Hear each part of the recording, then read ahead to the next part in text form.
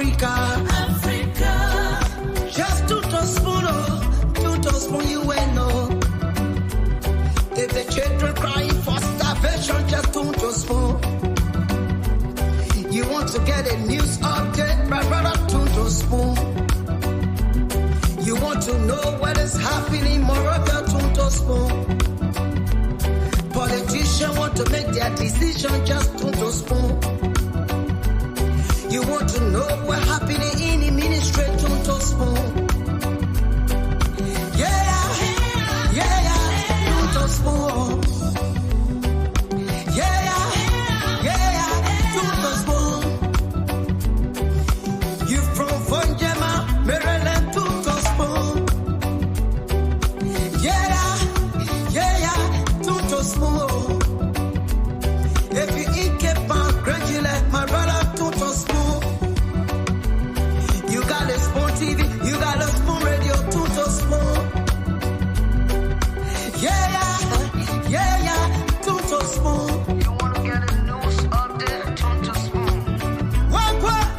Yeah. Rastafari. Kilibamba, kilibamba, kilibamba. Kilibamba, kilibamba, kilibamba. What I want? Yes, what you got today? Spoon TV. Yes, what you got today? Spoon TV. Spoon Ba-da-ba-de-ba-de-ba. Skiddy-biddy-biddy-da-ba-do.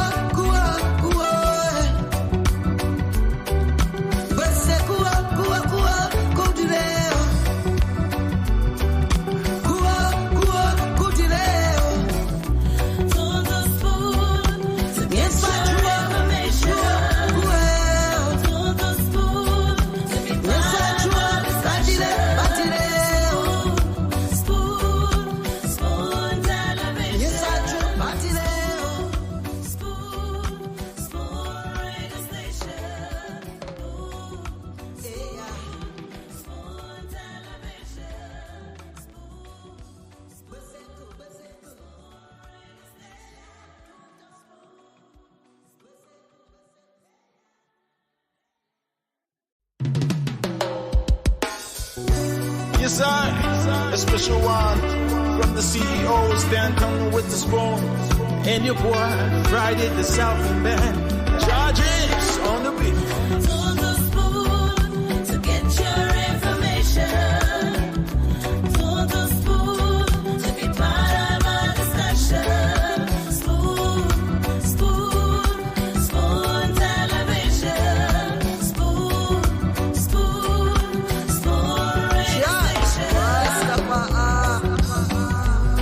Spoon gonna tell you what is happening in Liberia.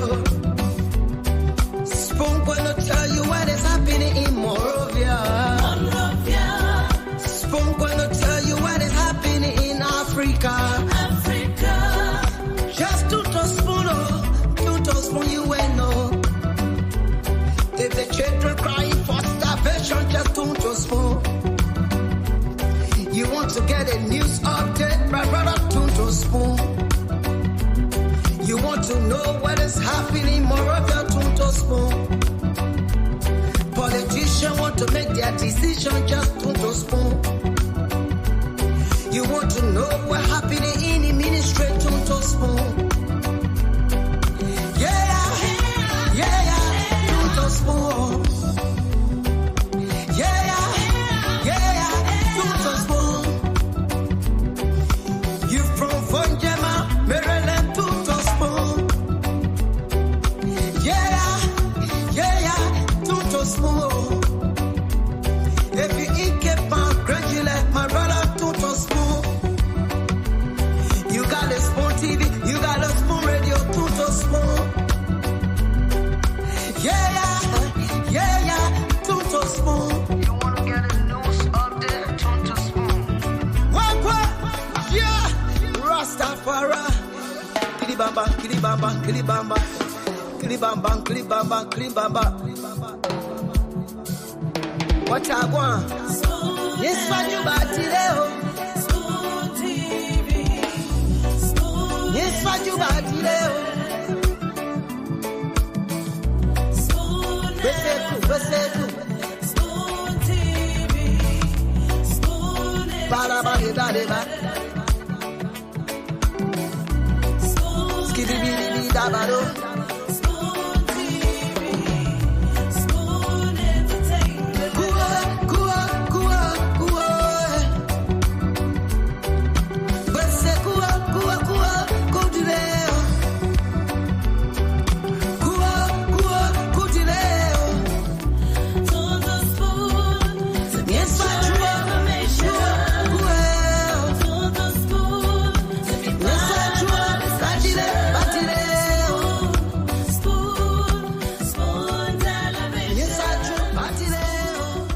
Spoon, spoon radio station. Spoon Yeah. television.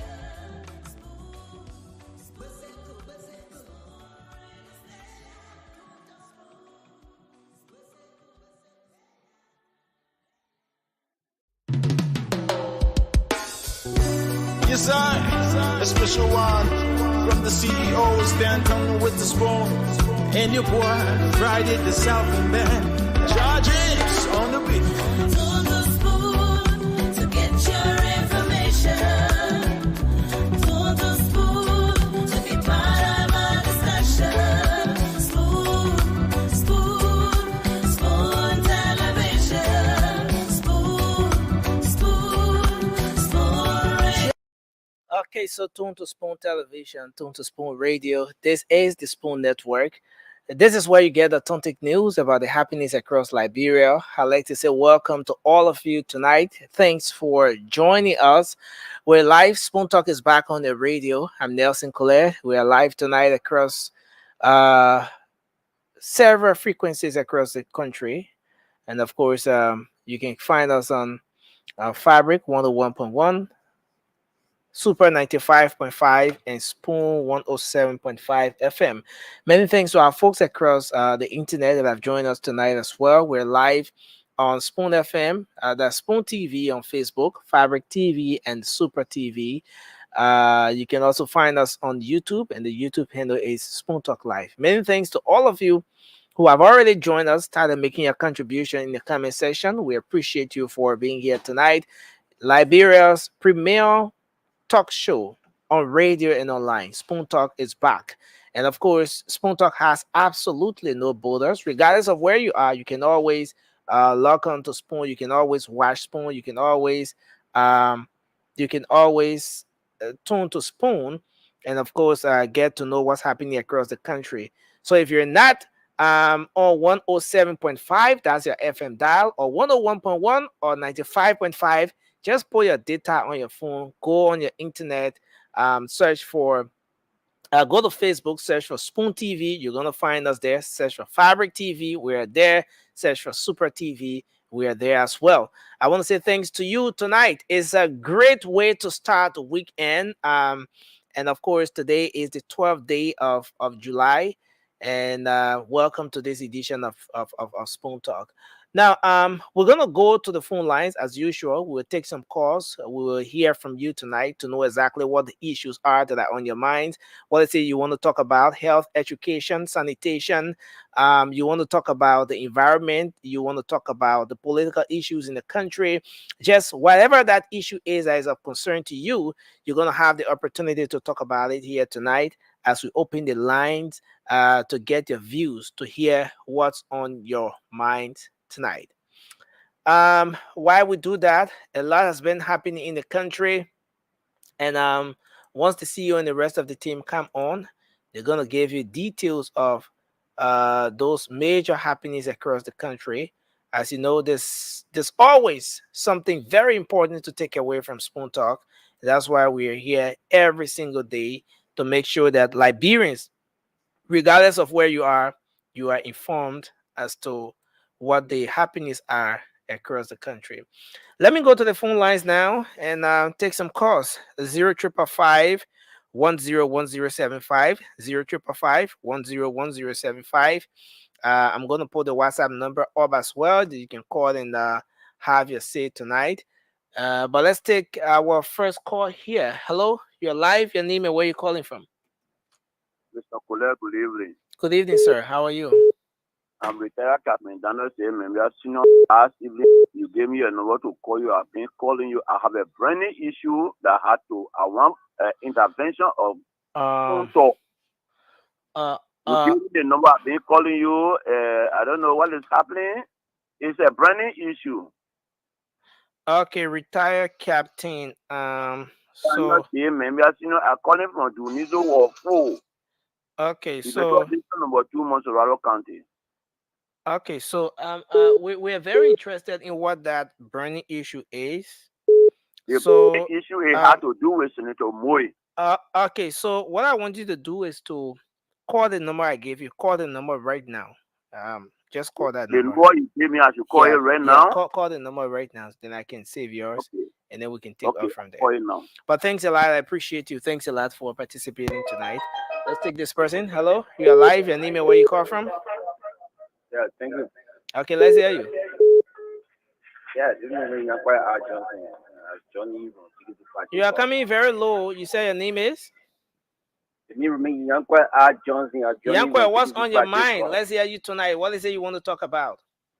Yeah, but one thing before I come you my point, I want to the orange number, orange spoon orange.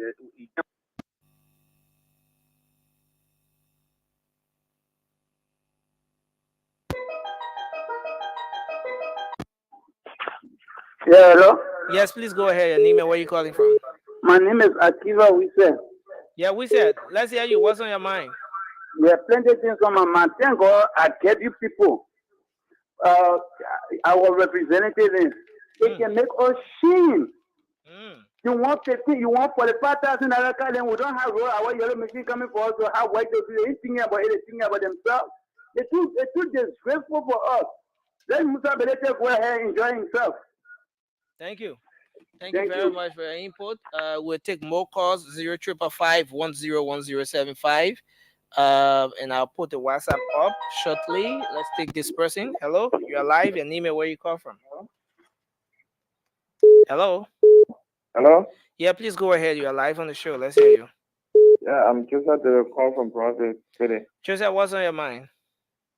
Yeah, what on my mind is even the police people to Douala Kuwait. They always giving Douala, the police people to Douala Kuwait. Yeah, they go in the corner and get a hard time. When you say us, who are the us? Okay, the drivers. So we asking Greg to come on to help us. So you say that you're not violating, you're not in any violation. The police people just give you hard time. They just there when you even get a correct document, they will take money from you. Okay. Thank you very much for that concern. The relevant authority is following. And yeah, they will certainly take some actions. Hello, you're alive. Your name and where you calling from? Yes, sir. Let's hear you. How you doing? I'm okay. Nothing, are you there? Yes, sir. You're live on the show. You're live on the radio. Let's hear you. Thank you. Thank you, Chief. I'm the political party of Lumumba, and I'm the chair on the response and the attacking team of the rescue mission. Thank you. You know, Liberia is reached to a point where a brother from Ono, the Sakoma tree, you know, they call them Sakio children and I know Sakio and grandchildren. These people, they know the level at which President Bouaka has started to move from the only sleeping. There, they may have yellow. They may only sneeze one time. The whole CDC, they get running around like hairless chicken. They everywhere, the yellow machine. Let's say this.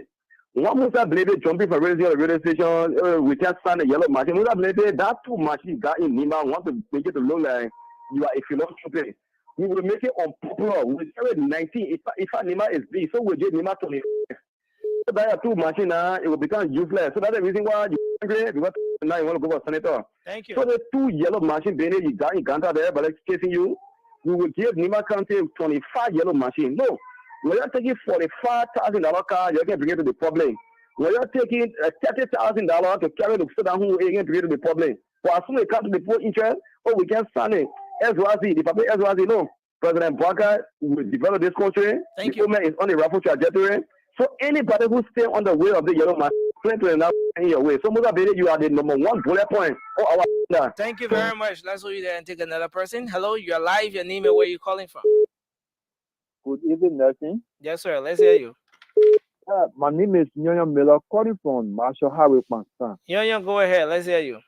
Yeah, Nelson, about this yellow machine issue that the president keep talking on.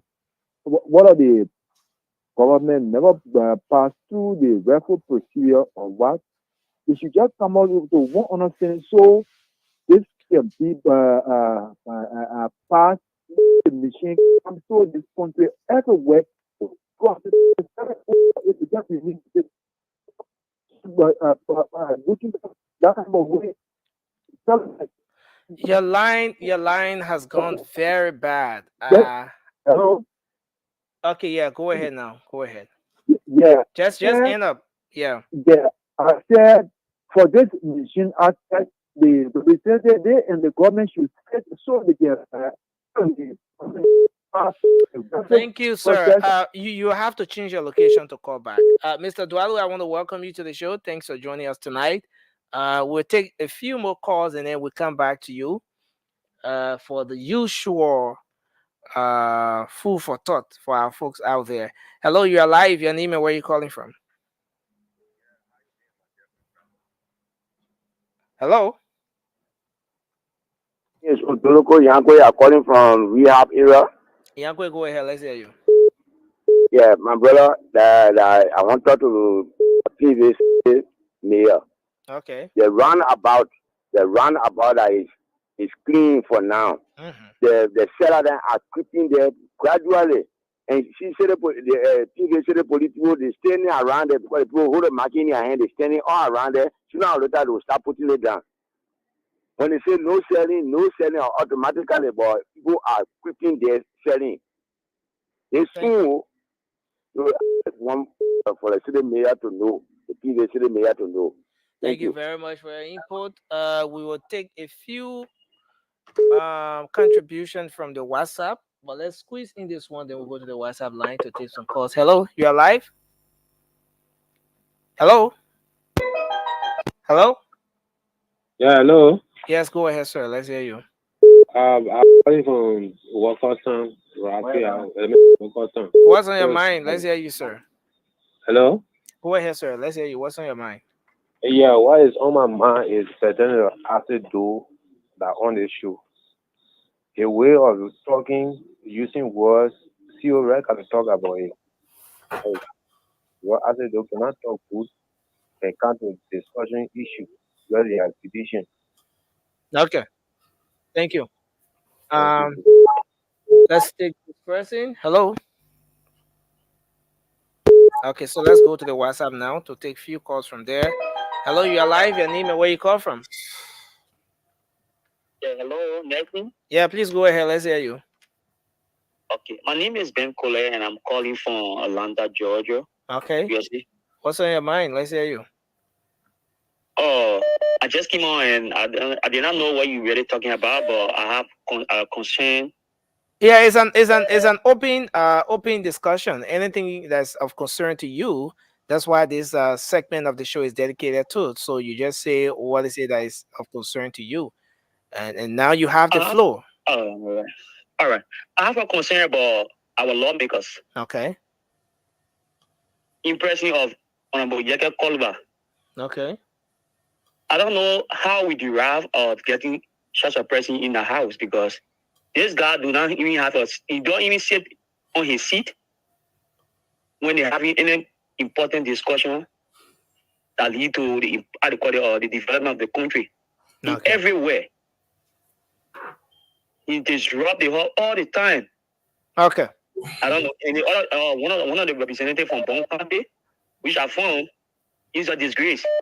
Okay. Thank you very much. Let's hold you there and take another person. Hello, your name and where you calling from? Let's hear you. What's on your mind? Hello? Yeah. Are you here? Can you hear me? Yeah, I'm hearing you. Okay, you are live. Yeah, you are live on the show. Let's hear you. What's on your mind? Okay, my name is Tatos V. Bala. I'm joining you from Kigali, Rwanda. Okay, what is it you want to talk about, Tatos?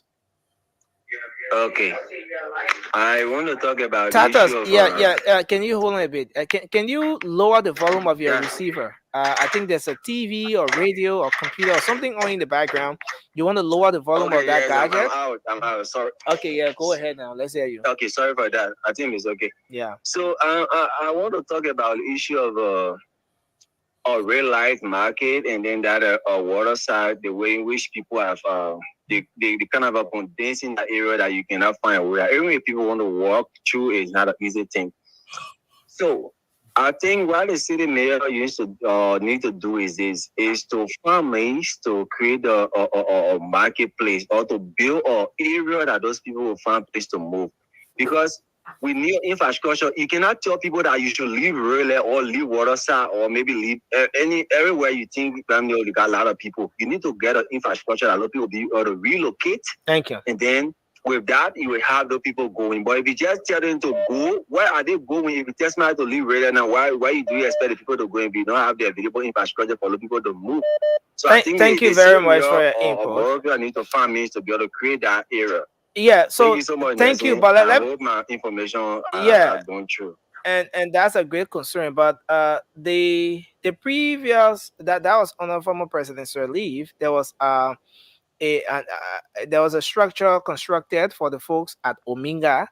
The process started under that administration, even up to the previous administration, talking about relocating the Okay. marketers to Ominga. But again, for some reasons, the folks have started coming back. But that's a great concern, and thank you for your input. So let me conclude on the one. You know, the reason that's just simple. The reason why a lot of people went back to Ominga because it was around election, and then CDC wanted for people to vote, and so they give people a chance to go back. But Okay. if you really put the point through and then tell everybody to move to Ominga, and then you're not thinking about who vote for you, who not vote for you, those people are going to move to Ominga. Thank you very much. Thank you. Let's hold you there. We have so many callers here. We have to squeeze a few more persons in, then we give it to Mr. Dwalu. Hello, you're live. Your name and where you're calling from. Hello. Hello, are you here? Yeah, please go ahead. You're live on the show. Yeah, good evening, Nelson. My name is Doreen Asana, and I'm calling from Italy. Yeah, let's hear you. What's on your mind? Yeah, my concern has to do with the DEA. You know, I can say that it's roughly 2 months, if I'm not mistaken, really. The investigation, I mean, we need a full report. Yeah, that's my concern. Thank you, Nelson. Thank you. Thank you very much for your input. We take the last 2 calls from WhatsApp. Hello, you're live. Your name and where you're calling from. Please go ahead. Good evening, Emmanuel calling from Liberia. Okay, let's hear you. What's on your mind? Me, Georgie. Nelson, I have a serious problem. Very serious. Okay. And when I go on your radio station as one of the panelists, I raised an issue and they took my contact. I tried to get in contact with your station, but unfortunately, it is hard to get on your program. I have a concern with the judiciary. And you have a concern with what? With what? With the judiciary. Oh, okay. Okay. Judiciary. Okay, go ahead. So, what's the issue? I wanted for you to help us, for our people to get on your radio station to express. Okay. So that's something that can be done off air, but I appreciate you for your input, sir. You can try to reach the station and then see how that can be handled. Yeah. Thank you. Yeah. Okay, thank you. Okay, sir. We take the final call now. Oh, okay. Hello, you're live. Your name and where you call from? My name is Musu Bensi. I'm calling from Silver Spring, Liberia, USA. Okay. I just want to say thanks for the show. I really enjoy the show, but I just want to tell the people, development is not cheap. No development, you see today, Ghana, people are posting about Ghana. And then can also plan development is very expensive. People want our country to be better, we have to do a whole lot of sacrifice. Thank you. If we can stop it, undermining people, and we just pay attention to bring our country to where it is, that we, the Liberia, will be proud of.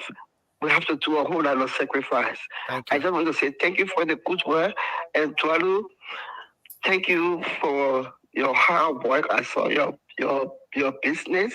I'm proud of you. Keep on the good work. One day we all will meet in Liberia. Thank you. May God bless Okay. Liberia. Thank you very much for your input. Mr. Eduardo, the final person here now, then I'm gonna give it to you. I'm gonna give it to you right after this person. Hello? Hello, please go ahead. Let's hear you. Okay, I'm calling from the U.S. Okay. Yes, my concern is about the speed limit in Monrovia. Mhm. Now that we having the president approaching the zero roads and making it more plowable at this point in time. How is the Ministry of Transportation going to really add on the speed limit to avoid a lot of accident on highway? Thank you. Thank you very much for your input. Mr. Eduardo? Yeah. To the brother that just called about the speed limit, legitimate concern. But my brother, that would be extremely difficult. Now, to me recognize some of our people. It's Sky. It's been a minimum. How you doing? It's been a while. Welcome to the show. I see Rachel Blackett. How are you doing, Rachel? Welcome. Samuel T.K. Temwe. Mr. Temwe, welcome to the show. Kona Harris. Yama Thompson. Madam Thompson, how are you doing? Welcome to the show. I see Freeman. Hey, my brother Freeman, what's going on, man? Tiku. Talata Mohammed Sharif, what's going on, my brother? How's everything? Ben Colette. Mr. Colette, welcome to the show. Dennis Brooks. Mr. Brooks, how are you doing? Kenyatta Wea. I see Miata Walker Griffith. How are you doing, madam? I see Kalu Konto, Dennis Brooks, and Sarah's Kurizaga Collins. Mr. Collins, how are you doing, sir? Honorable Cooper Passaway. How are you doing, Mr. Passaway? Welcome to the show. Over at the Armstrong, Wybinda, Sabinda, Omaru Kanga, John Gopu. I see Darlene Donar, Dimoy Kekula, Mr. Kekula Yeflomo. Everybody, man, you're welcome to the show. You're kind of tall Liberian. It's always time to talk about our great country. And you gotta promise me today, though. Y'all will not laugh at me. You gotta do my I'm gonna talk. It's not stupid, ball. It's an imagination. I was sitting down. It's called a dream because they read about me. And I was sitting down. We just having a conversation, and the president came to power. Call it a dream. I think I was dreaming. And maybe sometimes Liberia been again burning me to the point where sometimes I think about so many things. And the president came to power. His first speech during his inauguration. And this is what he said. Call me crazy. He mounted the podium and he was speaking to the population. Everybody was sitting and waiting to hear something inspirational. And the president said, I come with one purpose. And our purpose is whatever the Constitution of this republic says. This is what I want to do for this country. I want to divide this country into 5 zones. These zones will all have their own regional capital. We'll have the capital region, the western region, the eastern region, the central region, the capital region. And in this region, there will be self-contained government. Going forward, nobody in this country will make more than $3,000 a month. If the legislature wants to raise their income or their benefit, they have to raise the benefit of every civil servant in the country. And they said the man joking where he said, going forward, we will have no more gas slip. We're not buying vehicle for anybody. No more than 30% of the national budget will be used to run the government. Civil servants will start at a minimum of $500 per month going forward. We are going to make the government lean and mean, and we'll pick the best and brightest Liberians to run the affairs in the country. We will produce. Going forward, we will pass a new legislation, and this is what it's going to be. No resource of this country will be taken out of this country unless the person shares it 50-50 when it comes to the profit after they take out their expenses. Not only are we going to connect the schools across this country. We will standardize the public schools across the country. So if you went to Nima County, the school in Nima County will not be different from the school in Maryland County. It's not going to be different from the school in Lofa County. Call it a dream. And he went on to say, we will standardize the police station. The government will build police stations across the country.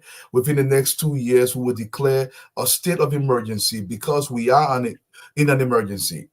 That means nobody in this country, inclusive of all your benefits, you will not make more than $3,000 a month. I don't care if you're a minister, you're a senator, you're a representative. We do not care. The money will go to develop the infrastructure.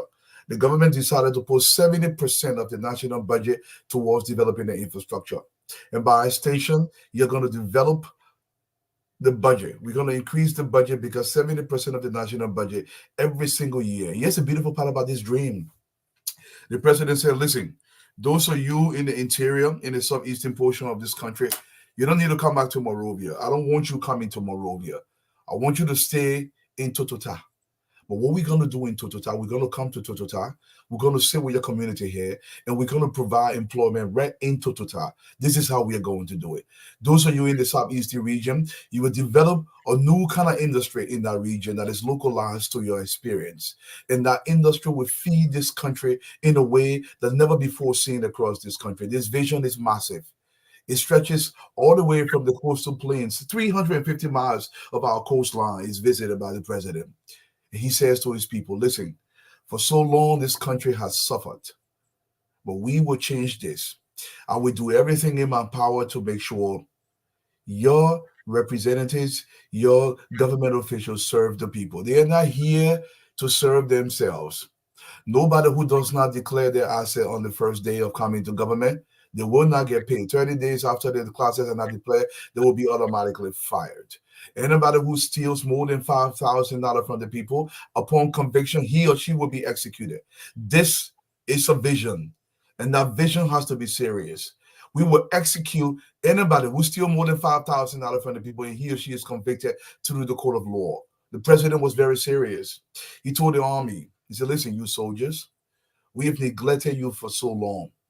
No soldier will make less than $500. That will be the beginning. The entry level for privates will be $500. $500 minimum. We will take care of our soldiers. We will build proper barracks.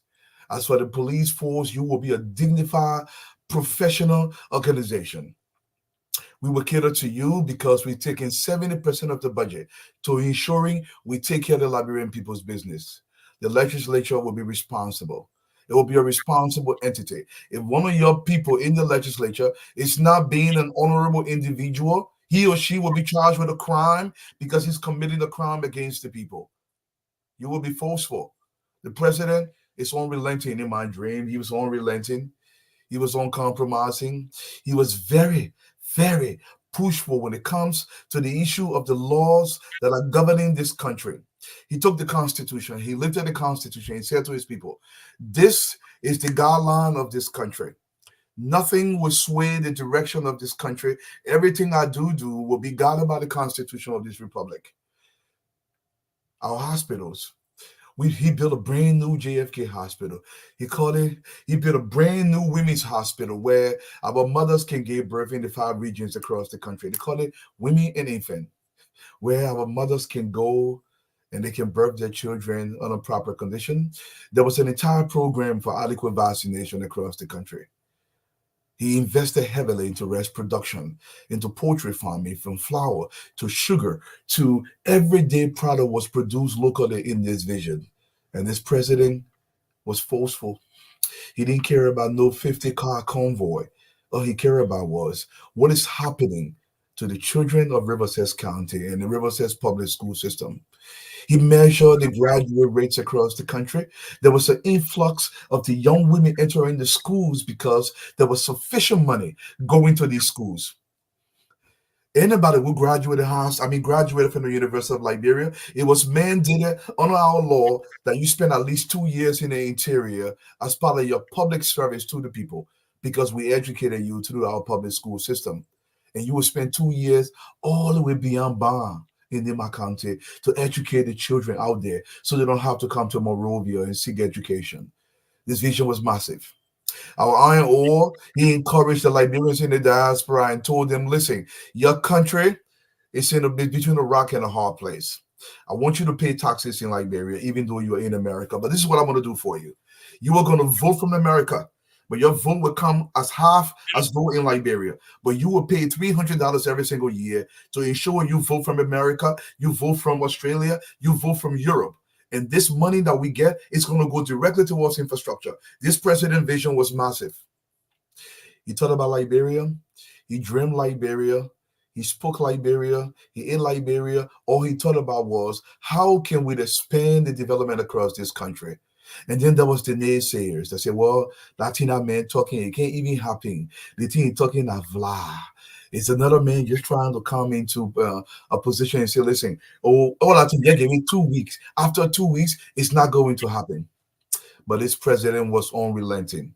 He had a purpose, and he realized the only way that dreams could come to fruition, that he himself was going to take up the helm of power, and he was going to spearhead every single committee to ensure his vision was realized.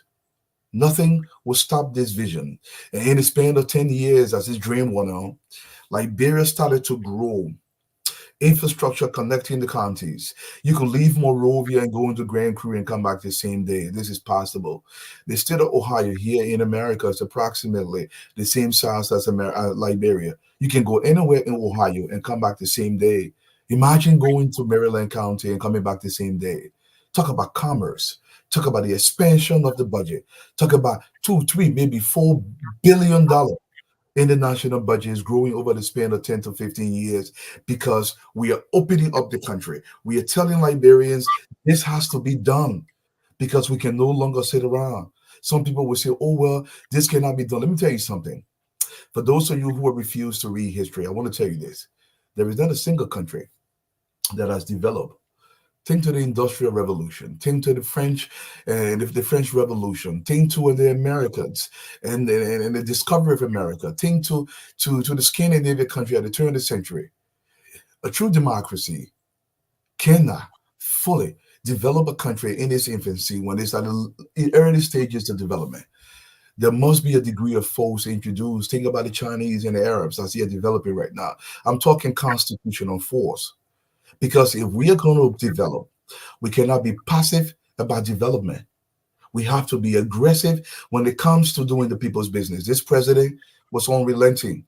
He was fair, he was just, but he was brutally constitutional. And there is nothing wrong with that. If this country is going to develop, our leaders must realize that they have a duty, and our duty is a higher calling. And our calling cannot be compromised because somebody is going to be feeling bad about this. What makes you feel bad more? That we have for every 1,000 women that goes to give birth, 200 of those children will die. Does that hurt you more than somebody feelings getting hurt? The issue of the development, we see Rwanda today. Call it dictatorial, call it autocratic form of government that is pushed for, but we call it constitutional republic. Liberia's issue is singular. I've thought about everything. Liberian issue is single. Liberia has one problem. There is a single problem in our country. It is a refusal to enforce the laws that are governing our society. If we enforce the laws that are governing the society without fear or favor, Liberia becomes a middle income country in 25 years. Let me repeat.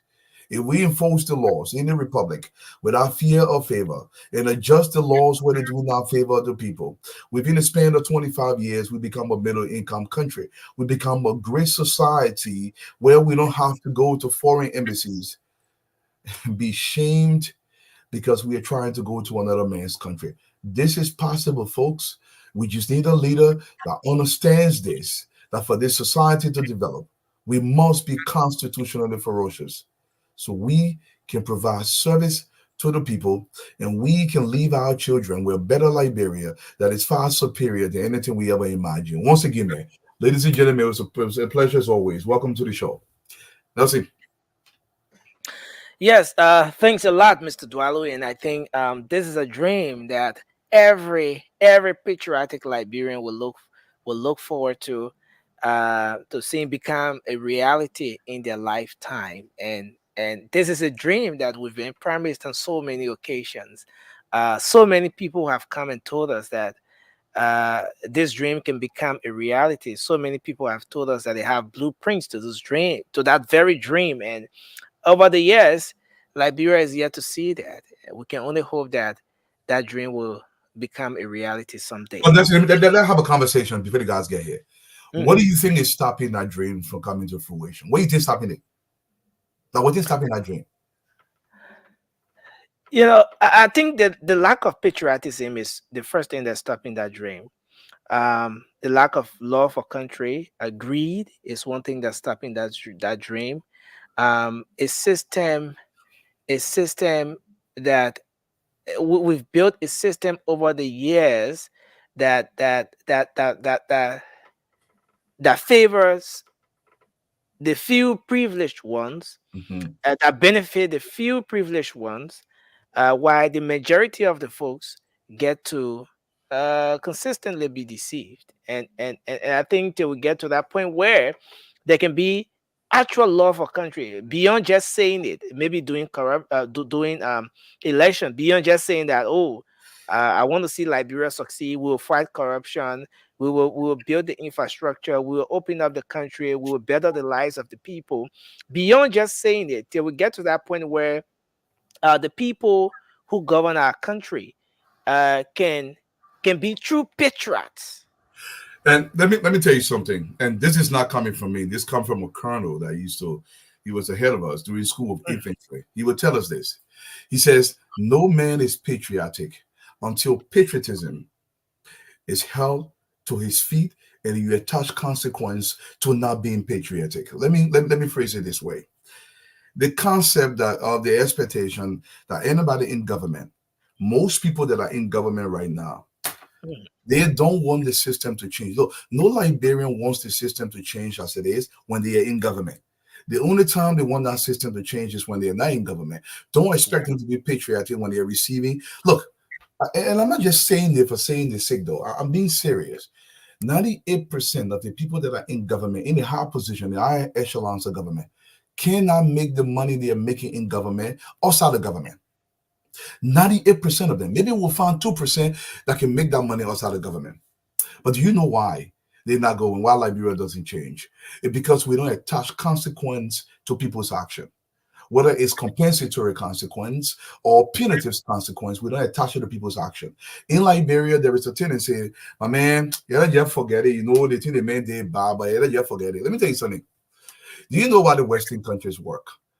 Most people in America may not be patriotic as you think they are. People care about themselves. People steal in America. People cheat. People do a lot of stuff in America. America got one rule: don't get caught.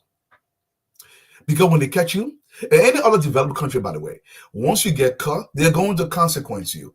In Liberia, when you get caught, the only rule in Liberia, when you're stealing from the people, make sure you steal sufficiently so you can be able to silence everybody else. Look, the leader has to divorce himself from this inner dealing that I got a stranglehold on my country. They got a complete stranglehold because these guys believe that look, nothing. Let me tell you, if you hold a position and you're in that position, when you're getting old, and your son can take that position, tell me you're not going to put your son in that position and say, well, I won't be fair, I'll give it to somebody else. You're not put your son there. Certainly, You go that's put your that's son there. It's been that way for generations. And the only thing can break that is a form of equality and equitability across the system that is guarded by law. And the law has to be uncompromising. Look, we marvel at the development of the Chinese over the last 50 years. Let me just tell you something. And I'm for the guys. Tango, everybody got Google. 50 years ago, I swear, I'm not kidding. Google. China was literally worse than Liberia. You see, South Korea today, arguably one of the highest standard of living in the world. 60 years ago, South Korea was a peasant society. In fact, Liberia had a higher per capita income than South Korea. In fact, I wrote a whole paper called Common Sense Economics for Liberia, and I referenced the issue of South Korea. Anybody can Google the paper, check it out. And we talk about the transition that South Korea made.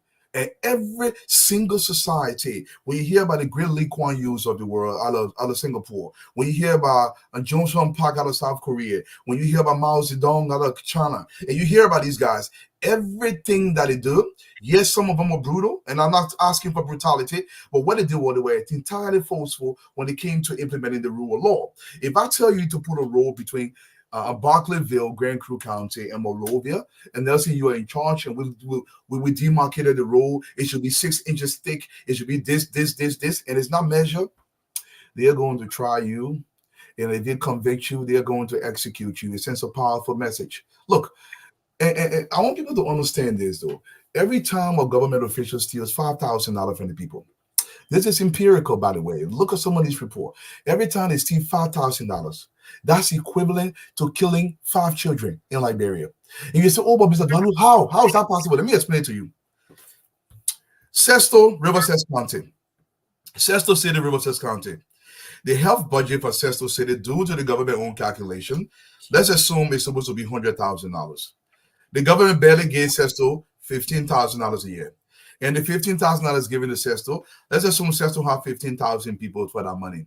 Because only 2,000 reach to Sesto, that means the ladies that are giving birth over there, most of them are going to die because the medications and et cetera, should be provided to Sesto Clinic to make sure this is mitigated. It causes harm to those people. So every time you steal $5,000 from the government or from the Liberian people, you're killing 5 Liberian children. You're denying an education. To educate one Liberian child through LU from freshman year to senior year, I think the entire cost is around $1,500. Now, if you won't put in transport, I'm talking about the actual tuition. I'm not putting transport and feeding because how much for a credit hour? $3, $5 for 1 credit hour? So if the person is supposed to get, I don't know, 60 credit hours to graduate, you times that number, it's approximately $1,500 to $2,500. So if a man steals $5,000, he is killing the society. This man has no place in our society. Before I leave you, I'm going to give you what a great philosopher said one time. He said, if a man that is intentional about his action against his own society, and he recognizes that his action is depleting the viability of that society, that man is a beast. He's a beast. He's a beast. He has no place among civilized company. We cannot continue to live like this, where one man will go into a community, he built a massive mansion, and we all know with complete certainty that this son of my swan stole the money from the people. But because he comes out and buys a rubber bucket when somebody deliver, then look, I don't blame our people because they're in abject poverty, you know what I'm saying? But the man should know better. Yes, certainly, Mr. Dwalu, and I think I agree with you on the aspect of you know the issue of consequence being attached to the change we want to see. That yes, if there is a precedent set, and we start to do that from the first person to the second person, maybe the third or fourth person may just look at the previous action and decide not to maybe do what he or she did. But again, I think that the initial point I made with respect to love for country, patriotism, is something that is not just with the people in power, the folks in authority. It cuts across even us Liberians. Like you just made mention about a situation where someone will live in a particular community, he or she is glaring that maybe that man or whoever took something for national covers, stole the country's money, corruption or whatever, and the person invests, build mansions and businesses. But at the end of the day, that very person will give less than 1% of that money to Liberians. And the people whose livelihood has been damaged by that particular individual, the people whose future, children's future, has been damaged by the very action of that person, based on the 1% or less than 1% of what that person gave to them, they say, oh, the man is a good man. So the next thing you know is that that person is being elected. So even our voting process and all of those things now come to influence the way Liberians will vote, and then we ourselves are not contributing to make it to solving the problem. Yeah, but Nelson, this is what they call the Stockholm syndrome. Let me tell you something. Look, The reason why the people behave in that way is psychological, and this is our job now to let them know why they're behaving that way. Let me tell you the reason why. Mhm. When the person comes to your community, look, it's a simple look. Stalin, he was a ruler of Russia. He was a brutal dictator. This is what he said. He said, if you take chicken and you pluck all the hair from the chicken bleeding while you're alive, you just pluck all the hair. When you throw a red green down, it'll be following behind eating the red green and telling you thank you. The reason why is psychologically, our officials have entirely brutalized our people to the extent that our people know no better. But they don't know that they don't know better. Our job now is to allow them to understand that they are being plucked. How do I get them to see that? It is my job on this show. Look, let me tell you something.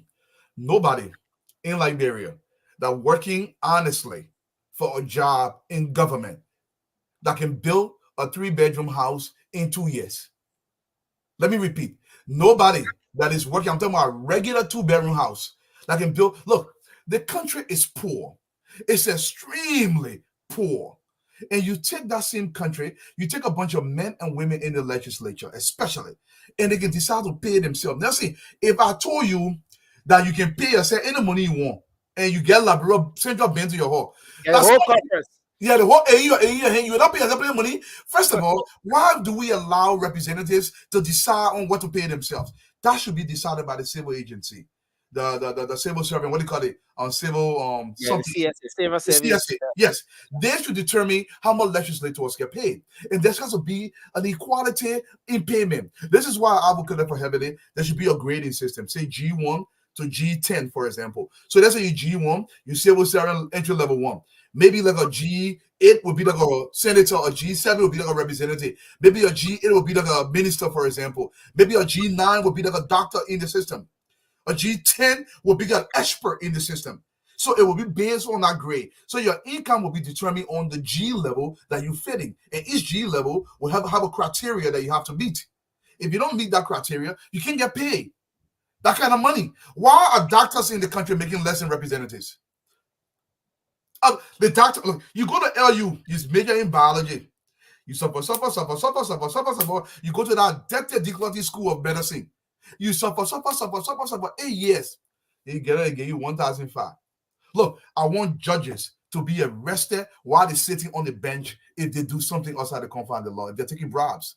They're killing the system. And the system will just talk. Look, to break the back of a corrupt system, the president will establish a direct tax force. And that tax force entire intent will be to just target B-meaning. That you can arrest them in the street and you look when police knock you down in America. I want for the team minister, representative, senator. Why is he in the act when you can prove that act? All the evidence has been gathered. Why he in the church that people were arresting from? Why he on the pulpit when you get married in Paris that the people were arresting from on his wedding day?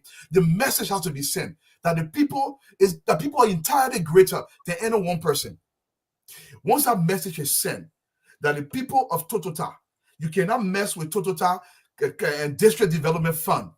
Everybody be scared of it. Look, let's see. If I can read this to them. In the military, if they say Dwalu, take a Humvee and go from Kakatown to Morovia, I will take the Humvee if I have to, but if I can use my own car, I'd rather use my own car because there are stringent requirements to taking government vehicle.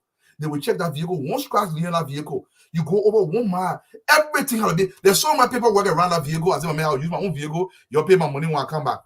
They pay for my mileage. But in Liberia, and I see people take brand new pick up the hoarding days, I put it in the yard. Government pick up running 24/7. It costing all of us money. People don't stop because you tell them to. People stop because you associate consequence to their action. And you truly follow through with the consequence. Then I'm more talk. That's how every other country developed. Every other country, that's how it was developed.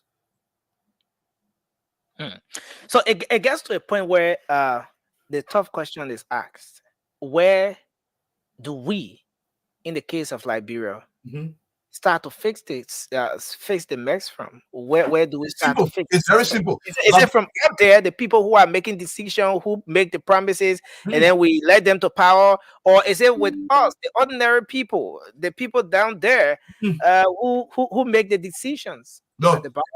Marcus Aurelius said this. He was a Roman emperor. He said, men want to be led. They don't want to be told what to do. They want to be led. Tell them. They will go look at time. They will go look at time. Only one person can change conditions in the country. It's the president.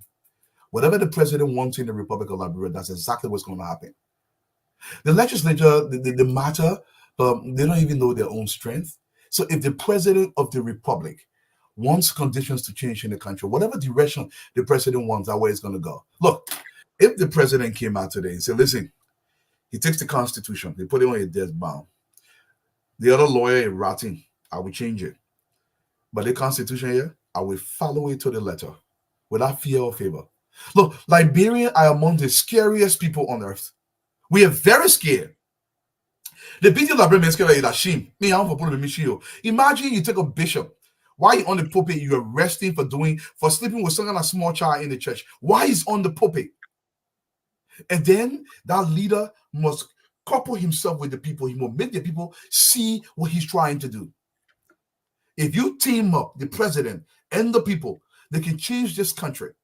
Without, I say, in 10 to 15 years. Look, to change the Liberian psychology, it's very easy. Because when Liberian people come to America, they go to a developed country, Liberian don't do that thing. We are not criminals. Like only in Liberia can be stealing. You come to America, look, go one day nursing. Don't take my word. Just drive up to the U.S. embassy over there in Liberia. Just go there. When Liberian going for visa, yeah. If you want to see decorum, and if you make your way through to the hall where Liberians are sitting, oh my brother, sorry. There is, because they understand something, and you mess up here, they will not give you visa. So they will do everything they're supposed to do. It's the same thing with America. Do whatever you want, but you break the laws, they will catch you. There will consequences. You cannot beg the police. You cannot do that. You cannot do that. And if the police take a bribe, the consequence is much heavier. So if a student is paying $5, if a police steal this pen, he paying $15 because he has a higher statutory responsibility. If a judge does it, maybe he's paying $20. But we refuse to do this. My man, Mr. Honorable, you don't want to be too high because maybe when you move from there, the people would, when I move from there, you'll put me in jail. When I do the city, you'll execute me. It will make me, I will not do it. But again, it gets to a point where the whole idea about next election comes into the picture.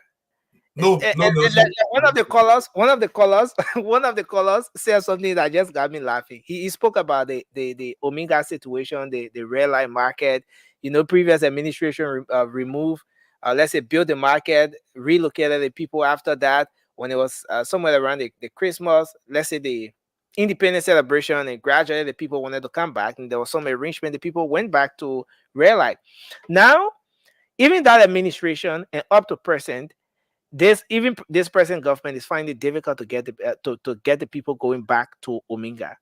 And then sometimes you want to take the tough actions, to make those very tough decisions, but then the politician, the typical Liberian politician, the first thing that comes to his mind is, I may not be re-elected. Wait, Nelson. I agree. Let me break this down to you. Thank God still not here. When I talk about my 5 criteria to becoming a B man in Liberia, I'm talking about B government official. That's what I'm talking about. The reason why most of these guys worry about re-election, because most of them did not have a pot to piss in before they came to government. That's number one. They cannot kind of living outside of government. Look, let me tell you something. If the first 3 years of your administration, I don't care, representative, president, whoever you are, if you run the government by law, even if you're forceful, constitutionally forceful, because I know some idiot will come on the thread and say the government be executing people constitutionally. They convict you of setting crime, they call for execution to execute you. I don't got no qualms about that. If you run the government where there is enrollment, you're doing everything right. You don't have to campaign. You don't have to worry about re-election. And what people don't understand is, yes, some people will complain, say, oh, they never broke my house down from the alley.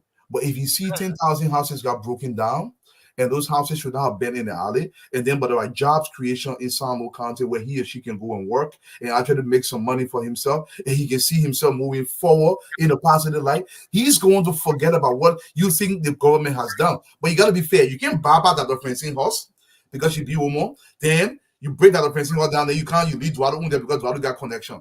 This is where the problem comes in. There must be consistency in the application. The people would look, Liberian people would see and say, oh, But you know what? Dwello bid the market in. If you go on the road, he sees your market, he auction it. If you pay the government taxes, he seizes your house, he auction it. But he doing it to everybody. They put it by the men doing the right thing. People will look. There is no society that has developed where people did not complain. Just do the right thing by law. Dr. Francine, welcome to the show. Thank you. It's good to be here. We miss you, Dwalu in Birmingham, Yeah. Alabama. Today, you and your wife, we miss you guys here. But it's good. Yes, it's good to be here. Yes, you're so right. What you're saying. We all want to see development in Liberia, and we all should start with ourselves. We should start saying it's okay if I'm building my house in the alley and it's wrong. That let the government take control. Let the government apply the laws. If the law finds you in the wrong, then you are in the wrong. You know, whether you big or you small or you whoever you are. That's how it should be, and that's how societies develop. So I agree with you. Yeah, okay. For instance, let's take the president current house. Everybody, most people that are listening have gone around the president house. Can anybody tell me in the Republic of Liberia that the president hall they play a video over there, the way they play that develop, the rules will be going around the president hall yesterday? Anybody not go Kakatan before? Okay. The road going to Kakatan, maybe the road to Kakatan, maybe that 40 miles. Hypothetically speaking, I don't know the distance, for example. Maybe that 40 miles. But because they have to go around, everybody found Kakatan Road, is to appease everybody. So it costs the government additional money, but yes, a bigger cost. It costs a lot of accidents to Liberian citizens. Look, you cannot shift the direction of an entire society simply to satisfy a couple individual or an individual. That individual themselves will celebrate you over time, recognizing that what you've done is the right thing. The only thing I will qualm about, follow the law. Follow the law. And the law, it is the law. And unless we're willing to build as a society, we're not going to go anywhere and we don't follow the law. Mhm. Yes, I totally agree. You know, and we have to get into the practice of zoning, you know, respecting the zoning laws of our country. This is the only way our country will be beautified, you know, if we, if we follow those laws. But if we continue to everybody build wherever they want to build to satisfy, you know, their money or their pocket or their family, you know, connections. Let's say my auntie built a house over here, so I won't build my house in the alleyway behind my auntie when we know very well that's not a land. Then we are causing problems for the country, and we have to start abiding to the law from the top. Okay, you can't abide to the law shouldn't be just for the common Irish Liberian or the people who we consider not bishots.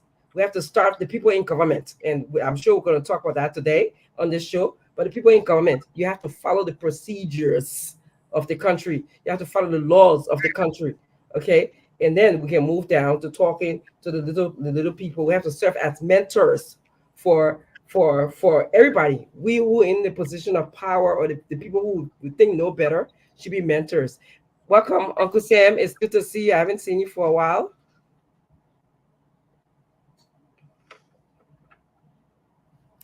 Uncle Sam, I guess you did not hear me, but I was telling you, welcome to the show. I have not seen How you for are a while. you? I'm fine. I was not well. I celebrated my daughter's graduation, How are and then you? I'm doing well. I'm doing well. Then I got sick, and then I'm Yes, I now said, in. I said, how are you? Oh wow. So Uncle Sam, you can just try to log in again, please. I think there's some delay from your end. Yeah. Let's see if we can have you to log in again. Yes. Uh, yeah. Yeah, you He's can hear me right now, Sam. yeah, I can hear you very well. Oh, I great, think he great, has great, a delay from his end, and then great. once he handles that, he will come through very well. Yeah, I've been kind of terribly sick, Nelson. After I had this massive celebration of my daughter's graduation, I got really sick, and then my family, including my last daughter, and I had to travel to Birmingham, Alabama, where I'm coming to you from right now, because Okay. yeah, I've been a member of the Bong Education Center Alumni Association for more than 20 years, and we've all who grew up in Bon Mines, we sort of we miss that unity that we had, the community that we had when we were in Liberia. We miss Liberia, and we miss loving on each other. So we get together every year, once a year, and sometimes we get together in different states. And this year we are in Alabama. Interestingly, it's the first time really I've been to Alabama before, but I mean, it shows you the beauty of America. It's so different, depending on where you are. And actually, I'm 1 hour behind my time, which is up north. So that's why I came on late, because I'm very confused with the time right now. So anyway, there's about I want to say 30 Liberians here who grew up in Beaumont. We gather here, and we're going to be doing fundraising to support and subsidize tutoring students in the Beaumont area. They get tutoring in science, math, chemistry, language arts, and history. And we're looking to build a school eventually. So I'm very happy to be back to see all of you guys. Glennie, how are you? I see you for a long time. I know. Hello, Doc. We miss you. I know. Good to be back. Yeah. How are you feeling? A little better. I'm pushing it, but better. Okay, I should be sleeping. Good. I think I should take your order. You told me to get some rest, but it's hard to get some rest. I know. You and Uncle Sam. Yes, I know, right? Uncle Sam, I heard you were not feeling well too. I hadn't slept for like 2 days trying to move into my new house, and oh my God, and all of the issues. But then last night I came on, and then towards the end of the thing I was a little agitated, and then I just got dizzy. But I slept a lot. I slept a lot. Yes, I took a Marinol pill. You know what a Marinol pill is, Yeah. And I slept. Okay. You took your leg ganja. No, Marinol. I took the actual Marinol.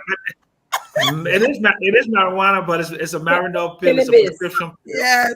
Yeah, but I mean, I slept like a baby. I normally, when a few months ago around the election time, I had a lot of stress, and I took Benadryl, Yeah. And for 2 days I couldn't sleep. Every time I'm stressed, I have a hard time sleeping, and it's just been happening, not often, but lately. Maybe once or twice. But once I get a good night's sleep and I basically get things off my mind, the thing is to like decompress, push away all of the extraneous, and then just think about yourself and about your health, and then you'll be okay. But I'm having a great day, and I hope we have a great show today. No more yellow machine. I'm tired with yellow machine. So when I think about you being in Liberia, and every time I hear you say, oh my God, I think about you being the American side of you, Uncle Sam. You're not the only people that went to high school with white people. I went on an exchange program. I went to high school in Michigan. Why did you have to bring yourself? Yeah, so we go to school with white people. So don't say, oh my God. Don't say, oh my God. She can be showing off a white family, and I can show off my white family, Dr. George Herbert Stever and Mary Stever. Oh my God, they were so wonderful, wonderful people. They just taught me all about life and gave me such a wonderful start in life. And I want to thank them. They're both deceased now, but their children, Susie, Pam, and Don, they live in northern Michigan.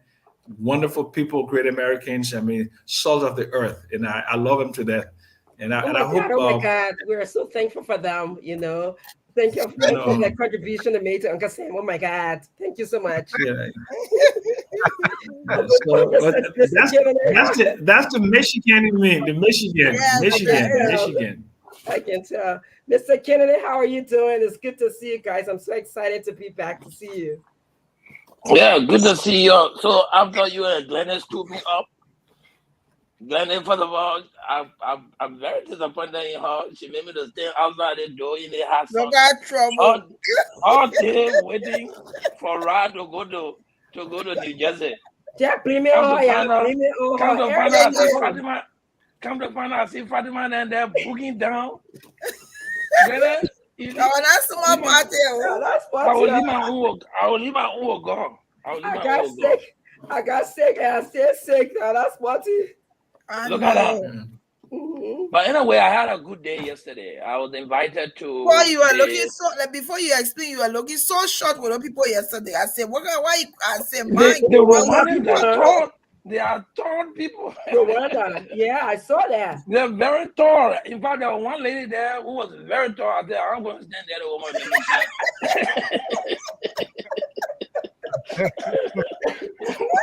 Yeah, so Paul, Yeah. I want to ask you a question. How's he adjusting back into the United States? The kid was born here. He spent 8 months in Liberia. So Oh, okay, his but I adjustment, mean, 8 months is his a long. adjustment, It's a yeah, long. yeah, Yeah, his adjustment, yeah. But fitter in now it is is a good, little right? different because school Yeah. has not started, and he's not going to go to school in Maryland until he's 5. So we're trying to put him in the, start, how do you call it, start program? I don't know, quick start or all kind of start. But the difference is in Liberia, you can be 2-year-old and go to school in Liberia. You can be, as long as the people are able to Head pay the money, Start. you'll go to Head school. Start. Yeah, head Yeah. start. So in Liberia, he was going to school, and now he's here alone all by himself in the house. So I think that he's catching it difficult with that. But kids will be kids. When he starts, mingling with other kids, he'll be okay. Be okay. Yeah. But I had a time of my life yesterday. Yeah. I mean, But let me just all tell you a kinds quick of story. all kinds of dignitary. And let me cut you Which off. one? He's Uncle Sam. delayed. Uncle Sam is Liberia. delayed. Let me He's delayed. cut you off, Uncle Sam. Liberia had 14 years of war, right?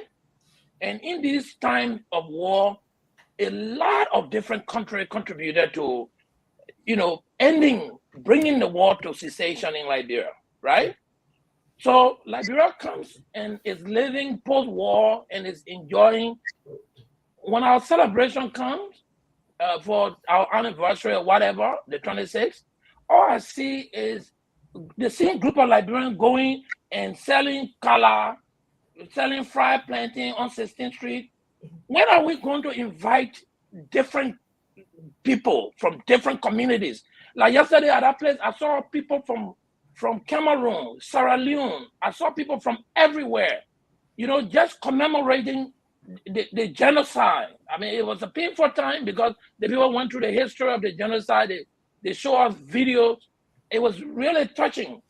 But a lot of different community came. The people thank the whole group.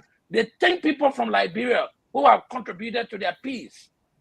When are we going to host an event, in the diaspora or back anywhere as Liberians to say, listen, throughout our wars, these are people who stood by us. Let's give them their flowers. Are we going to do it? Dr. Franklin, can you start something? Can you start something like that for us to really appreciate other countries that contributed to what we have now as a country? When are we going to do any of those? Yeah. I was really touched yesterday. I saw that Liberians, we need to learn to look at what other people are doing and get with the game. We are way behind. We are not learning. And there are too many things for us to learn from. But I don't think we are learning. Don't take rock and chunk me. But that's my opinion. Yeah. Mr. Uncle Kennedy, Sam, go ahead. That sounds like a wonderful idea. No, to have people, contribute to the peace process, to maintaining the peace and to celebrate the effects of genocide. I think that was a learning moment from what I understand from your uncles. Mr. Kennedy. So that's really great. I think it'd be a good thing to start. That's something like you guys should get involved with, or other major organizations. In fact, Liberia as a whole, the embassy, they should get involved with that. Once you know your history, it's hard to repeat. Some of those. Yeah. And I saw that yesterday. The people were wearing military uniform. I saw the Rwandan army people yesterday in that gathering. I'm like, are they allowed to wear their uniform in Washington? But they were commemorating, the war and those generals and all of the people who participated. Kagame was a freedom fighter. And one of the message he called yesterday on a message. One of the thing I took from his message was the community collaboration helped him to be successful. Absolutely. People were tired of living the same old way. So they were looking for change, and they were looking for the driver of that change. And several times people reached out to him, and he resisted leading the change. But he could not resist anymore when he saw the people being really detrimented. So he had to take the lead forward. And it was really a touching moment yesterday. I enjoyed, but the food, the music, and I'm going to talk about the yellow machine, but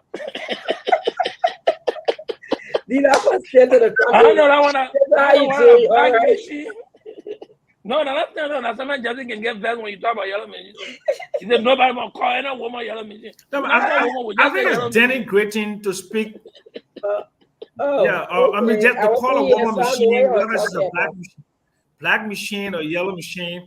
I mean, to call a woman an inanimate object, I think it's so tasteless, but that's me. Yes. Uncle Sam, thanks for speaking up about that. So Stanton, we turn the show to you. Dr. Richardson, how you doing? Uncle Sam, it's good to see you. Paul Kennedy. Lenny, how are you? Indeed. What, 520, 519, 520? We want to welcome every one of you. Somebody invited Paul Kennedy to go eat some Rwandan food, the food from Rwanda. You're talking plenty. God will forgive us. Well, after everything I explained, we need a food business center her. Yeah. No, Can you imagine Sender is a problem. No, on a serious note. You're wasting our time because they invited you to go eat some food from Rwanda. And they got beautiful women though, you know that, right?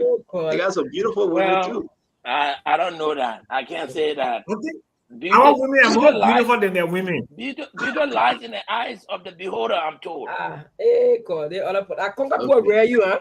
My thing is that you see, you're coming on your conversation. I won't say my own, then you're talking. I will say this. Paul, did you enjoy their food? Exquisite. I mean, the food was delicious. What's the next question? You took something home? Well, I know I'm not one of the packer children. I don't pack. Okay. I'm not poor. I'm not poor packer. Yeah, I mean, in that kind of situation, you will be packing food. The reason why I'm asking you, the reason why I'm asking you because Glenny came to Fatima Can you party. see him? Can you see him? Glenny came to Fatima party and she took a lot of food home. That's why I'm asking you. Mr. Dualu, thank you for joining us so late. Well, it's good to see you. We want to welcome everybody. Today is a quiet day, man. It's raining. I don't know. Is it raining at your end, Kennedy? Yeah, it rained earlier, but after I'm 3 looking days through the window now. After 3 days of powerful heat, it's raining. Uncle Sam got tired. Uncle Sam, that certain thing a 70-year-old can do different from a 40 or 35 or 45-year-old. You gotta slow down, Uncle Sam. It's natural. I just came to give you some advice from our son to our father. Yeah, also a medical professional. I will accept it. You're a medical professional too. It's natural. Take a walk. We in the cool of the evening after the show, take a walk, or maybe prior to the show, just take a walk. Do 30 minutes or 1 hour lap. You will be fine. We want to keep you for the next 20 years. When our country is transformed from the ungodly, like Paul is saying, freedom fighter. Do we have freedom fighter in Liberia today? Do we have change makers in Liberia today? We thought we had, but we're going to listen to everybody while we talk about some of the appointments that the president is trying to talk about. I'm tired of talking about yellow machine, yellow women, yellow pickup truck, yellow glasses. I'm just tired. I don't know about you, man. I don't know, but I'm just tired. I think let's just wait. Let President Braga put out what he need to put up. What we pay for it, how much for it, and everything. But I don't know about you guys, but we're gonna have a wonderful show today. So Dwalu, I know you guys have spoken. You're waiting for me. Asido is coming. Today is my favorite cousin, Bernardine Peabody. Today is her birthday. Yes. So I want to just get this off my chest before she killed me. And I want to say happy. Yeah. She's in Puerto Rico, celebrating her birthday in Puerto Rico. So she, the person, like, I don't know if one of you guys have such a cousin in your life. They will give you a hard time till you hang up the phone on them. But she's the best. you know, and we wish her happy birthday today. Then that was a Happy nice post, birthday. and that was a What? nice comment from you, Dr. Francine. Your post today on her and Dr. Francine comment celebrating her birthday, that was Kennedy nice. is my girl. She's my girl. It ain't got nothing to do with you. Our relationship ain't even include you in it. She's my I'm just girl. I'm just So appreciating you long as a time child talk about surprise. that post, I have to say that because of you, I did that post. A long time no presently when you were not even born. Thank you very much to tell the people that you're older than me. But So at you're least supposed to call me, you know, back in the day, they used to call people in your business and Tita. You need to start putting a note of my name, call me Tita Glende. I'll play mine. Yeah, play my, yeah. I know you Tita have play Glende, mine Tita too. Glende. they picking that all they play money. No play my on the show. Oh God. My man, our family show here. No. No. Now how they get started from beginning? Play man. They picking that all they play money. No play my on the show. My play man are always nice, my man. My man, we agree. No play my on the show. Because it's so wrong. No uncle, no auntie, no play man. No, but Santa, you got to Yes, do sir. a distinction now. You know, if they say uncle, there's uncle and there's uncle. There's a difference. Okay, help me. Go ahead. Look. Uncle that your man brother. UNCLE. Yeah. UNKOR. That one I your man Let brother. me say, how you know all of this? Yeah, Dalu, you tell me how you know all of this. When they tell you Uncle Paul, then I your man brother. Yeah. Uncle Paul, that one then I your man brother. Yeah. It's a cover up. Yeah, that I your man brother. I mean, what do you fall in, Uncle Sam? Oh, say don't let. I tell you, don't be. Uncle Sam, talk to us. Are you uncle or are you uncle? I take the Fifth Amendment. I plead the Fifth. He pleaded fifth. He pleaded fifth. Me want talk. No, we understand. So you know, in Liberia, pleading the fifth. I'm not putting my mouth inside. No, listen, if you put your mouth inside in Liberia, we'll claim you guilty. But I'm at the mercy of the court. I'm at the mercy of the court. Let me ask you guys, right? There was a story, right? During President William administration, is this gentleman called Nat Benny? I think right now he's the deputy minister at the Minister of Information for Technical Affairs. His daughter got raped in Nigeria. Excuse me. His daughter got raped. Yep. And I want to bring your attention to it, folks. When his daughter got raped, that was a big thing close to the election. Yep. We all followed that story. We all spoke about it. He went to Liberia. We contributed.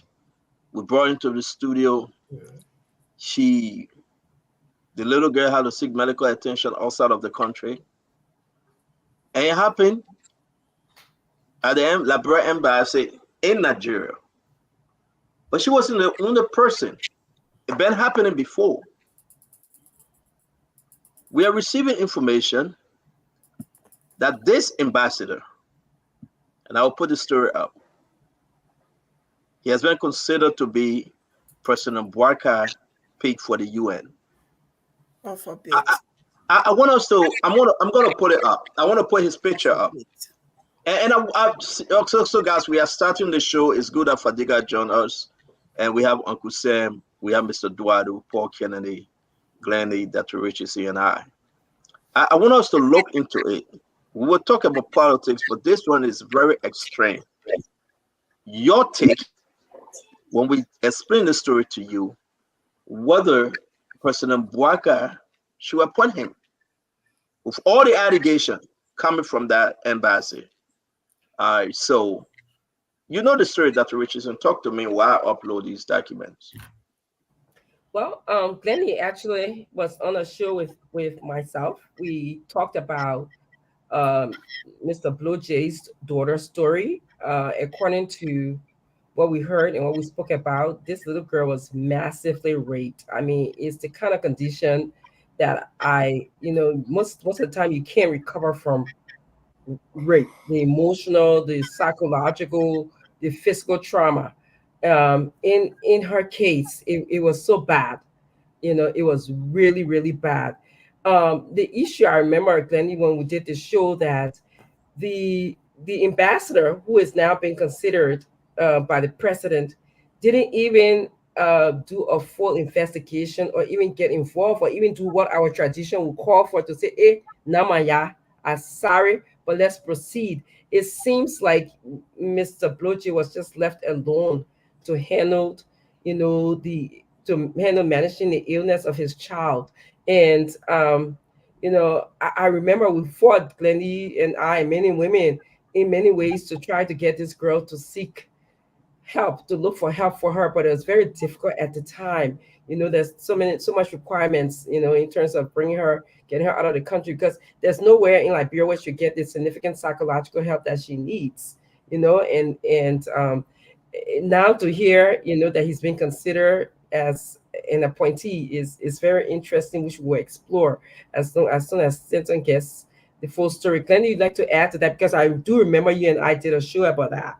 Yeah, I think is for me is disheartening, is despicable, and I'm very surprised to even hear that, because I'm sure Sarah Bessel knows about the story, and she's the foreign minister. I would hope, and I want to speak directly to her. I would hope that she will speak to President Barker against this appointment, because this is the English people call this is an affront. It's so wrong. So wrong to even do that. That day, your daughter really suffered. His family suffered. You're No one suffering. was listening to him. No one. And even the young boys, the two young boys that live in the embassy hostel at the time, they didn't even believe them. Okay, it was allegation, but the investigation was not even done. To hear that President Barker is doing this, God forbid. I will, with all that is within me, I will oppose it. It is so wrong. This is not the only story that has happened at our embassy. There's been other stories. So and so this is the thing. If we're hearing that he was against Kimanya, why would he appoint this guy? Let's be fair. Makes sense. Makes So sense. let me say this: it's very important that his appointment even was condemned by the right defender. They don't want Ambassador contact. They want the president to withdraw that. Actually, he should have been gone a long time. I don't know why his name hanging around that they should consider him for the UN post. So let's have the discussion, a very genuine discussion tonight. I'm going to call Nat Benji, if he stay up, for us to hear him as to his family. What are they thinking right now? Because this is, if it is true, because I've been hearing it, right? That the president liked this guy. Whatever reason, I don't know. That President Boyka liked this guy. But if President Boyka would make that mistake of somebody that ran the embassy in Abuja or Lagos or wherever that embassy may be in Nigeria, ran the embassy and honor him. The little guy is not the only person. It have happened repeatedly without full investigation. And we blame President Weah for it. So now you're going to celebrate him by elevating him and sending him over to the UN. People are going to call for massive protests. Let me come to you, Uncle Sam. Talk to us. This news are moving around, and I'm putting up this story. Talk to us, Uncle Sam. Yeah.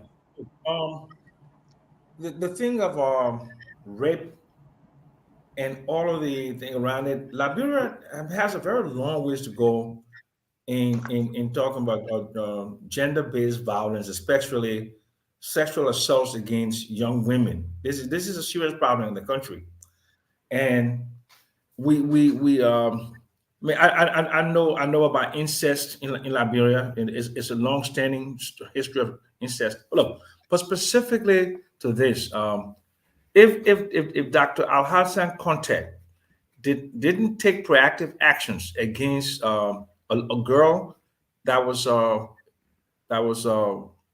do you call it? Is viciously raped, then he needs to be reprimanded and not to be giving a post, because I mean just I mean that's a human side. I believe he's a father and maybe a grandfather, and not to intervene in just a matter to give justice, to provide some psychosocial counseling. And I heard, and I believe I heard that he may have even taken some actions to protect the rapists by like shielding this from the authorities in Nigeria. So what I think, Stanton, I think his appointment should be held up.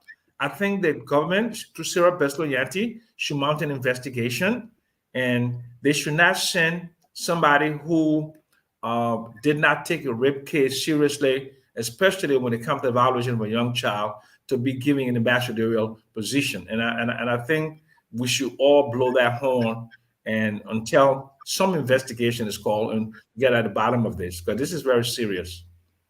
Yeah, and just to add to it, I think whether he's considered or not, he should not be. Whether it's he going to UN, whether he's going to Guinea, whether he's going to Ghana, wherever else, wherever they have his name must not be there.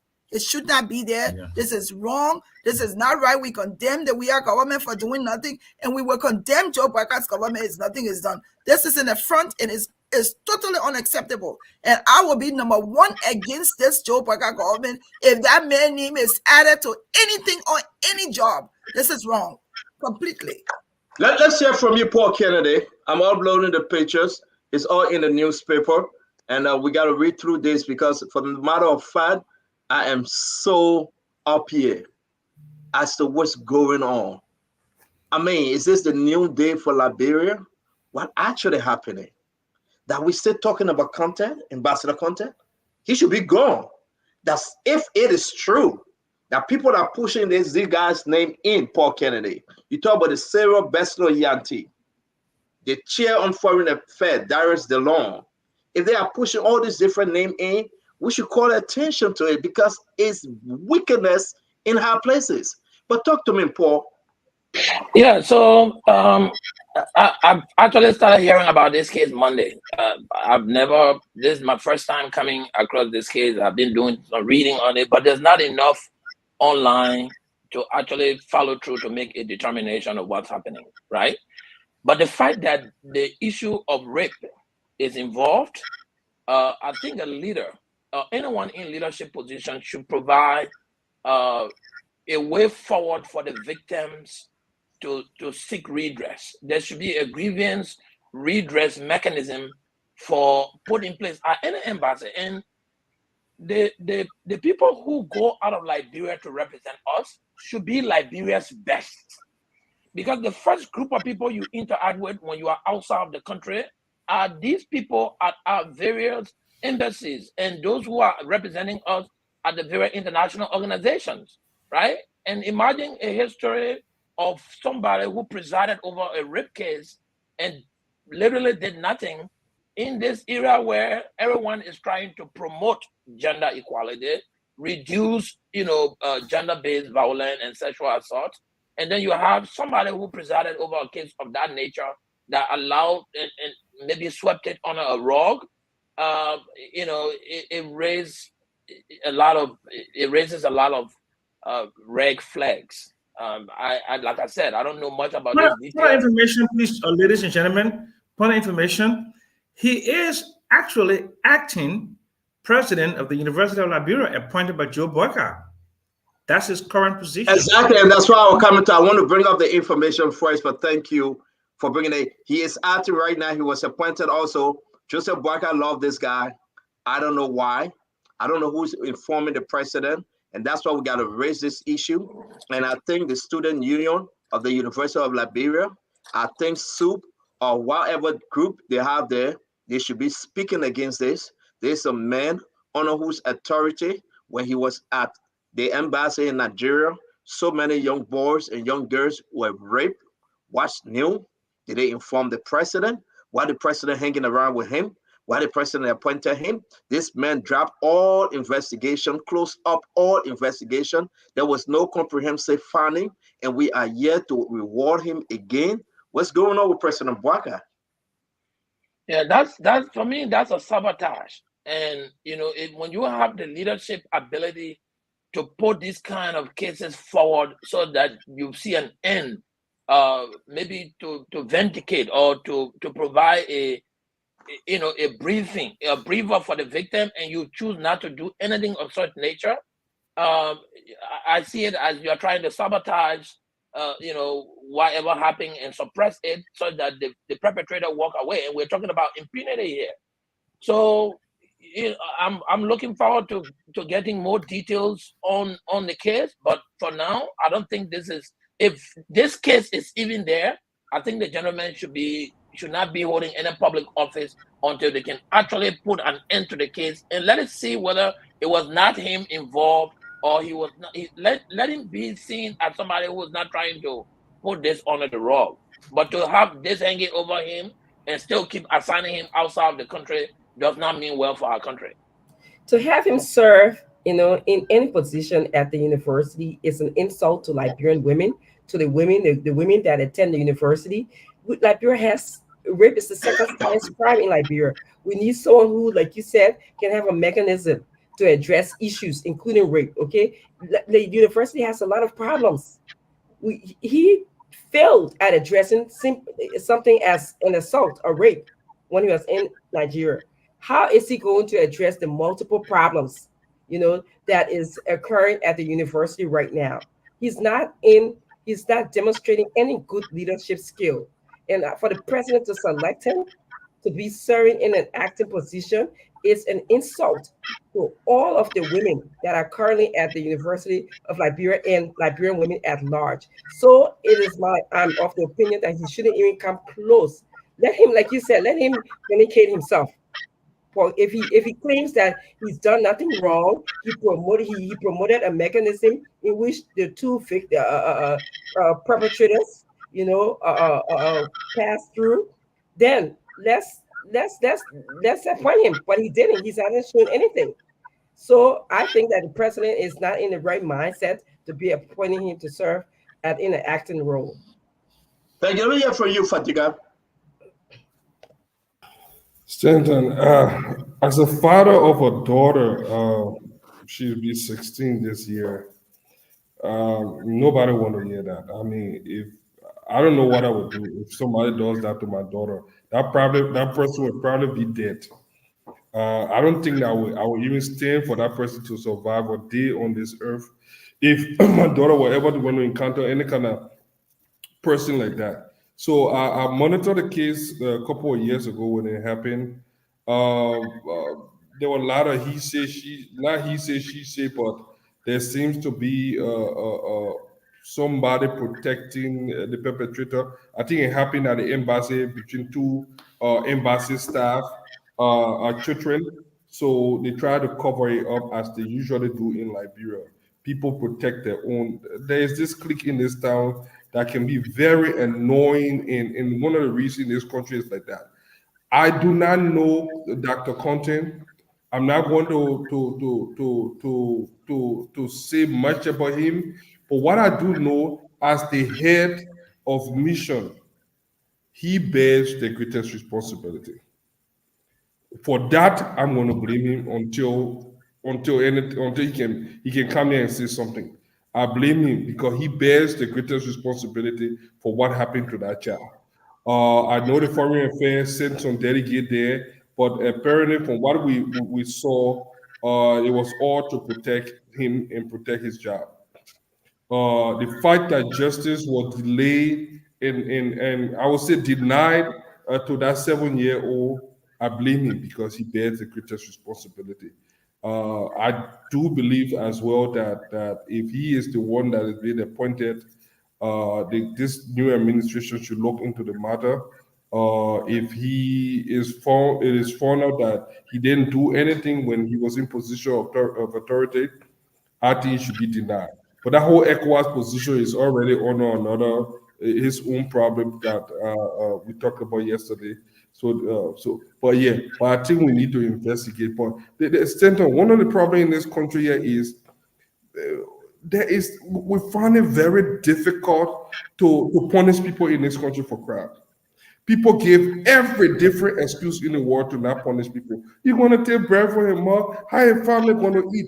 Because we have not put in any deterrent mechanism, people keep doing the same thing over and over because they believe that it will get us stuck. Look, The reason people think twice before committing crime in America or in the Western world is because you know that if you do the crime, you will do the time.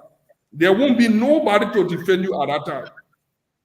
But in Liberia, there is always somebody you can talk to talk for someone. And because people believe that one day they might be in similar situation, so you know what? They say, you know what, let it go because I might be in similar situation. People don't think that in the West. People don't think that. Look how everything is going on.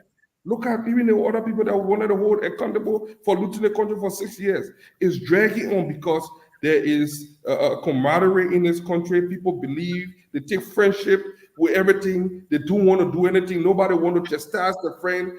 This other auntie cousin, nephew, Ted cousin will come and beg. So we've seen rape. How many times people haven't been raped? Sometimes the women. I'm not going to leave the women out. Women are one of the main people that protect rapists in our country. Women, not even men, women. So, I mean, it's unfortunate. I think the president should act. If that is the case, I think they should look into the case and find full closure. And if I'm President Boyka right now, this guy should be recalled.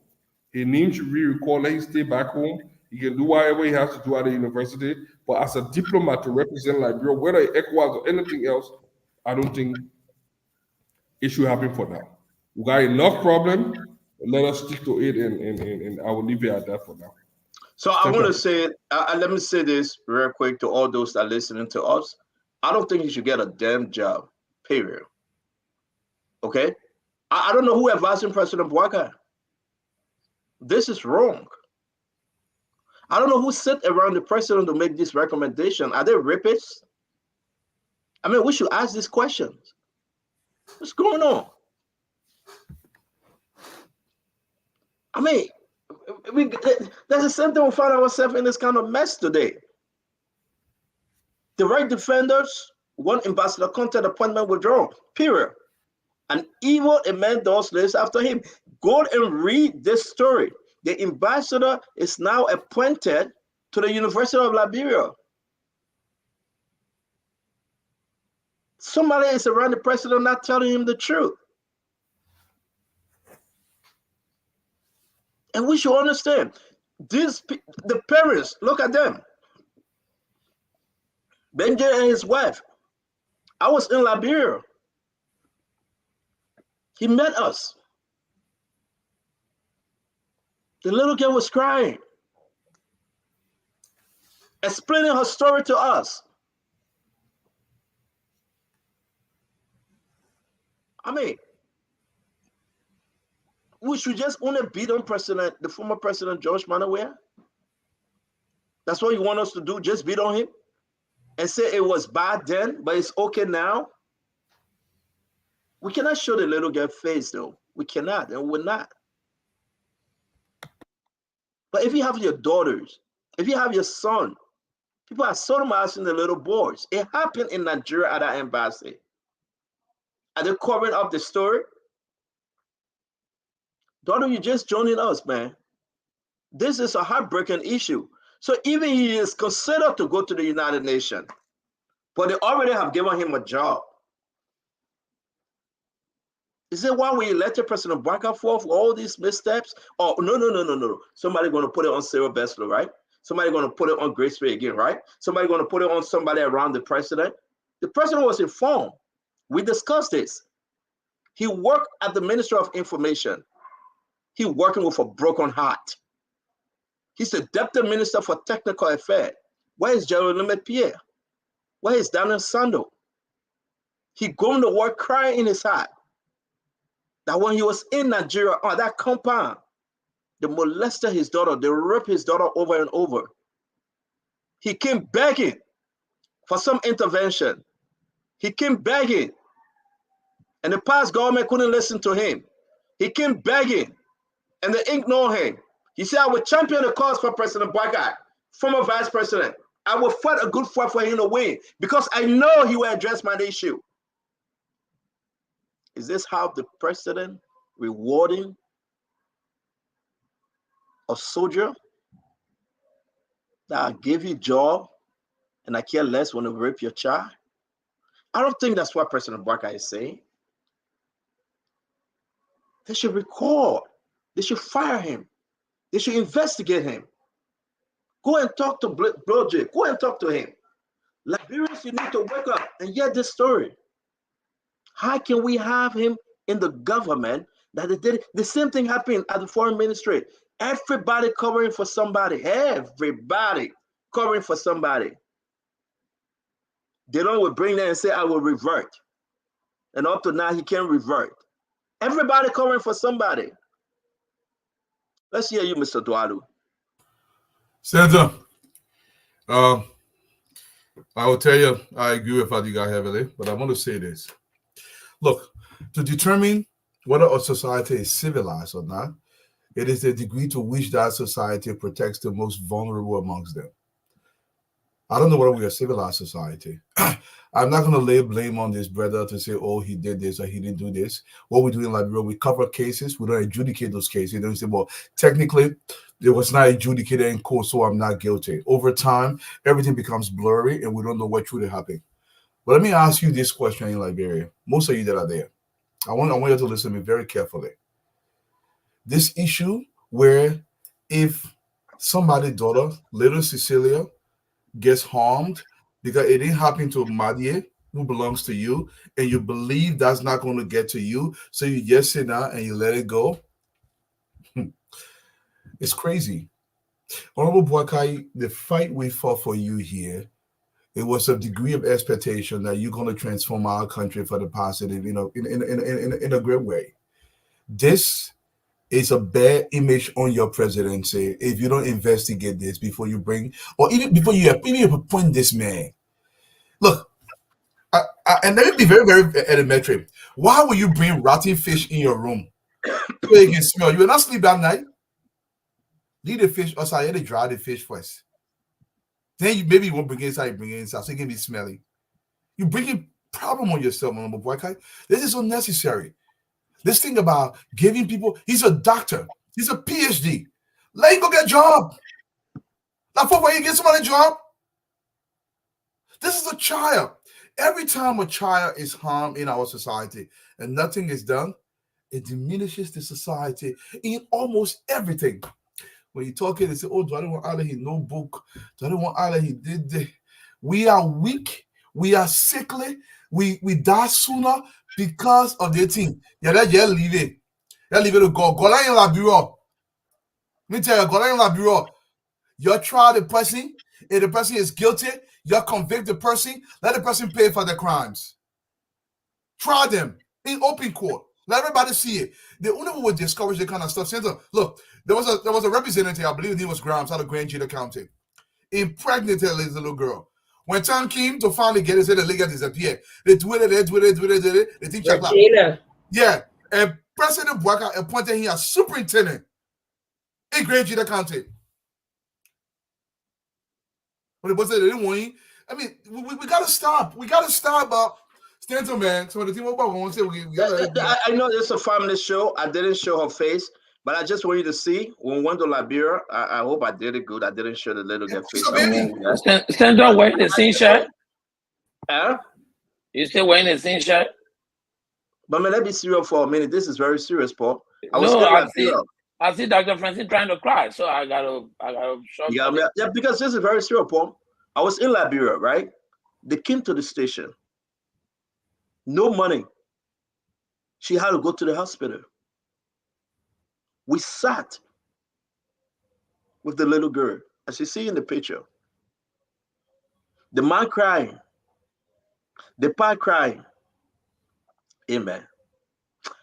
I hope you can carry the little girl to President Boakai. Let she explain her story.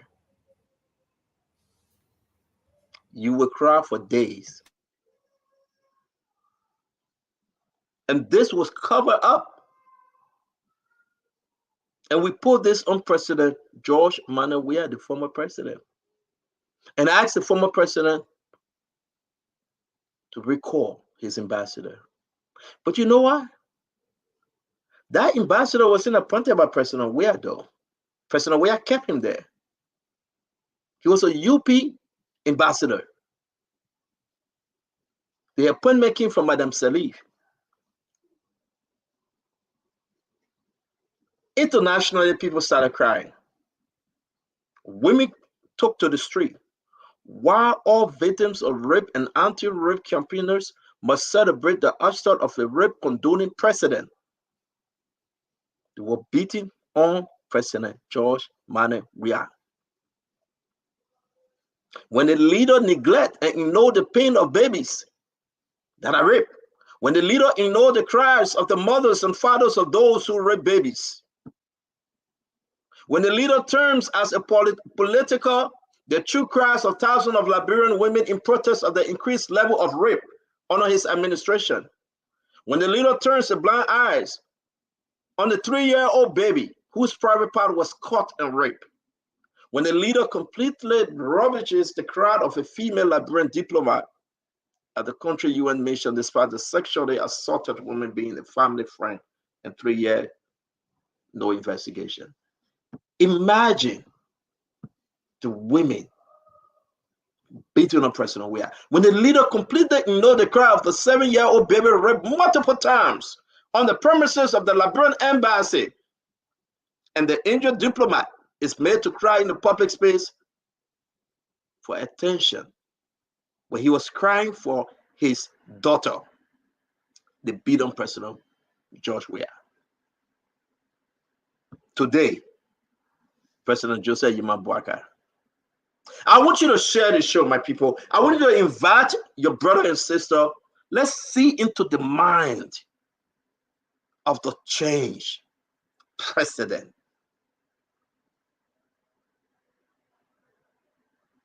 I want us to figure something out. I want us to understand. This is why I just kind of so quiet. When I received the information, that content, he was appointed to the University of Liberia. He's online to be going now to UN. Then I said, damn, where are we as a people? Paul, take it away, Paul. Stanton, rape has a lot of psychological scars that come with it. In fact, in my studies and some rape victims I've talked with in medical practice, they don't know who to turn to. And I'm talking about adults. First of all, they have stigma. Some of them are hiding.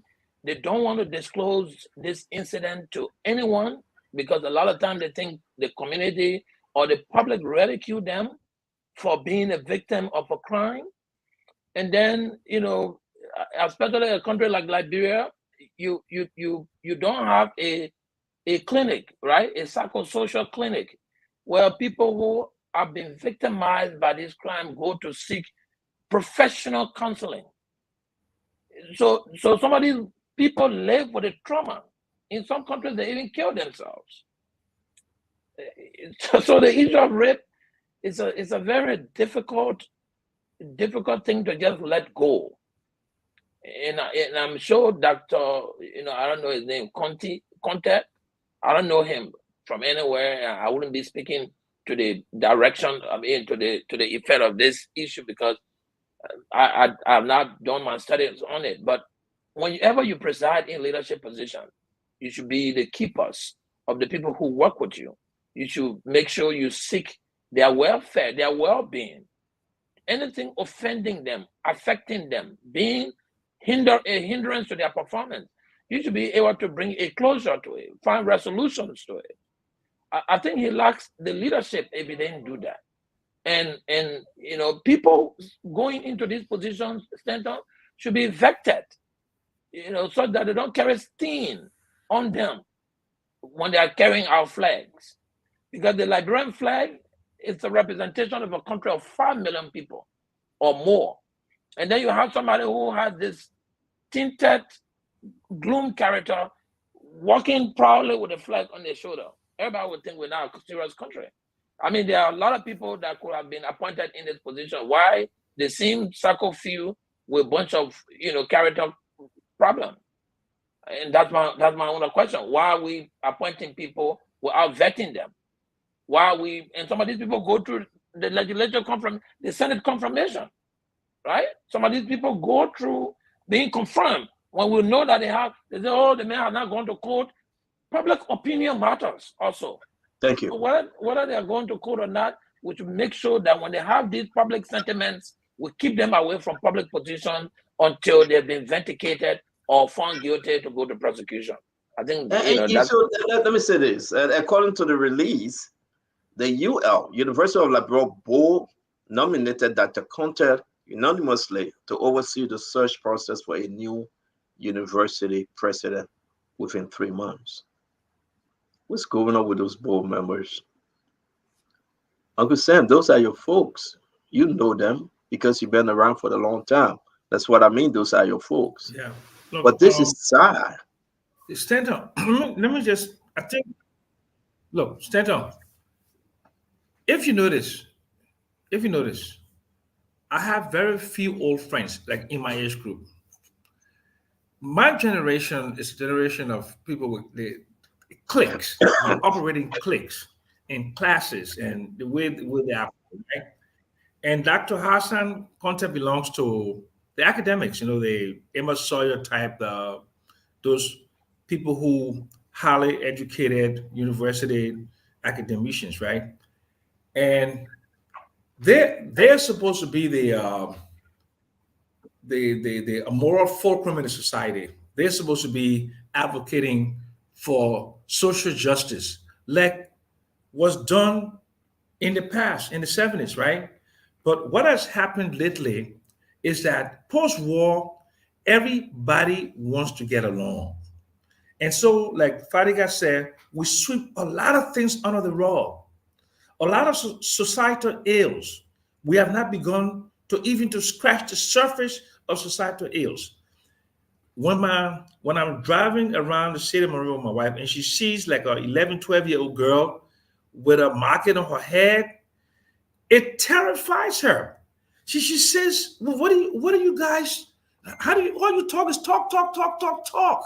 When are you going to do something fundamental to uplift these people? They say a little girl like this in anywhere in the world with selling that kind of stuff, there will be repercussions. There will somebody from social service would ask her, where do you live? Because truancy, it means school time, they don't even go to school.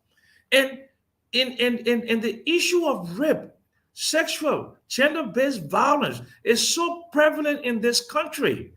It is so prevalent. We do nothing about it. We do nothing about inequality. So it's just so many things and when we begin to solve these problems, the Liberian people will see that. Because people say, they put that kind of do their own thing, and they don't feel connected. They don't feel connected to us, the educated class, because we don't do enough for them. We don't advocate on their behalf. We don't push governments. We are all in our little silos, being surrogates, like I am sometimes, of our political parties, our political leaders, When are we going to be advocates for Liberia, for social justice, for things to go right in this country?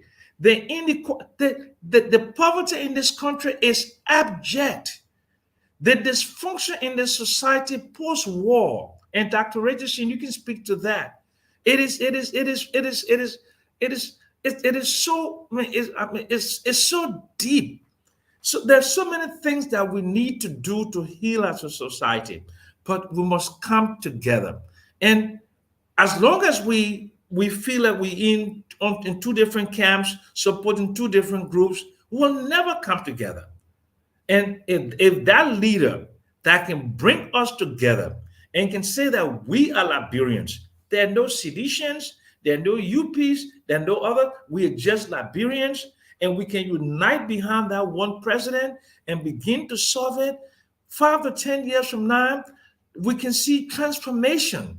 But until that begins, we have issues like people who, I wouldn't say facilitated, but basically did nothing about a rape victim, ascending to a high position because his friends are in power. He's a friend of Grisby. He's a friend of Joe Boyka. He's a friend of all the political elite and the social elite, and they protect each other. And I'm not their friend for several reasons. I mean, I don't. It's so incestuous a relationship. They all eat together, live together, support the same causes, do the same thing. You never hear them utter one word. It doesn't have to be political, but one word against some kind of social injustice. What causes do they promote? Liberian economic empowerment they don't support any cause in terms of rape victims. They don't talk about social inequality with young teenage children selling on their heads. They don't support any cause. They don't talk about the zombification of the country, where your father, your brother said about 1 million drug addicts in the country, almost 20% of the population. And what do we do about that? We just fold our arms and hope that it's going to go away. We have so much work to do. And I just hope we, the educated class, we can begin to hold together instead of tearing each other down for political reasons. And I would just end on that note. Yeah, we have to begin to look at, the repercussion of poor leadership. Mr. Hassan Kante demonstrated poor leadership when he did not even investigate thoroughly the young boys who traumatized the young lady that we are speaking about right now. As we are told, this case lingered around for a long time. And as we are saying right now, nothing significant. There was no really punitive consequences as the result of those men's behavior. The young girl continues to suffer. If I share with you the medical report, she was so young. I mean, she had bruises all over her areas of her body, okay? Both ends.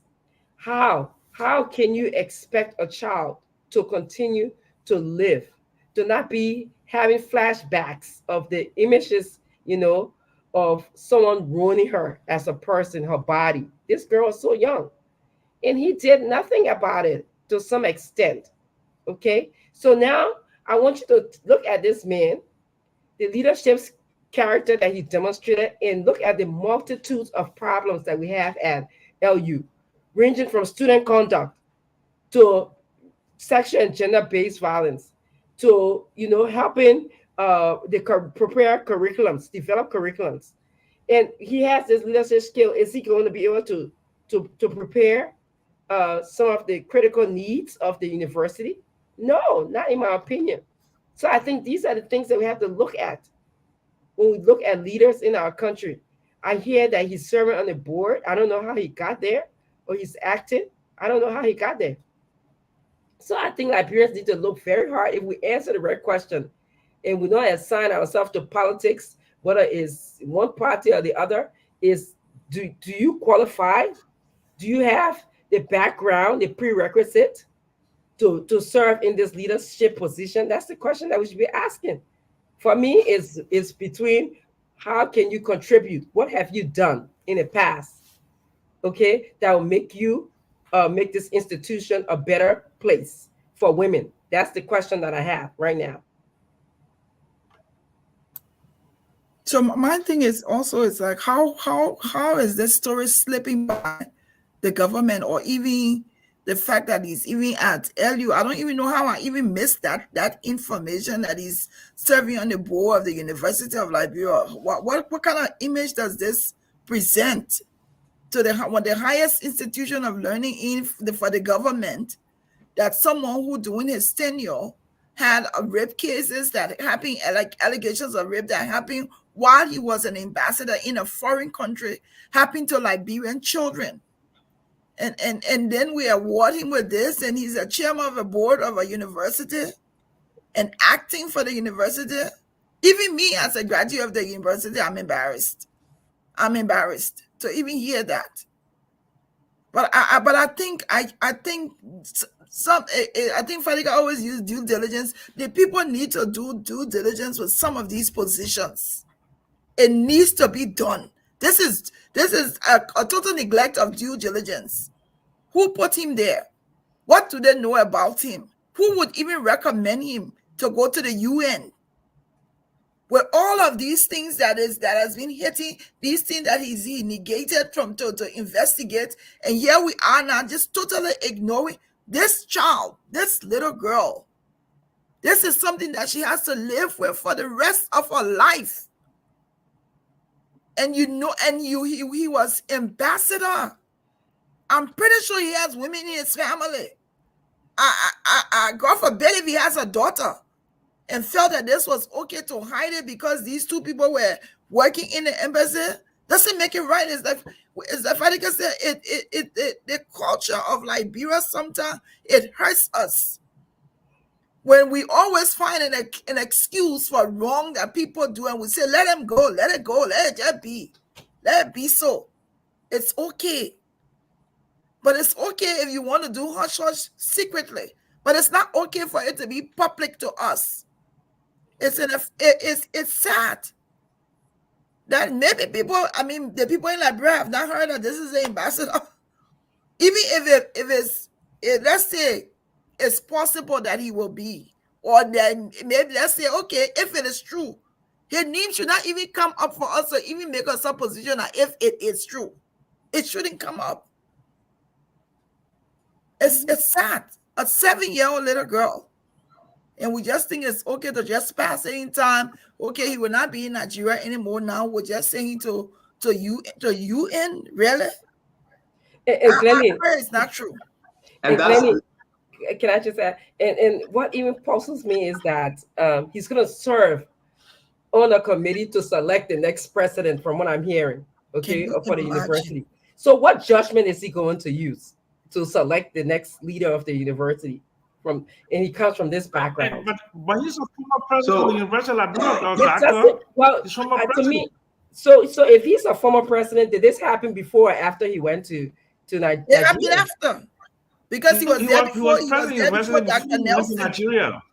Okay, So let me say, the issue in Nigeria happened under his watch in Nigeria. So if he was let me say this: the reason why, listen, we can all the Liberian people say it through this. It wasn't only one time, 2 times, 3 times. It was a constant cover up. But this ambassador content, a constant cover up. But it's quite a rest on what Uncle Sam said. They know him. The Sylvester Graceful friend, that President Bwaka friend. That's the cycle. That's that revolving door. Absolutely. Very close friend. I mean, this is wrong. Right. Folks, international, the embassy called Blajay. I was in Liberia. They call you, they say, bring the medical report. Man, go through the medical report. We beat on President Weah. We beat on Nathaniel Falom again. We beat on them. Today, our government, this government, President Bwaka government is rewarding data content today. What I mean? Rewarding data. I want to bring in Fadiga real quick, Paul. We'll come to you. I want to bring in Fadiga. Sometimes you read some of the news, you get scared. You begin to have second thoughts, third thoughts, fourth thoughts. I got 3 young girls, Aliyah, Alakamani, and Damo. I got 2 young boys, Stanton Jr. and Samuel. I got 2 grandsons. I say this all the time, like Fadiga said. I will execute before judgment. especially when you see people are covering these things up. Where is Cyril Beslow Yanti? You know, Cyril got this big institution in Cape Man. That's how I got to know her. Young girls, beautiful institution. I have contributed so many times to that institution, quietly. She fought for young girls. What happened to the little 7-year-old? You want to tell him I came to UN? Just bring him here. The amount of document will write to the UN. Liberia again will regret. How can the president even dream, even think that it's okay for him to serve in any capacity? How? What they got to play with Liberia like this? I mean, just turn around, look at your daughter, look at your son. Just turn around, just imagine.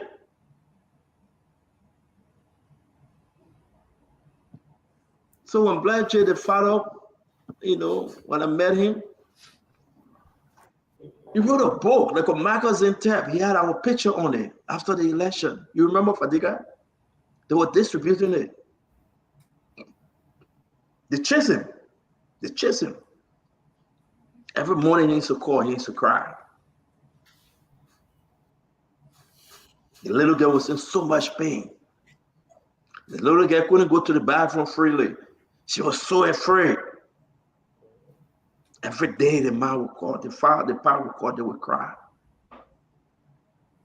When they reached out to Dr. Contact in Nigeria, Uncle Sam, he said, Black J is crazy. He dismissed him. He said, Nad is crazy. He said, Nad is a hustler. But look at this report. Just take a picture of the Medical Diagnostic Center, Left Bridge. Look what they say. It's in the chat room. Just take a picture and zoom in. I beg you, Fadiga, zoom in before you start speaking. I don't think we should. It has the name of the girl on it. Yeah, but our whole story, it was all in the newspaper. I beg you, sorry we didn't take it out. But let's just read some of the bad thing. Some of the bad thing. She was referred to from another medical facility. Examination where working diagnosis of sexual abuse of a minor was established. Findings are as follows. Functional examination, normal vulvar scene, poor perineal hygiene, waters discharge around the Libya menorah. Hey man, y'all know this thing. Hormone was breached, clitoris bruised, bruised around.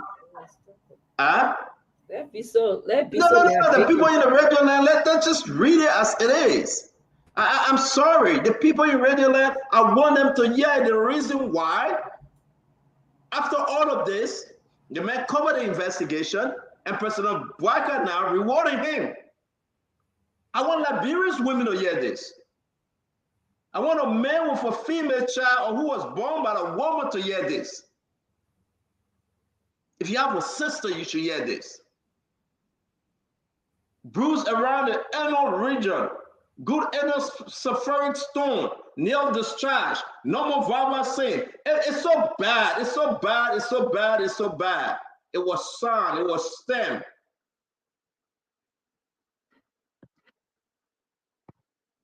And something now we should ask. So many stories about people. If you have mothers out there, I'll put it up again, take a picture, and read how they destroy this little girl. What if she even have a baby again? If you're at the University of Liberia, Martin Cody, where are you? Where are the leaders? He's serving as the university president. They should protest against him.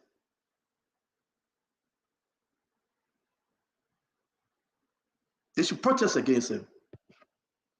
They should.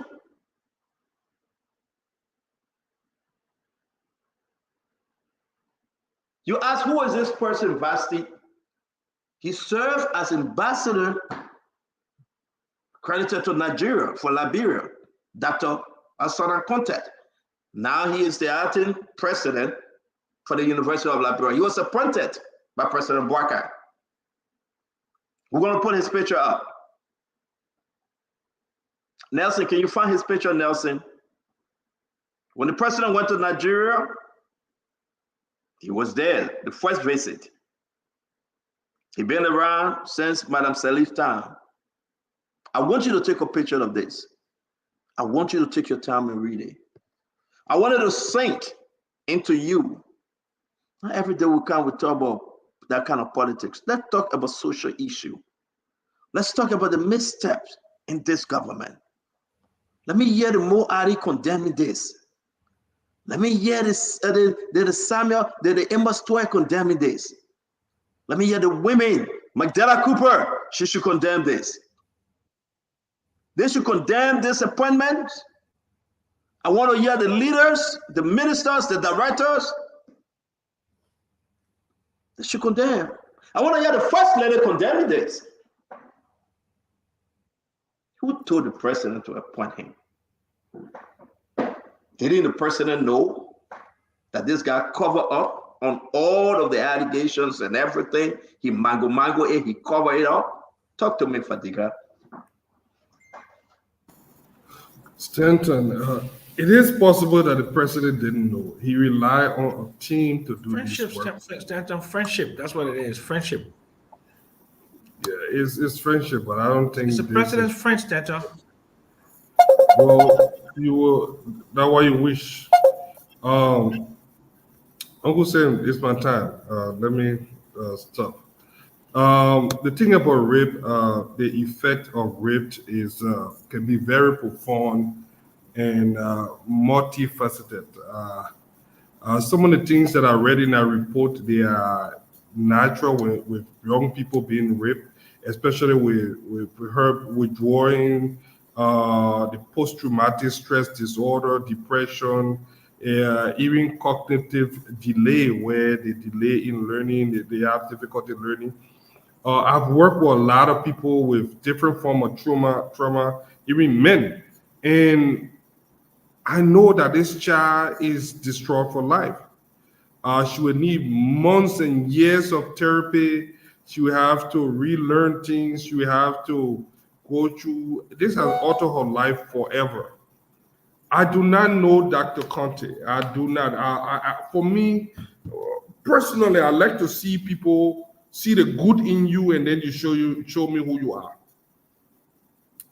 So I do not want to be biased here, like Uncle said, they try to politicize everything. This thing happened under the CDC watch. It showed a work culture that was cultivated in the last 6 years. That the foreign ministry at that time, I know it was beating on Sarah Beslow, her excellency, and we're beating on this government. But this thing did not originate in this government. The fact that at least we can discuss it and even talk to people and think that it would find reason, it shows that we are making some progress. I do not want to just play the blame game. I want us to find durable solution to this problem. Dr. Conte, I don't know the totality surrounding this case, but just from what we have read online and everything, it doesn't look good. I think he needs to speak to this. But that wouldn't have been possible had it not been for the work culture in the last 6 years. It was very bad. These people never took anything seriously. Look, I know what I would do if anyone messed with my baby girl. I know what I would do. We won't be litigating this thing in the public. It won't be on the news. I'm not even going to wait this long to say I'm waiting for. No. That's not going to happen. If that's the day, I don't even want to say this on air, but everybody has their own way of doing things. A 7-year-old, what do they have? I mean, how can it's insane. 7 years old. Look, I think just the fact that his name has been mentioned, the fact that he didn't do anything. I don't even want to know anything about this case anymore. I think we already have problem with the first There was the ambassador at the UN, the former foreign affairs minister that had serious problem at the United Nations when he was there. We have some sexual allegation. I don't think this government can afford to have another scandal at the United Nations again. I think he should be recalled. I think I can't say that he shouldn't get a job at all. Or if he can stay here around in the country, fine. But I think this case should be reinvestigated. I think BJ now, not BJ. I think he was just appointed as a minister at the information deputy minister for technical affairs at the information ministry. At the information ministry, I think he should continue to pursue this. I think this is a golden opportunity for him to find justice for his daughter, to find closure. I know there will never be closure, but at least he can get justice for his daughter. So this is the best time for him to do it. But for him to go and represent her at the UN, I think something. So I'll reserve some comment for now until I can hear from him. I know the news going to be beating on him. Hopefully we can hear from him. But everything that we heard in the last 6 months. No, Fadiga, you are quite correct. Sorry to interrupt you, but I will say this. Except the students stand up and protest, this man is called by Dr. Conan. Dr. Conan, the advisor to the president. That's his friend. Dr. Conan, no, let me finish now. Dr. Conan brought this man in and recommended that this man should go to the United Nations. In the interim, Paul Kennedy, he should now serve as acting president till they can find a new president. That's the thing fact. Let's talk we're talking two different things. Dr. Conte is a well-learned and experienced diplomat. I don't think we can take that away from him. I think with this case specifically, I think he dropped the ball. But I think, again, based on what I'm looking at, there are a lot of blames to go around. If you follow the case, even if you look, because I read it online, and I have not already spoken to the only thing the president so put his hand in the one, Fadiga. And Glenny agree with me, Dr. Richardson agree with me. A lot of folks say at the level of the United Nations, let me just finish it. At the level of the United Nations, with this particular case, I think they should reconsider. I think, except when you can come up with something more than what we already read in the press, I think the president should reconsider. Not even at the University of Liberia. Talk to me, Glenny. Welcome to the show. For a very long time, we just say Isaac Vatoba. Welcome, Isaac. It's good to have you back. We hope you make all that money you want to make, 90,000 from Liberia Water and Sewer for consultancy. I hope they were able to give it to you, but we'll talk on it later. Glenny, talk to us. Since I won't laugh this. The man charged Liberia Water and Sewer 90,000 for consultancy. But we'll come to it later. Glenny, talk to us, please. So, Stanton, I mean, I'm hearing all of us, and I have to say, this is for me. I have an opinion, and it's not an opinion that I'm going to hide. President Boyka, Sarah Beslow, they're responsible. This story was hanging around for quite a few years, for maybe a year or 2 years now. 2 years now. Nat is alive. So you can't tell me that even if someone is recommending somebody to President Boyka, due diligence, ask questions. And then we're saying, oh, this man is a well-learned person. He's a diplomat. He knows all of that. If he was well-learned, he would know not to have a 7-year-old girl raped and not do anything about it. There's no way we can cover this up. This is wrong. We're talking about the molestation of a child. We're talking about a little girl who has been damaged for the rest of her life. And you want to say that President Boyka or nobody from Sarah Bresler was in foreign service. I'm British, and Sarah is my sister. I can talk about it. I mean, you want to tell me she didn't hear this story, or it hasn't reached her yet? So said this man, it may be a possible ambassador to the UN to check his background, to check some of the things he has done. Every newspaper almost. Nabeje was on almost every talk show, trying to advocate for his daughter. And we're hearing this, and this man right now is now the chairman of the board and acting president of the University of Liberia, somebody who kept silent when a child was molested and felt it was not okay for him to speak about it. And then we're saying, we're going, no, I'm not going to wait on it. I'm saying it's wrong. And if I alone would talk against it, against the President Boyka government, I will. He should not be giving any position. He should not. He should be recalled even from the board from LU. I don't even know how we the LU people say Let me say this, and before we go back to Dr. Richardson or Paul Ubribe, will come to you first. The reason why I say this, Uncle Sam said it right. Okay? Uncle Sam said it right. It's a relationship. It's a relationship. This is Dr. Conan. It's a relationship. That's his friend. This is Conte, the ambassador. As you can see, it is wrong. You bring my friend, you don't investigate, you deal and cover who, that's our relationship. Can you imagine? Where are we heading, my people? This little girl, we can show her face. Hey, man. Somebody got to tell the president. The president is in bombing right now. He went on that 1-2 days trip to bombing. He's there. He's sitting there right now. The plane was jam-packed today. Because everywhere the president go, everybody follow. Glennie, you say you blame President Barker. I do. Because there was no vetting process. Nobody asking question. You can bring the Tom, Dick, and Harry, you come, you give it to them, and it's okay, the president will hire them. Friendship, relationship. That's what we got. The man step on the investigation. We got so many documents. Because you see here, that's the Spoon Network studio. That's that building. So why you keep putting that picture on that? Because you talk about it, man? No, that my synagogue made me tall. That my synagogue made me tall. This is, look, there are too many things at the level of this accusation or allegation or whatever the queer people call it. Somebody asked, why is the victim father not talking?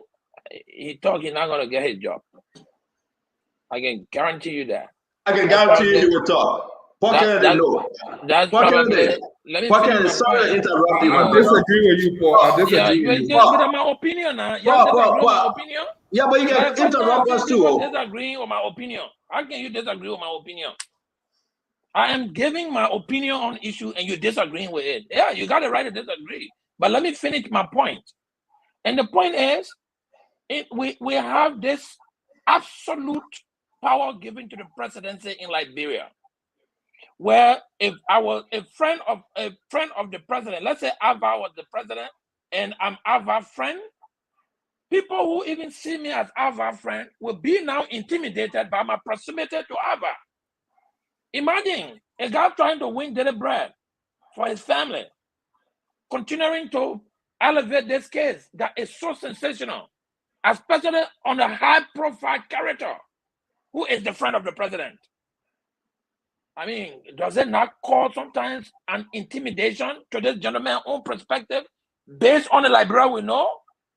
Based on the Liberia we know. Even the Sarah Besler you are calling. If this is actually true, that our contact is different to Buckeye, Sarah can't do anything to on this case. Sarah won't pour more that she will even lose her job. This is the Liberia we've made. We need to change it. The country has become a country of men, now of laws. And you're saying now you're acting like I don't know about it? Yeah, but it doesn't mean... How many times have people not been threatening to not put their mouth in any case because that case is related to a friend of the president? You know, so I'm speaking from my experience in Liberia, and I could be wrong all you want. But these are some of the reasons why we sweep things under the rug, right? We allow people to walk around with impunity. Let's agree that the war came and broke down all of our social fabric. We've been 21 and some more years now out of the war. Why haven't we recalibrated? Why are we staying allowed? Do we still allow people to walk around with impunity? Why? for that man to even be currently an acting president of the University of Liberia, where he has to walk around with a bunch of children. One of those girls go get raped in the bathroom. You think he will talk about it? No. In this country, that man will not be superintendent for sweeping association. Correct. As long as he has that rape cloud hanging. In fact, if somebody who is a rapist and he like the person how he has abated the crime, he will not go 100 feet into any educational facility in this country. And y'all know that. Paul Kennedy, we are not disagreeing with you. We are all singing the same song, but it must stop, it must change. What I'm saying to you and what Fadiga is saying to you, we will not be quiet, not because it's business as usual. It means that we should be quiet. We will not be quiet, okay? Some of us that have that relationship, the people up there today, we must speak to them. If they say they're not listening, we must bring it up on the show. Listen to me. Everything we have, I'm going to send a message to them. Who knows? Maybe Dr. Conte said, listen, the story is not true, but what did you do? Oh, it was the past government. Because people putting blame on the past government. Everything is shifting to George Manawia. He didn't do nothing. He covered it up. But what did you do, Mr. Ambassador, Dr. Ambassador? And this is horrific. I'm going to show you the newspaper, all the story that was ran. And you're right, this brother went all over. Not will speak. You think not seriously going to put his daughter in front Deputy Minister for Technical Affairs? No, not will speak. There were protests against this nomination. They will. If that man come to the United Nations, there were protests against him. The issue will be raised here. It will not be a small fight. President Joseph Yeman Boakai, this is on his desk. He should remove him from the University of Liberia. The information has been sent to the president. The information has been sent to the first lady. The information has been sent to Sarah Besloyanti to remind them that you cannot do business as usual with this ambassador content. Let's hear you, Dr. Richardson. Well, I think I want to add another category to what Paul was saying. We respect these titles. As long as somebody say, oh, I was educated in America, or I got some kind of doctorate degree, or whatever, we will say, okay, we'll give you a blanket impunity, okay? That means you can do anything in our culture and get away with it. And we don't ask the right question. This man served as an ambassador in Nigeria for 15 years. What did he do?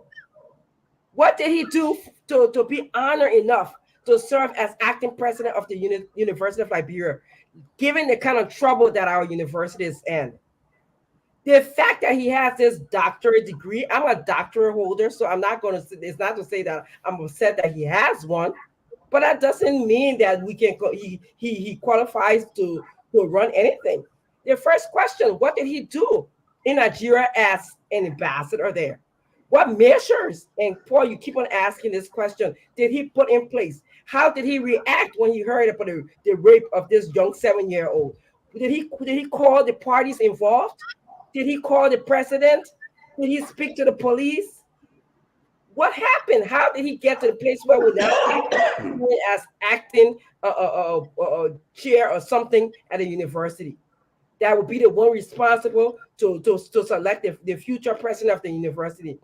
We need to get away from that. Not everybody with a doctorate degree or someone who was educated in the West are entitled to this impunity or this higher level of, let's say, fear that we have, because I won't say respect, it's fear that we have.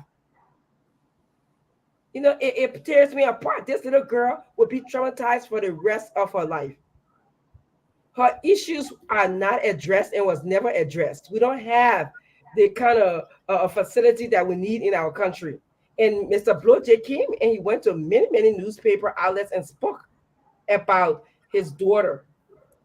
But yet and still, just because Miss Dr. Conte has a doctorate attached to his name, oh, he's okay. He can be vice president. He can be serving as actor. He can be president of the friend. He can be in a certain circle. We need, as Liberians, we need to get away from that. Ask the right question. Even me here, who got a doctorate degree. Ask me, what have you done for the university you taught at? What did you do? What did you teach? How did you teach? And if I serve as ambassador, what one thing he did as ambassador for 15 years old, Liberia had a relationship with Nigeria. Do we know one thing that Liberia accomplished with that relationship that he had? What did he do? He collected a paycheck every month for Liberia. What did he do as ambassador then? And I'll rest my case. Thank you, Dr. Richardson. Abba, you want to say something? Remember Senator Snow was also on the show when Nat was on, because he was Senator Snow. I think Senator Snow had gone to Nigeria to actually see the little girl. Senator Snow met him. He and the vice president. Senator Snow went and met him. Is correct. And the vice president I will pull that up. So let's hear from you, Isaac Doe. My man, Isaac Doe, you disrespect me. I mean, let's hear from you, Isaac. Yeah, thank you. You can hear me, right? Wonderful. Again, I want to say I'm excited to at least come back to the show. Hopefully, I'll be making more cameo appearances. Before we even get to anything about this rip, I just want to extend my sincerest condolences to my friend Ernestine Jones on the passing of her mother, Merlene, Kumba Jones. The funeral is this weekend. I will be going there. So just my prayers are with the family, and I just hope they stay resilient and strong and deal with the passing of the matriarch. This general rape issue and rape culture, we have spoken about it consistently. We have tried to mobilize people when these crazy decisions are being made at the highest level of government. I mean, I think there was a 3-year-old that was raped under George Weah Wash with Piso at gender. Nothing happened. Multiple rapes. I mean, there's a rape culture in Liberia. No does not mean no in Liberia, and people don't respect it.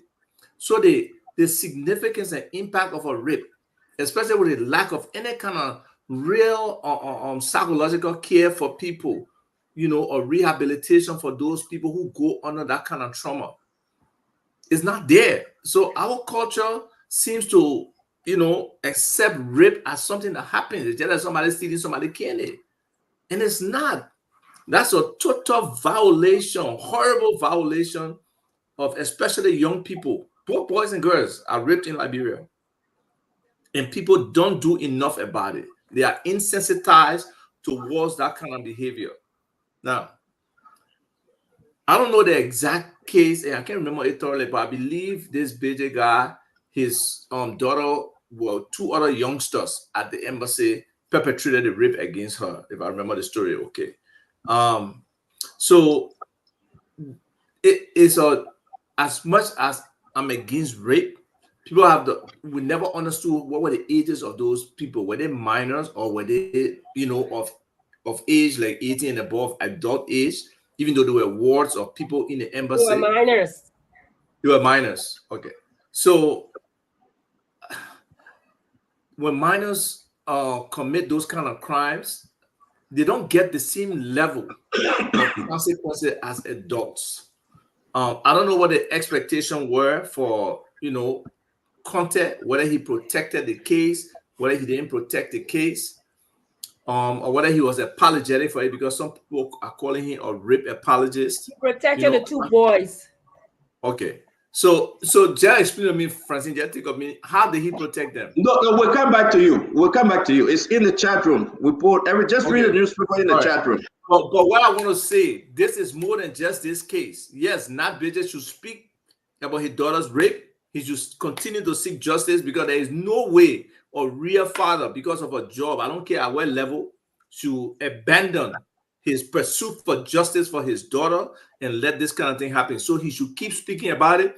If the job goes, so it is. But he, as a father, will really lose the privilege and role that God gave him to protect that child if he does not speak about it. So I'm totally against him not getting justice. I just hope that family can be reconciled with, and they can look at this case objectively. And if Dr. Conte was an apologist in this case, he should not get the position that he wants. Listen, hey man, Uncle Sam, you left. I wanted to bring you in. Let me go to Mr. Duado. Mr. Duado, if you follow the story, it took Senator Snow He went, he met this guy not in Nigeria because he was ousted from the embassy compound. It took the former first vice president, Joa Howard Taylor. She went there. A lot of concerned folks went there. And Senator Snow went to their house. To their house. I'm not yet celebrating Senator Snow, but it was the truth. When I went to Liberia, Mr. Duadu, we were able to sit down with the entire family, the entire Spoon team. We sat down with them. Hey man, one day you hear that little child explaining in details what happened to her. Nobody cautioned Mr. Duadu. But and this is horrible. Also, so you go ahead, talk to us while I upload the rest of the newspaper. Yeah, children don't lie about stuff like that. I want to make a correction. Somebody called me when I said it previously that the current superintendent of Grand Juda County was the same Grant who was a representative. They say he was not. If he was not, so be it. I apologize. I made that mistake. But I know the current superintendent of Grand Juda County, the people didn't want him. I think he has the same last name as the representative from Grand Juda County, who was also a grand that impregnated a little girl. So I just want to make that distinction. Once again, I apologize if I made that mistake. But I want to say to the Stanton, look, we have a culture that promotes this kind of behavior. And this is why some people in the country got to stop. When they get 10-year-old, they may not be squeezing your titty, they tell them, we can't do that. And the parents be there sometimes. The parents can control. Yeah, the parents be there. And you say, oh, my woman, you're 10 hours for the leg, this is not right. So when the rape happened, it's just an elevation to the progression that we've been doing. Say the child of 5, 6, 7, it's not small, not getting or today. Many be squeezing your today say, oh, my woman, and we do nothing about it. Look, this issue, we will talk about it. We will continue to talk about it, but yet and still, until the society says no more, we don't want this. It's not going to stop. And President Bouaka, I just don't bring this into the room yet until you're absolutely sure this man is clear of these kind of accusations. Like as I said, let's give him the benefit of the doubt.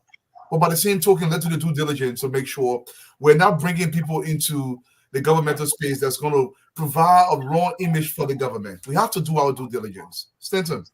I don't know about waiting, and everybody can speak what they feel necessary. I just don't know about waiting. It's just bad. We ran after President George Weah. It was bad then. It is bad now. It's one of those wickedness in high places when people sit and cover up these things. It just doesn't look good. It will never be looking fine because you know why? Our people have lied to us, and the people were mad. That President Weah sat on this thing and he did zero. Today, whatever the excuse may be, whatever the situation may be, we are awarding that to content. I do believe, and maybe that's me, that's his friend. This is the advisor to the president. He got a friendship with the ambassador in Nigeria.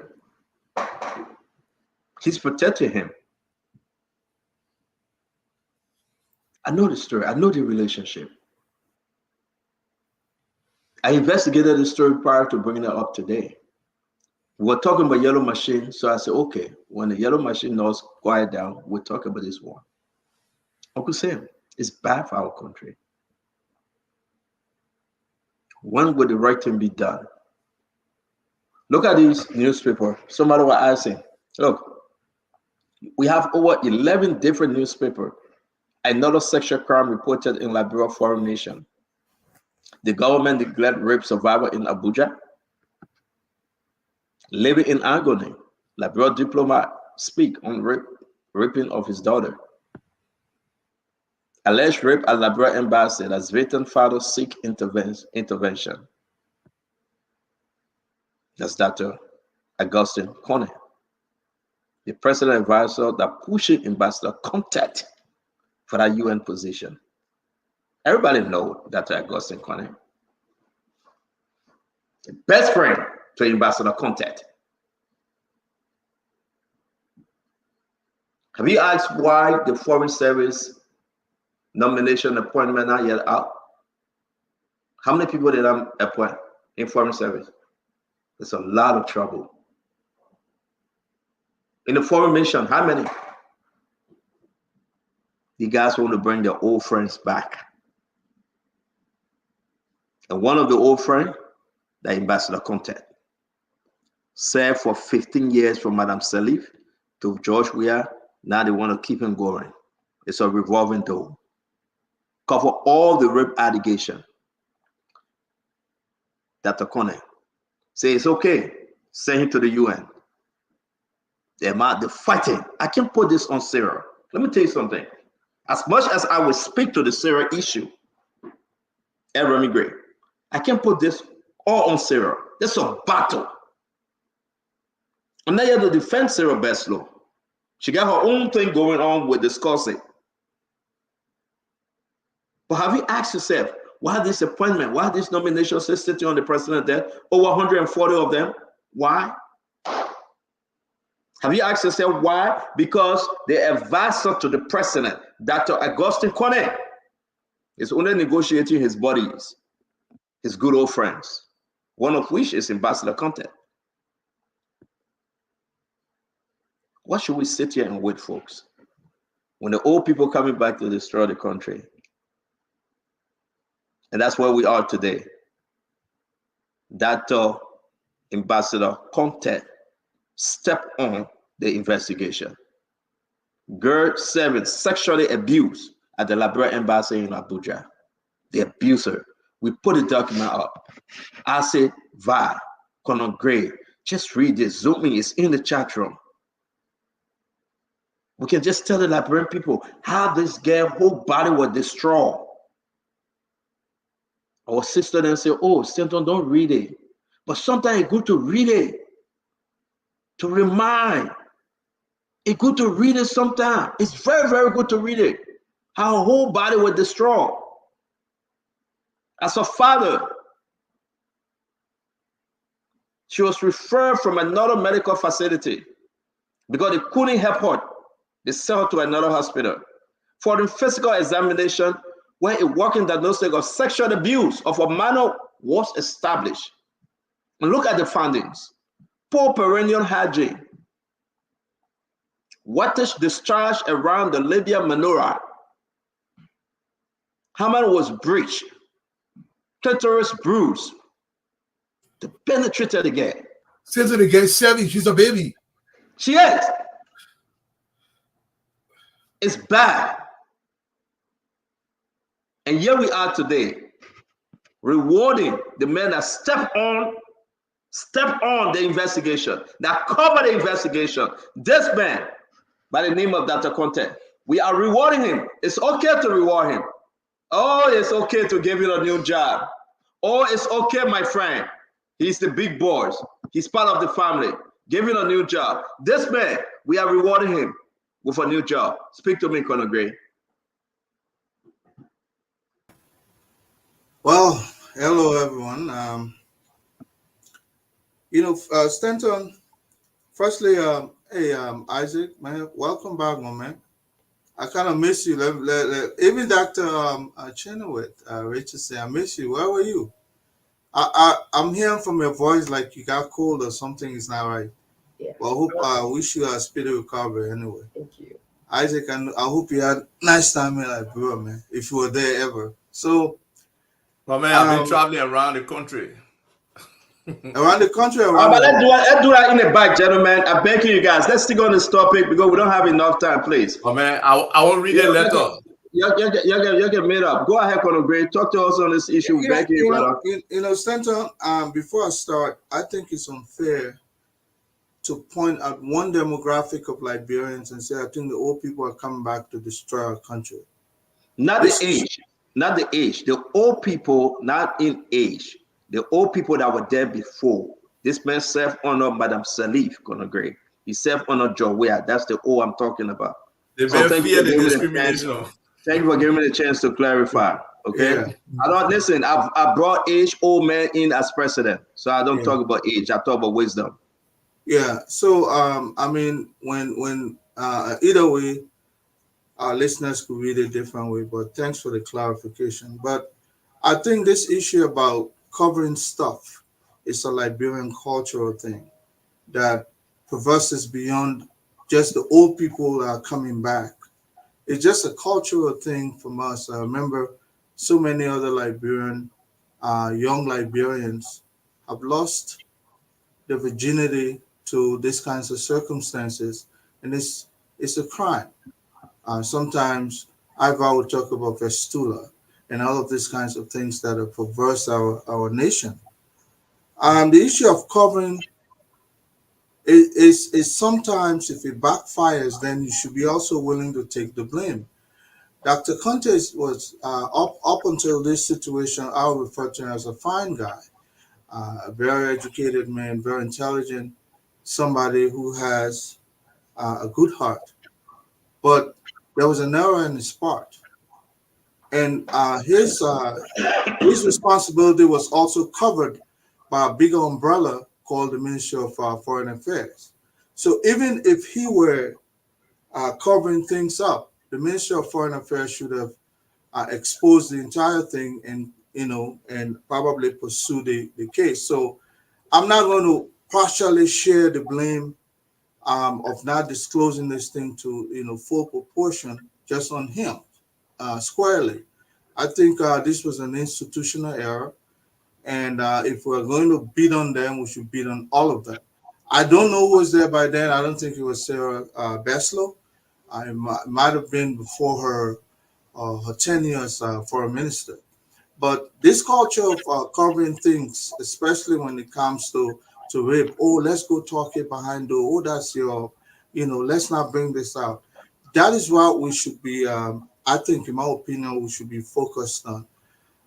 And if Dr. Conte, made an egregious error in his tenure as ambassador, then he should bear the consequence, regardless of what the outcome will be. If people are protesting against him today because they felt he covered up when injustice was done against a young Liberian person, an innocent person, so to speak, that is an egregious crime, and um,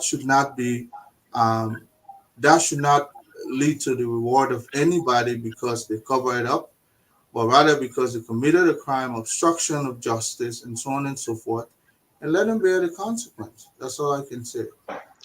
Thank you very much. Again, this is Dr. Content. That's the Dr. Content, the ambassador from Nigeria. It's bad. Listen, I'm looking at all this thing. It's like a joke. So when I say old Conor Gray, the old boys back to town. The old boys, the good old boys, they are back. The good old boys. They are about to tell the Liberian people we care less. We don't care. We can rape your children and cover it. We can do what we want to do. We are your leaders. This is wrong. This is absolutely wrong. Tenon, do you know if Dr. Dr. Conte Dr. ever came Conte on should any be show? able.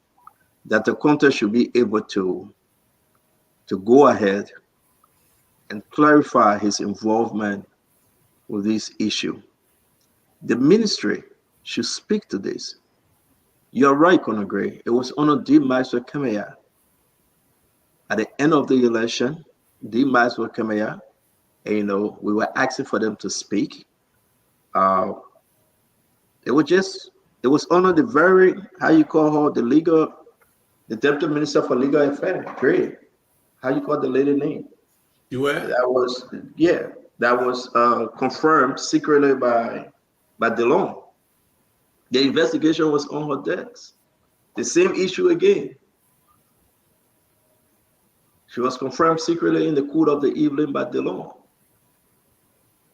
A lot of allegation was beyond Gray, Minister Gray at the Foreign Ministry. They cover all these allegations up. How many times didn't go? He went to Gray. He went to the Foreign Ministry. He begged. Nobody paid any attention. Everybody kicked him out. They say he was crazy. He should document about his daughter. Some of the documents, some of the pictures are so graphic, we can't show it. The woman that was appointed, not only that to content now, but a woman that was appointed and nominated by President Bouakai. And was confirmed by the foreign chair, the chair on foreign affairs, Darius DeLong, in the cool of the evening when no camera was. And the only thing we heard that I will revert. We're still waiting for Dillon to revert. This is wickedness in high places. Dr. Richardson talked to us. I'm going to also bring in the conversation that how the government have gone as far as North Korea or South Korea, wherever the president went, to meet the Sierra Leone president to ask him that he shouldn't consider the appointment of D. Maxwell Kemeya. See, I want to just add the way how people in high places think about situations like this, okay? The pattern that exists with people who hurt other people. Kemeya was in power at the time at the ministry. He was hiding the affairs, the rape that happened in Nigeria. And so if he could do that, he was able to cover up Kante's back. Now, Kante is going to LU, or reportedly is at LU. If something happens at LU involving sexual and gender-based violence, what do we expect Kante to do? Hide it. That's what they're used to. This is how the pattern works, okay? So I just wanted to add that pattern until we break it, until we call people out, until we ask people, you were ambassador for 15 years. It was under your jurisdiction that this event, this rape, this horrible event occurred. What did you do?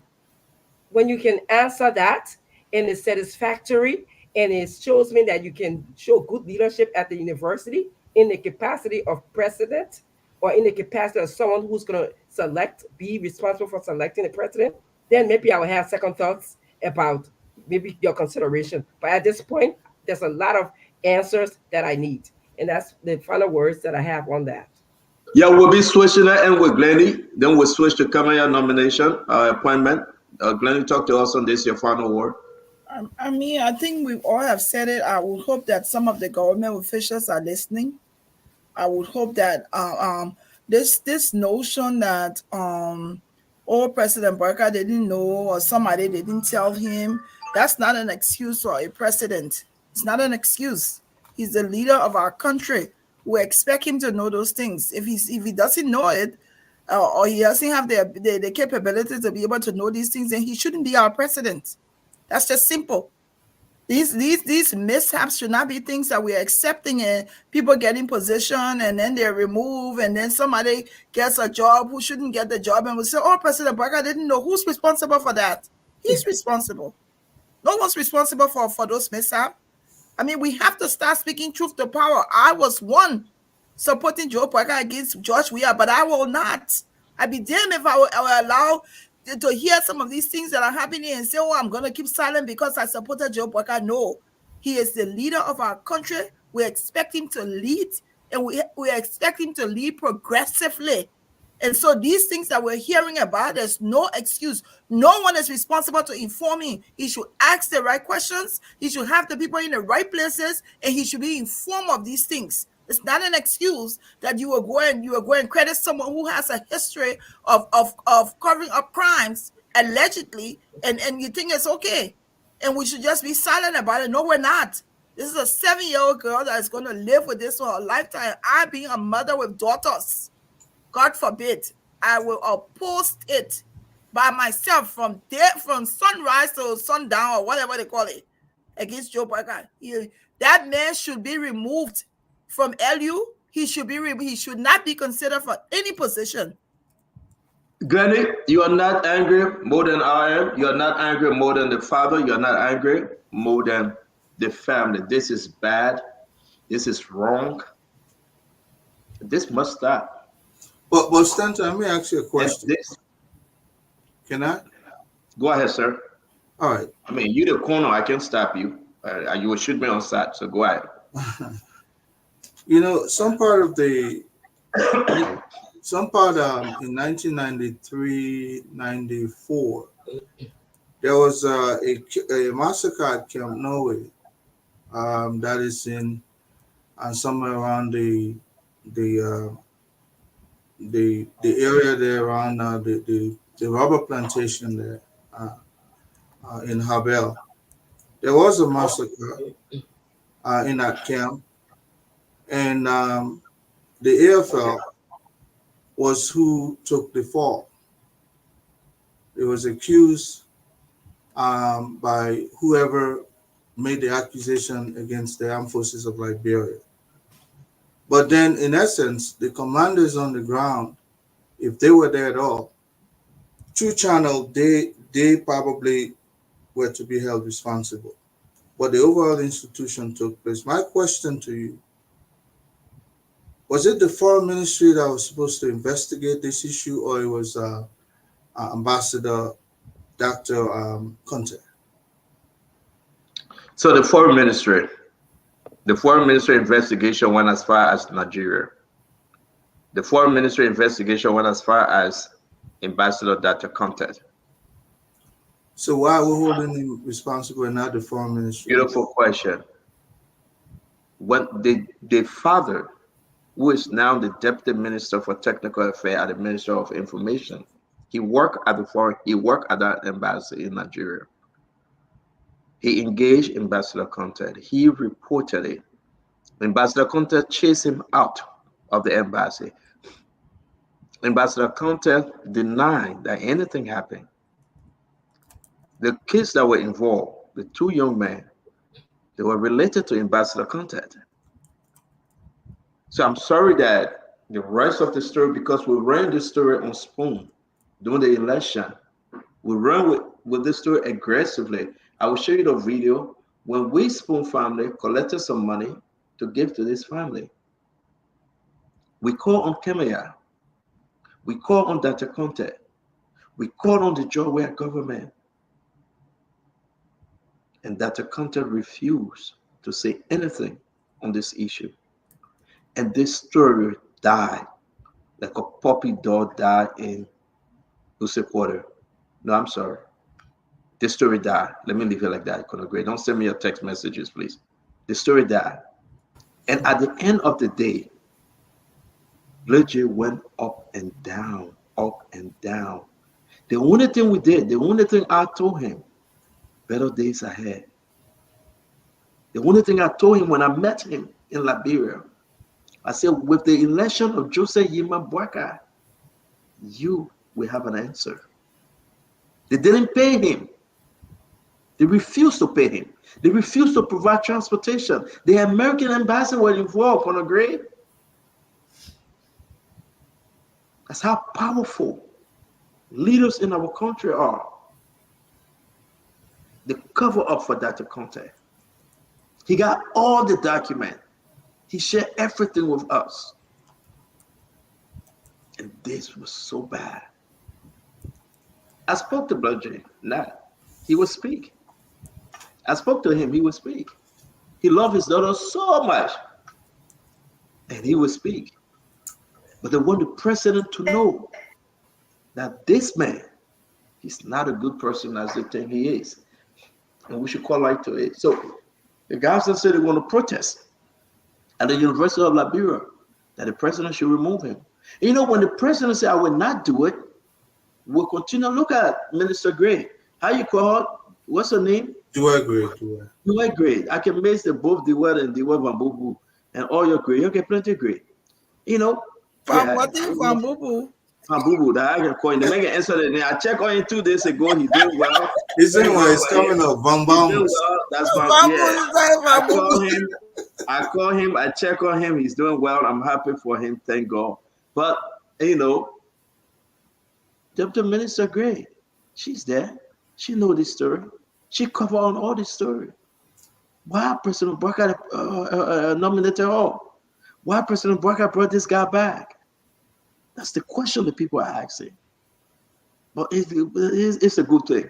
Now let's bring in. But Stanton, the three of them, interestingly, the three people involved, Dr. Conte, Mr. Kimaya, and of course, and the gentleman, all of them are on the same team now, trying to foster some amount of unity.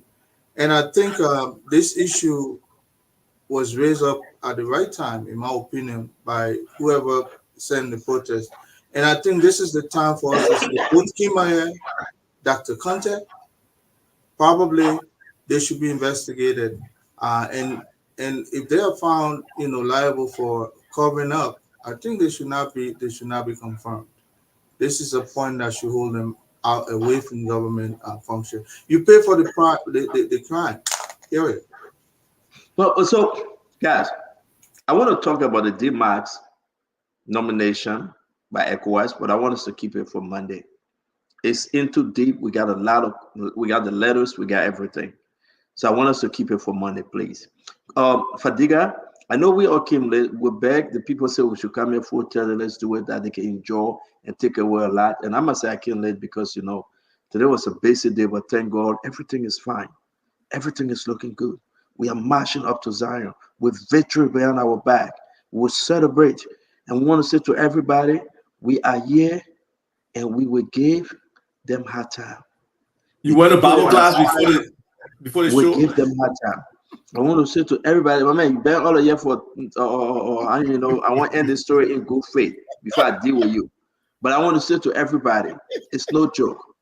The guys are setting up the protest, Fadika. They are calling on the president's attention that Dr. Ambassador Conte shouldn't be serving as acting president for the University of Liberia. Please give me the name. I won't be a part of that protest. No, somewhere, somehow, we are walking that walk. We are speaking truth to power. The president must hear it. The president must hear it, Paul. When you're president and everything overwhelms you, sometimes you are not seeing through. I agree. We got to beat the president. But when you have somebody that he trusts, like Dr. Conte, and Dr. Conte saying everything is okay, bring in Dr. Conte.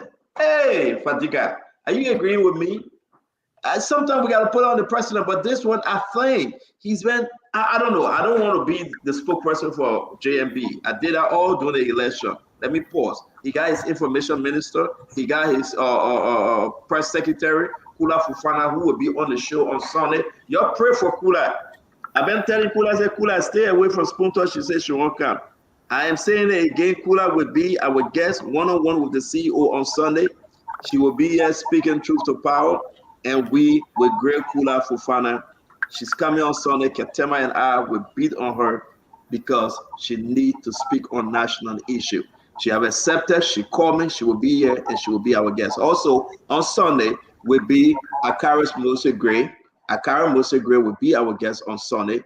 Again, we will have a full show, a beautiful show, and we'll elevate the conversation. Now, the time may change slightly because of the final game. I think the final will be played on Sunday, start at 3 or 3:30. So we want everybody to follow us. So we'll watch the game and watch our time. But we'll be having Akaris Mose Gray, the former representative of District Number 8 that was beaten by Princeton 83 vote. Princeton beat him, took down the giant. And we have Kula Fufana. Kula Fufana, a very, very, very bright young woman. We'll be bringing her to the show for us to have some serious national issue discussion. Fadiga, let's try to wrap this thing on 7-12, guys. I started to cook something like pepper soup, but I missed something with it, right? I missed a little thing with it, and I got to go to the store and get it before it turns that. I got the chicken feet, the chicken wing. I got the shrimp and the crab, the big Duka crab. Gonna great. You know the crab I used to eat the poo-poo on the Mango Island, the BB one. I think they get it here. I got a couple of the crab paws, right? I put my seasoning and everything in it with some small, rib tips. Anyway, you're going for, let me teach you how to cook. But I'm missing something. I'm tasting the soup. It's not connecting. My Western she put your hand inside. No, it's not salted. No, it's not salted. The soup salted. All I did No, salted pie is not. I don't eat salt, so it's not salted. Put Ajinomoto there. You know Ajinomoto? That's not great though. You know how you cooking the soup and you just feel that you misses that taste not there yet. I don't pour. I pour the black pepper, the season. No I pour pepper 2 there. cubes. But All right. that saute And I food get you cook, man. and I saute, remember, you don't cook, I tell you, it's not saute. I put 2 cubes there, right? I begged my wife to just take a look. She said she's touching it this time. Thank God. Thank And you, Lao. Thank you. Yeah, I don't know what I did to her. She said she's touching it, but I'm not there yet. I'm What not kind of there. cube? What kind of cube? Chicken Magic bouillon cube. or the Maggi cube? Magic cube. I put 2. All those things I play this salt inside, my brother. No, man. And that's saute. I'm telling you, it's not saute, but the thing not there. Something missing. I feel that something missing. So what I'm going to do, I'm going to change that soup as a parboil. No, like you parboil your food, right? I'm going to put it aside there. I'm going to bring some greens and fried greens. And understand, maybe it will connect. No, but I know something is missing. You don't want fragrance. I shouldn't do fried grain. Yeah. You want spotted crab. Go sugar in the soup. You're trying to spot it. Yeah, we reduce the sauce. Put some more sugar there. Put some sugar and put some potato here. Put orange potato inside. No. Listen, the reason why I wanted to drink pepper soup because it really a coke. But I know what it means. I think I'm using the pepper from America. I should go to the African store and buy the African pepper. No, I think that's what I'm saying. Go buy the ghost pepper. Yeah. Because I went to ShopRite and I bought the pepper from ShopRite. And that pepper, man, I put 8 pounds of pepper inside. ShopRite, you go buy pepper from ShopRite. Yeah, ShopRite and pepper. So I gotta go to the African store and buy the rare Liberia pepper. And I think it will help me. Now you're talking. Yeah, I think I'll buy the pepper. I'll buy me some dry pork fish. Sprinkle flour inside. Lenny, you don't know how to cook, remember? Leave me alone. Yeah. All right, let's go to the show. The habanero is a Liberian pepper? Yeah, the Liberian pepper? No, we don't have any. Well, we know we got no, pepper. They sell it to the Liberian African. They sell it to the Liberian African store. But you have pepper from South America that can help get a Liberian pepper even more. They have a narrow pepper. Yeah, but I don't know today. You know, I really know how to cook, but today I'm missing out one little thing. And I think I got to call my mom. Some of my wife don't want to help me. I will call my mom to help me. The point you raised, and we started briefly talking about protests in general, where today I said some protests are fake protests, some protests are real protests. But with this issue, your advice to the president, I think the president should listen. The president should find out more about this case. Yes, some people are texting me and say, you know, Dr. Conte served the university from, I think, 2004. He was right out of the university. We discussed they gave money on the last case. He was right out. That's why they're talking. From 2004 to 2008, he was the president there. He was right. He was right out. And they believe that he did a great job at the university. But besides the point of whether he did a great job or not, whoever believe it, there was many students there at that time, in that time range. They can attest to whatever he did. And what measure did they use? So the assessment measure. Sometimes I say sometimes, you know, I like how like grand people can say this person was great, you know, leadership, this person, but when you ask them, what measure did you use? How did you define that? That's exactly. We don't use data. We don't use specific metrics. Whether that graduation success, whatever they want to do. Let's try to close the show. Let's try to close the show. We'll start with Fadika. And I thank you, Dr. Richardson. Thank you, Abba. You know, when you get the ANC people back, folks, before we leave today, I will show you the level at which Mr. Cummings' house in Marshall have reached.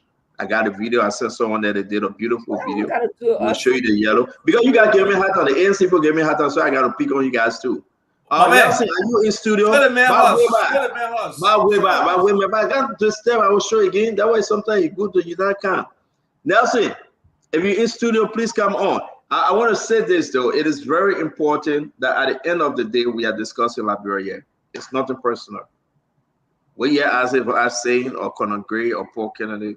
That's their own view. We are discussing Liberia. There should be no way that the content should be issues oriented. All right. We are discussing Liberia because this is about a 7-year-old girl.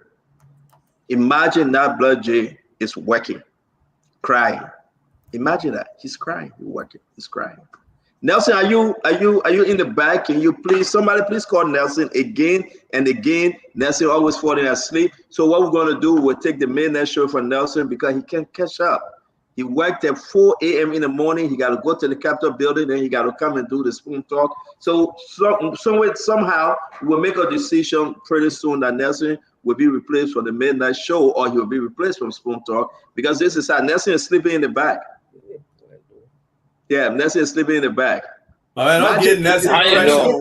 Don't get Nelson pressure. That man young. The morale that man got from being on spoon, you want to take it for him right now? Nelson, Nelson, can you come on, please? The only thing I can bring you on when I tell you something, I will tell you, let that show for you. Every time I call him Nelson, I'm not. Nelson, can you, I send you, Nelson, I send you the video. I send you the video. Can you look on your phone, please? Go ahead, Fatiga, you are speaking. Well, before I say this, I did my own fact finding today. We have people move. We had a team that left from Maryland to Minnesota, to Monrovia, and those guys just spent only 9 hours on a super smooth $22 million highway. It shows that road connectivity is improving. Fatiga, now y'all can spoil the government. Don't interrupt the man, baby. I said, don't interrupt the man. Let me speak. I beg you, don't do that, man. Let close the show. Now, 22 million were appropriated. The money was not used. I'm just the whole thing here is to say that our roads are being improved. In the rural area, people are happy. They are excited, and it's going to get better. But back to this topic about Dr. Conte. I don't know the bit. You see, for me, I don't like to just speculate. There is a tendency in Liberia for people to malign people's character and just say a lot of things. And how I know it, I have been a victim of it. I know a lot of people that have been a victim of these things. So I tend to be very cautious when I'm talking about people. I don't know Dr. Conte. I know he has been sent to New York based on his experience as a diplomat. But this issue of this young lady is very disturbing. I do not know this president to be someone that will align with anybody that doesn't carry his value. So there are so many bits and pieces to this issue. I think I'll first want to talk to BJ. I saw him the other time at I think LBS or somewhere. We bumped into each other. I want to get his side of the story. I want to talk to Dr. Conte, hear what he has to say, and then probably we can all make a better, judgment call with this issue. But I just do not want to just write him out. He's been around for long. He's an asset to this country. But at the same time, we cannot downplay what happened at the embassy.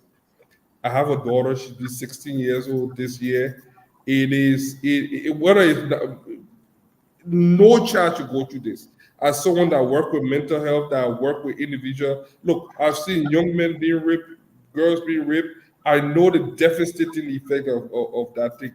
The post-traumatic stress disorder can go on for long.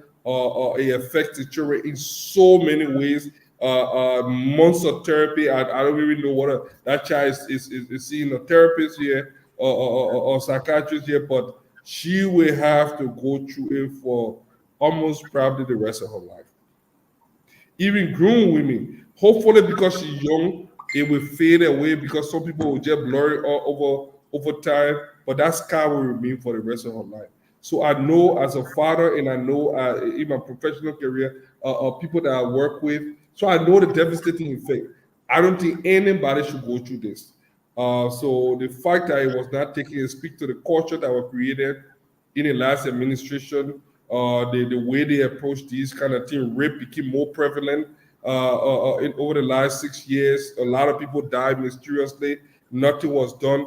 The fact that he had to be fired, recalled because of that was disturbing too. We all follow the case here. So I think we have enough blame to go around. We should not just, just say go for Dr.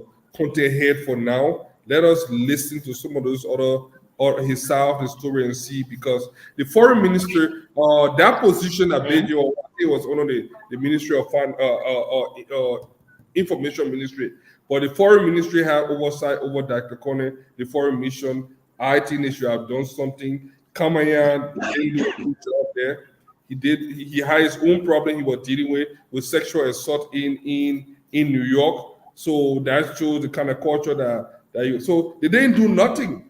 And one thing led to another. So I don't know, the fact that content came roll over from the last administration, like the UP administration, and then came in. Probably he was under duress. We need to hear his side of the story. I'm not going to make any justification for it. He's at the University of Liberia. Call him. He would not show face. No, I will Miss talk. Sarah's attempt. He didn't show face. We got document related to this issue. I'm very close to the university. I will make a personal call to him. I will go there to get the story because I'm very curious. Why should someone this learn or seasoned diplomat downplay that thing? And then another thing against them before I close, the fact that they were minors, it becomes very complicated. When minor rape another minor, it's a very messy situation. Most times, I don't know whether they could have done jail time, but I think it could have been handled better with the family and find closure and find healing. But the fact that they tried to cover up, I think it was not good at all. And I know Beji is hurting, and he's someone that is very vocal. I hope he speaks up. This government is a new government in. Nobody's wishing anything. Nobody going to go after Beji for speaking his truth. The fact that did not originate in this government.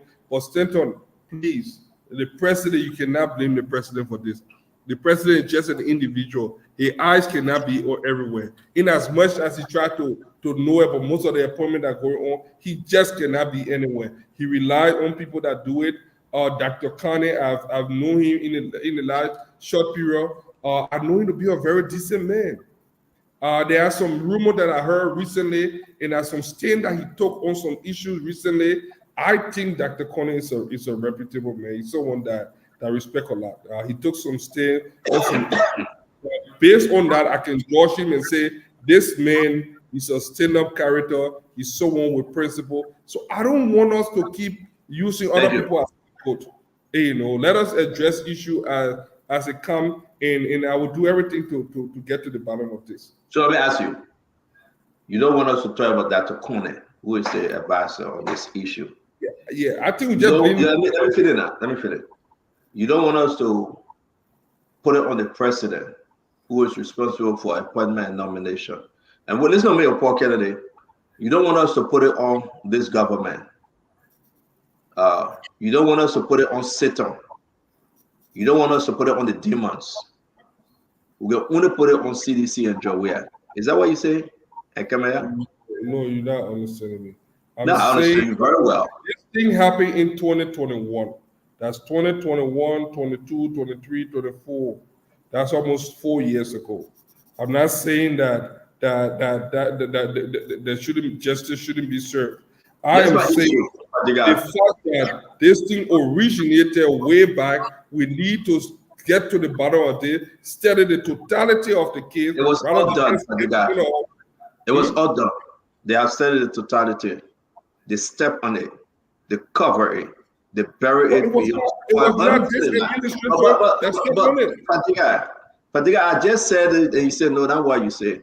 I just said you want us to blame Jowiah administration. You said, no, that's what you said. I said you have Minister Gray. Glennie, what's her first name again?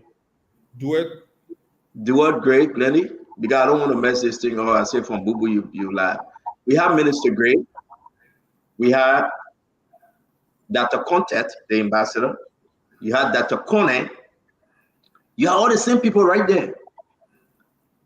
They are not new cats on the block. They are all people that roll over. Let me make my point. President Bwaka knows Dr. Conte. I know that he knows Dr. Conte. You don't know. I know that.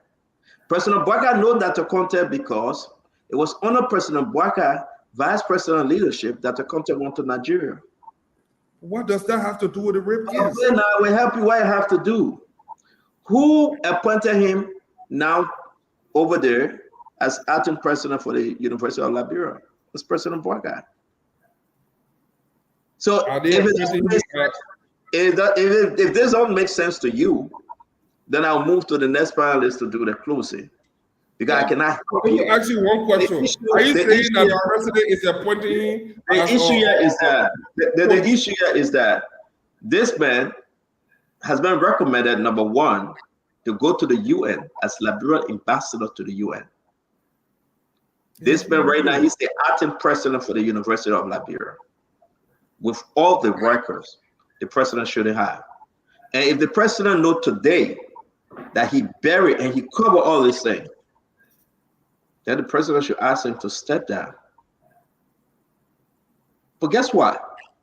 The president knew all the investigation concerning the Gray, Deputy Minister Gray, and the president kept her there. And she went for nomination.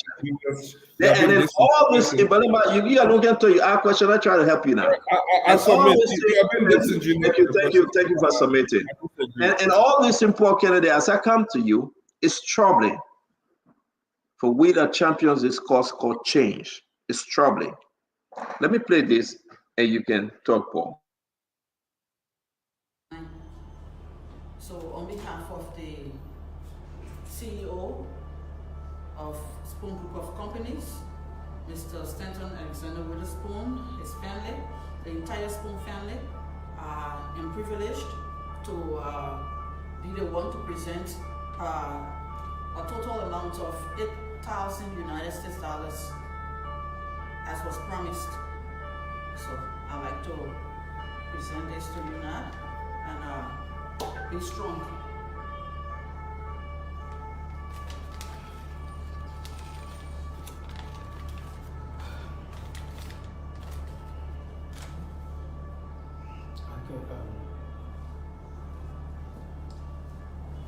I, on behalf of my family, firstly express thanks to God Almighty, who has been seeing us through for the past 9 months since this came to our notice. And we want to be grateful generally to the Liberian public, our compatriots in and out of the country, since we decided to go public. We're showing a lot of interest, a lot of concern. I want to be also grateful to the Liberian media in general that dedicated their front pages in terms of newspapers and also the headlines for those doing broadcast in a computing news environment and in a political environment. You would think that such story would just be buried somewhere or maybe just in a corner or inside of the major headlines throughout and up to now has been sustained. So the Liberian media has stepped out to the plate to show that they are more interested in humanitarian stories like this one and not just a political one. So kudos to the Liberian media, particularly to the Spoon Foundation, the Spoon family. We are here today because of that conversation you talked about that was held on the 8th of December. And without any plan, previously planned program for the much sought after Spoon conversation were made to wait, and our baby's plight was highlighted, and without people. As you can see, it's when he received the donation from the Spoon Foundation. Great men and women all around the world contributed, and we say thanks to you. He was able to use that money to get his family out of Nigeria, to take his daughter to hospital. And the way forward was so dark. The way forward was so dark. But because good people like you He stood by us as a foundation. This is what we do. We said thank you. Today he's in government, Deputy Minister for Technical at the Ministry of Information, Culture and Tourism. He fought for this leadership. Can the leadership fight for him? He fought for this leadership. He will call me every day and say, Stanton, you think we'll make it? I say, yes. He said, my daughter's situation will be resolved. I say, yes. Can this leadership fight for him? Can they unearth those documents that was put beneath the ground by data contact? Can I have an open investigation, a thorough investigation? And we can say, let justice be done to all equally. Paul Kennedy, do your closing, sir. Well, I will ask the question, can this government really fight for him? So this thing happened in 2001. Am I correct? 2021. Yeah, that 2021. Thank you. 2021. In 2021, Kimanya was the Minister of Foreign Affairs. Then Conte was the ambassador at the designated embassy in Nigeria. And the gentleman, Nat, and his family lived there and also worked there on foreign mission, correct? And this thing happened, I'm sure Kimanya, through the Ministry of Foreign Affairs, was informed, and I'm even told investigation went on. People blame Kimanya for whatever went on. People blame President Weah, former President Weah, who was sitting at the top at the time, for appointing these people who went on this mission, and this thing happened there. President Weah and Kimanya got kicked out. The ambassadors got recalled. They came back from mission to Liberia.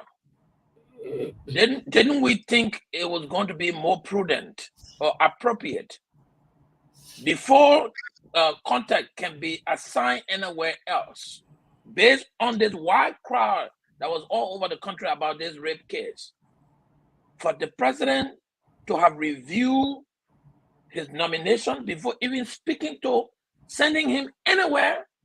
So when I hear people saying, oh, the president I can be anywhere, any president who I is not anywhere should not be a president. If you're trying to make you a president and you bring that narrow argument that your eye can be everywhere as the president, then you're not a president. Because the president should appoint able, competent lieutenant that will be her eye everywhere. Everywhere. So it's not an excuse that the president I can be everywhere. If the president I can be everywhere, then let him go sit down where I can be. But as far as this country is concerned, when you serve there as a president, you should bring not only your friends, because your friends, you will have some sympathetic link to them. You should be putting people in positions of power to execute the functionality of that position, whether they are your partisan or whether they are your friends or whether they are your sisters or brothers or not. You should be putting them there for what they are capable of doing. And in doing so, you need to vet them to be able to get their credential, to get their background. And Dr. Francis said it well, your credential is not only your academic portfolio, it's also your integrity, your moral. That you be checking your moral character, your moral attribute. Has this guy raped before? Has he beat on his wife? If you even beat on your wife in the house, and that information get out, you don't worth becoming a Liberian leader. Can we begin to set that example? That's domestic violence. Correct. We should not pay these people. Every Liberian, we're not perfect, but try to live the most standard so that people can use you as a role model before they put you in position. You won't beating your wife every day, then we should maybe Minister of Health or Minister of Gender. Come on, give me the argument. Let's look through it. You preside over a sexual abuse case, and somebody said, well, the children were minor. If they were minor and there was an assault that led to a blood brotherly assault, they will charge them when they become adults. Correct. You can actually keep that minor into a minor given out custody based on the nature and the depth of the case. It can be forwarded in the person adulthood and it can be charged and prosecuted as an adult. Why are you arguing that I don't know the laws? But like somebody said, we've been clapping and taking this whole sexual abuse thing and rape thing in Liberia as a norm. To the extent that in public places, people are knocking on the touching inappropriately, touching other people at work. I've seen people knocking on their subordinate on the woman's back. Oh, they get you drugged today. That is inappropriate. And people who do that should not be given public offices, especially when you have to represent us outside of the country. We got too many fine Liberians for you to be recycling the corrupt and immoral ones. You're called Glenn, you're saying her around. The woman has a degree in accounting. She's a public administrator. She's a nurse. Can you give her a job to go represent us? I mean, should we keep looking amongst the same corrupt breed of people that only 5 Liberians? Every president can appoint them. Job we are using. Why do we have Grace still sitting now, the Minister of Foreign Affairs? Why do we have her there? The woman presided over a rape case and they put it under the rug. Then the gentleman is working in Liberia. He's hurt. His daughter violated. Nobody's doing anything against it. And she's sitting down at the ministry, still a deputy minister, under the very ministry where people left and went out of the country and got violated. Come on, man, Liberians, just stop joking. We got to take our country seriously, or else people will start disrespecting us even before when we are out there in the public. The same noise came from here in New York. There's a woman in the hallway talking about Kimanya raping her and all kinds of things, and nothing came out of that case. Why do we continue to put these things under the rug, under the carpet, and do nothing about it? So I think, Liberia should be a new day, and I like what Spoon is doing. To be honest, I mean, we don't have all the fights, but the little ones that come in our hand, we're going to address it. We're going to continue to educate our people and sensitize them on these things. People think that it is good to rape. You know that you can rape your own wife if she says no? Yes. You cannot advance on your wife when she says no. But I bet you there are people in Liberia now who are thinking and they got different ideas. We need to begin to say these things. So people know when you live too long in bad, you accept that bad to be good. That whole Stockholm syndrome, we need to stop it. Right? So I think this gentleman, let's give him the benefit of the doubt. I don't think the president should move forward with his nomination. I think he should be reviewed, the portfolio looked at, and if it's a part of what happened in Nigeria, he should be prosecuted. Not only that, he should not have the job, he should be on his way to court for facilitating, for aiding and abetting the crime. Yeah, thank you very much. Thank you very much, Paul Kennedy. Let me bring our sister Glennie, then we'll go to Asido, Colonel Gray, and Dr. Richardson will take us. They Asido man like you like Glennie, so just call me Ava. Don't say you know what, Ava, because you've been out for maybe 3 months, so that's the reason why I'm sorry. Oh, Glenn, talk to us now. You finish putting the sugar in the soup? No, I'm going to do that after we leave here. I'm not putting sugar in the soup. I got something I'm going to cook. I'm going to cook fried okra. Well, what the Chinese people can do, the Chinese people can put sugar in everything. Go put your own Chinese people soup. But anyway, the only Chinese person on the show that you. That's true. You see, I'm my favorite Chinese. Yeah. So talk to us. I leave my favorite and I'm ugly. They ugly than Ava, right? But anyway, I think you want to see the Mr. Cummings house video now, or you want to do closing first? Which Cummings again? Alexander Cummings. How we reach there to Mr. Cummings the evening? The man say yeah, I don't got the project. Yeah, got to do the steps. Yeah, I see right here. The man here, the keynote right over there, right in front of the place. He said he won't be president, but he can't help them. Then he gone. This is the man. I think this also be what, a gift shop or some kind of the kitchen. The kitchen. So we got a whole video. There was no way to edit the video. She said they put a do video, they talking, they put and say in the video that the business. What I say is now. Mr. Coming fire there.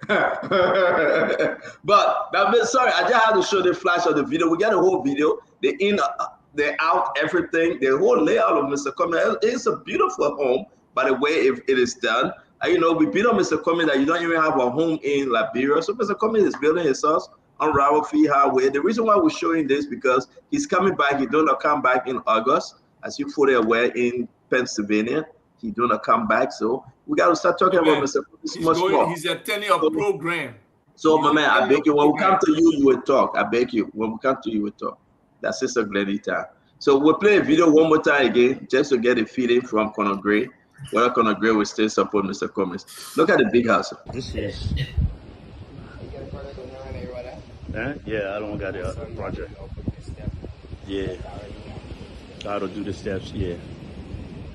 Now see right here, the man here, the keynote right over there, right in front of the place. So he said he won't be president, but he can help them.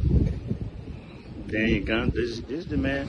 I think this also be what, a gift shop or some kind of the kitchen? The kitchen in the bar. To the swimming pool. And then the parallel over there. Then I want on that side of that one now. The boss quarter on that side. The main house here. But money good oh. Money good. Yeah, I won't lie to you. House is beautiful. Yeah. So there you have it. Go ahead, talk to her, Blake. This is Friday. I was show by. Wait for your time. Blake, talk to her. You want to defend Mr. Comey? I know you'll be chief of staff again. Wait. Mr. Cummings, we will chase you all again. Thank you to Mr. Cummings for building a beautiful home in Liberia. Thank you so very much. I show you the phone. Back to the country. Thank you. I love it. Love it. Love it. Love it. Every Liberian should. If you can afford it, you should be able to. Go pay your $50 for admission fee. $50. Let mute Ava. Let mute Ava. You'll wait for your turn today. Go ahead, Glennie. Anyway, I would hope that somebody from the government listen. I would hope that when it comes to the UN ambassador story, I hope it is not true. I also want to hope that Sarah Bessler will be a part of that decision and that she's informed about what has happened to that little girl in foreign service area. When that little girl was raped, I don't think it's a situation. We understand that it may have happened on a George Weah time, but it doesn't mean that the case cannot be adjudicated correctly now. It doesn't mean that the little girl cannot get justice. No matter who was the president, no matter whose government it happened under, Joe Parker is the president right now. He's the one that's extending it. If he hadn't named him as acting president of the LU, we probably wouldn't be talking about it. If the story wasn't that there's a possibility that he could be named to UN, we probably would have left it alone. So because George Weah government didn't do anything about it, doesn't mean that Boyka should not. I would expect that Joseph Yuma Boyka, president of the Republic of Liberia, will do something about this situation. This is not a joking matter. I'm telling you. I hope he will hear it. I hope that man, I've already started my campaign on the LU people. He needs to be removed effective immediately. Whether he was a boy, whoever he was, there are stories on his name. He was acting in a position. He was the ambassador, and he allowed a crime to take place. And whether they were minors or not, someone should have been held responsible. What nobody expected them to do rape. If if those kids were minors, they had parents. Under whatever situation, so that case should have been addressed. And I think I remember one time they had asked the ambassador, and he said he had nothing to say about it. He had no comments on the issue. So this is something that he has been silent about. So he's not going to come back after all of this story that has been on here and come back and slip into the situation and think we've forgotten. No, Ambassador Conte, we have not forgotten. The story will live on with you. You need to be able to say to the Liberian people, why did you keep silent? Why, if they were relatives of yours, we understand they were minor. It would have been better to even say we acknowledge what has been done and say something to the family, but to also turn make Nat Bear J feel like he had done something wrong and hit against him, made him to even run from his work and come to Liberia, stay here for so many months. That's wrong. So it's not something that we should let go. And I hope that the Boycott government will pay attention to it. My darling sister Sarah Besto, this should not be swept under the rug. This man must not go into foreign service again. The case, he needs to answer questions. We need to know why he said nothing. Why was this swept under the rug? So we'll keep talking about it. LU people, if you're having protests We're gonna against this, protest. please, They will. please The let group me gonna know. protest. I want to be a part of the protest online. Thank you very much. Glenn, thank you very much. Let me read a couple of things about Kemaya involvement. We received information and documentation on this. So what Fadiga? Let me help Fadiga understand. Kemaya referred this to the Justice Minister Musa Dean at the time. It was referred to the Justice Minister. Kemaya gave Bloje $1,000. He pushed to address this issue, and the Justice Minister forwarded this thing to court. Okay? It was forwarded to court.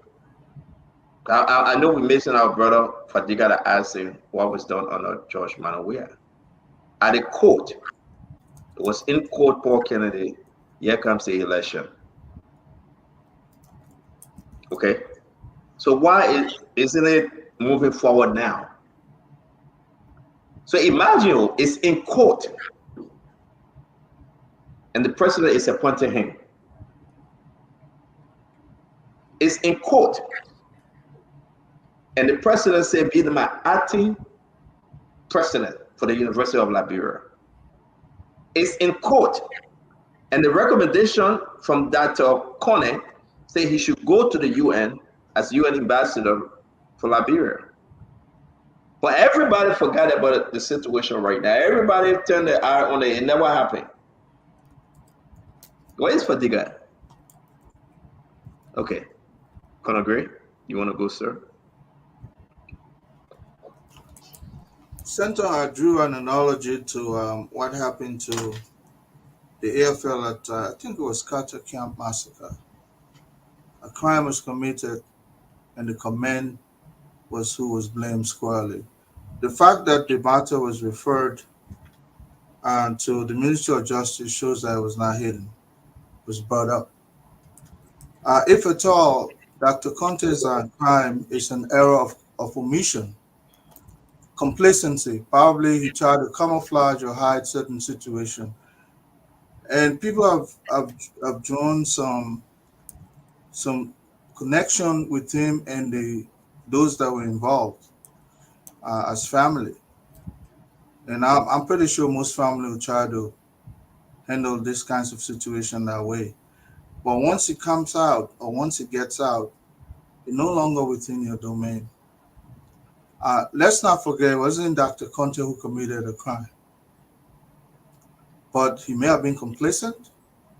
He may have, have tried to, to evade the law, but it was brought to the full knowledge of the Justice Ministry, which means justice was not done to this situation. Now, my own lack of clarity in this is what was his own link to the entire thing, even though we have said and that he tried to sweep it under the rug. And there was a gentleman who was involved. His daughter was the victim, and he too became the victim and had to flee for his life or whatever it is. These are all circumstances that in law they say circumstantial. We have to be able to name this directly as to who committed the crime and who should suffer. Should Dr. Conte suffer? Like I said, when he was involved with the University of Liberia, he's an academic par excellence, if you want to say that. Very, very, very astute individual that I've dealt with before.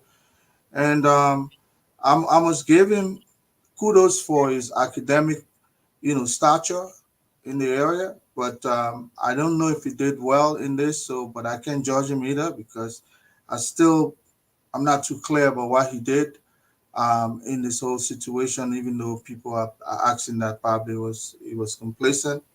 And when it comes to Mr.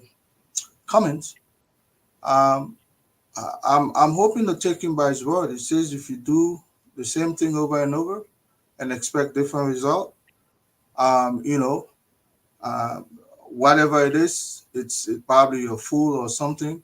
If he's going to go back with some global, I mean, ANC Global that gave him 1%, then that's doing things over and over, the result will be the same. So we look forward to 2029. It's going to be a very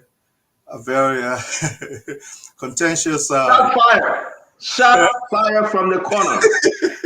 Shot fire from the corner at Roman Gray. Oh yeah, that's what the guy said. It said if you do things over and over the same way, so and expect different. So that only ANC Global were there. Now, Dr. Richardson and Ava, he also. It's going back to ANC Global. I think that they are having a program, right? And it's Dr. Richardson, the board dealing the with same group that gave 1%. Colonel Gray, 1%. The only thing I will sit back and enjoy it because we know we won a victory when we inform Ava, Dr. Richardson, Colonel Gray, and the rest of them that Cummins had no chance. People said we were crazy. We fought a good fight. We won the battle. We have to finish the race. And here we are again talking about Cummins comeback. Talk to us. He built a beautiful home, by the way. That house is fabulous. Former chief of staff. So don't just say beautiful home. Say beautiful home with your own high-end money. Former chief of staff. I don't know who money the man will use, but go ahead, talk to us. Yeah. So, look, I've been away for a while. You've been having a lot of hot topics. I know, some people have missed my analytical perspective on some of these things. And oh, you coughing in regards to what I see on a pepper soup you cooking over there in Apple pepper inside. Can you just continue, man? I'm all the way upstairs. I'm not even close to the pepper soup. But go ahead. Man.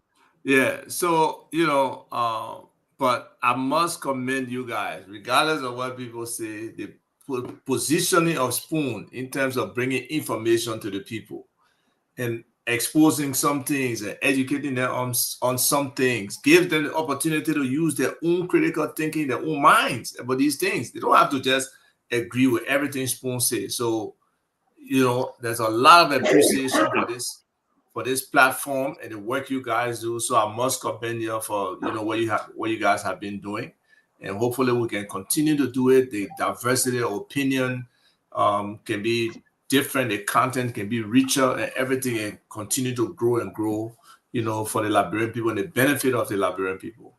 I just hope the most recent thing, I know there was a lot of noise about the yellow machines. Then yesterday or day before, the letter from the president. We have a lot of thoughts about those. So, any show tomorrow? Yes, we are here tomorrow. Okay, then I'll try to come early tomorrow. We're talking. It's the closing of this week. So right. So, but regards to this particular situation, the president should look at it. The president should look at what happened, and now. It's not necessarily investigating the whole case. I don't know what was the termination or the conclusion of that case, whether it reached a fully logical conclusion or not, but just the involvement of Dr. Conte, the frame around the embassy staff or relatives of the embassy staff being involved in that kind of stuff. So that may not be the only time it may happen or it ever happened before. But just some level of attention, especially since this involves rape in general, and specifically rape of an innocent child or abuse.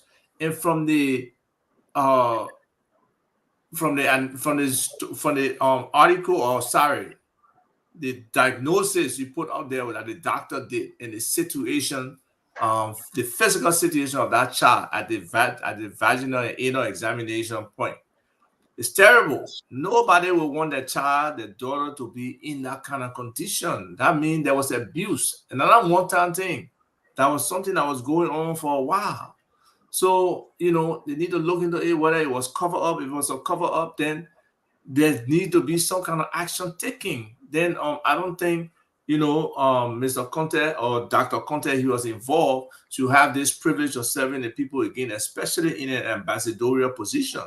So the president is obligated to look at these things. You know, some people say, oh yeah, the president cannot be anywhere.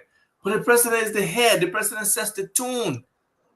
How many times blame the president, Madam Salif, for 12 years, George Weah for 6 years, for the stuff that happened under their watch? This is President Boyka's watch, and we shouldn't give him a pass. President Boyka made promises to us, especially the idea of accountability, the idea of transparency, the idea of good governance, and the idea of making a difference for Liberian people in a different way from what was happening in the previous 6, if not 18 years. So we depend on him for change, and we really, really want President Boyka to be successful. If he laid that foundation, let the people say, you know, now Mr. Communist Town, maybe he laid the foundation of Mr. Communist kind of really elevate the private sector and do all those different things that can move our country forward. So we want President Boyka to succeed. We really do. And for him to succeed, that means that we got to point out the realities. We can't fool the president. And those people who are around the president who may try to fool him, we got to make sure that we're making aware of the situation. Whether he wrote that letter himself, whether they put that letter in front of him, in my mind, there was something inappropriate about that letter. I even drafted a version. If I was near him, that I would have pushed for him to have, you know, presented to the legislature or to the House. So there are just so many things that are going around the president. So in this particular case, before we even go forward, I would suggest to him that whoever handling this case, that he admitted that he went about it the wrong way, be removed.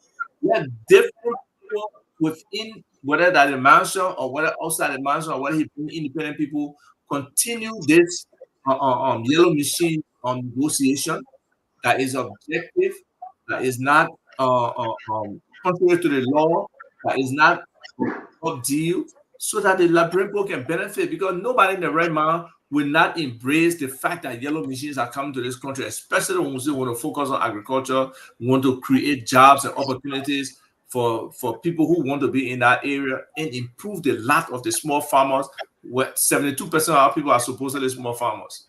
So if we can't move in that sector, then we got problems.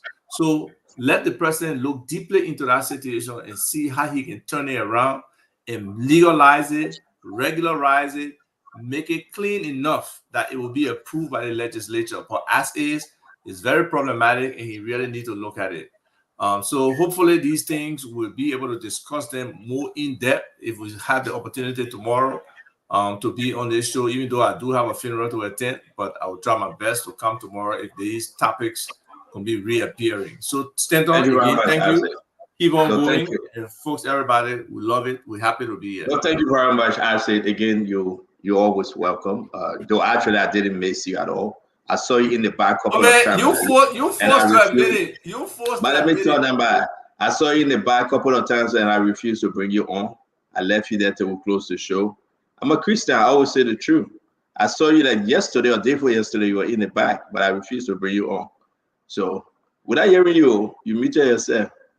I said, I think that was yesterday. I came around 7:10 because I want to jump in that conversation, but you guys were closing. So I honestly, it wasn't yesterday. It was Friday. I think we were overcrowded. Yesterday. Now when Mama was there, day before yesterday.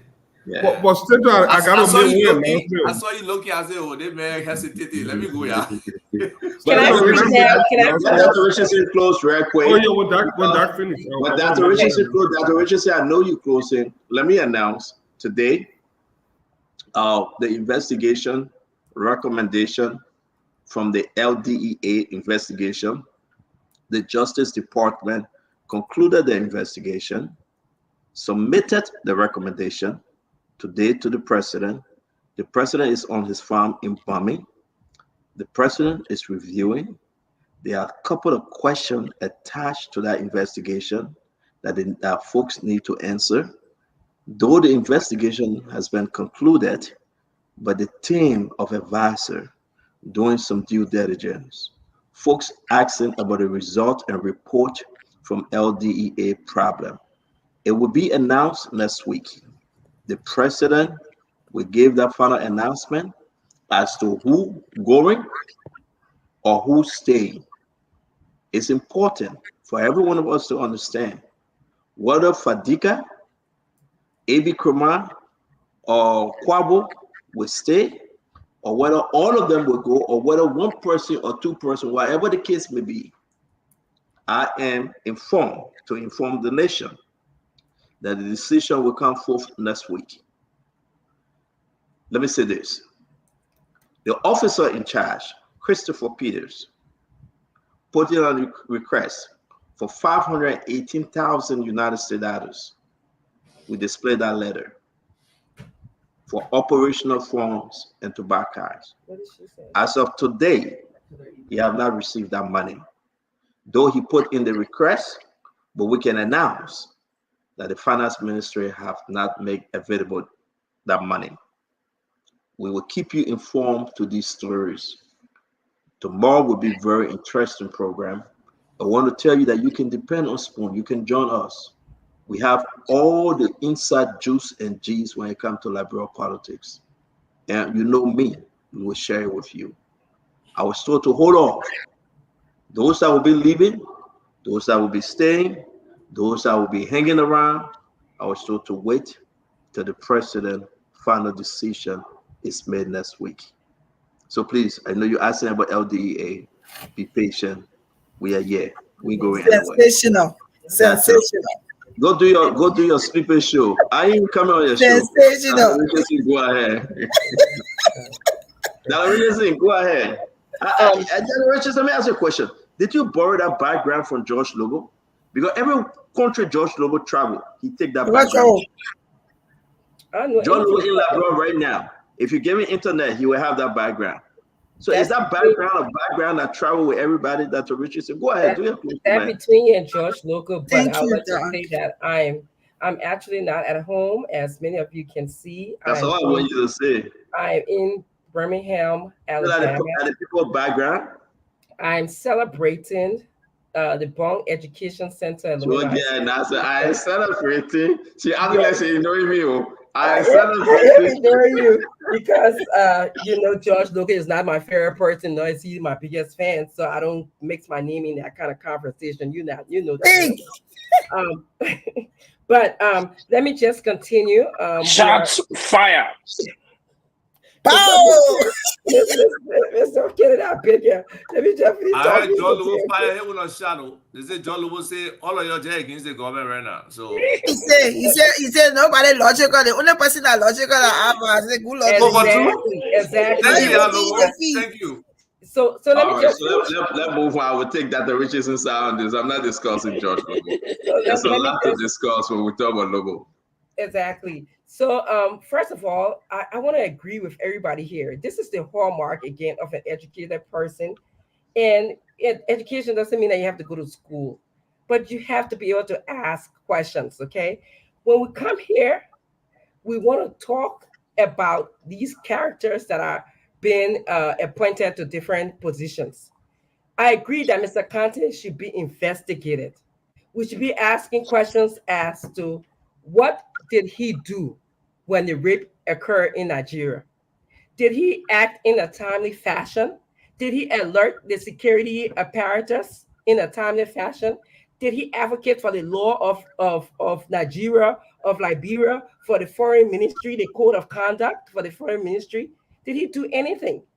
Okay. Did he communicate what happened on the grounds of the embassy, the embassy to the foreign ministry? Let's see the communication. What happened?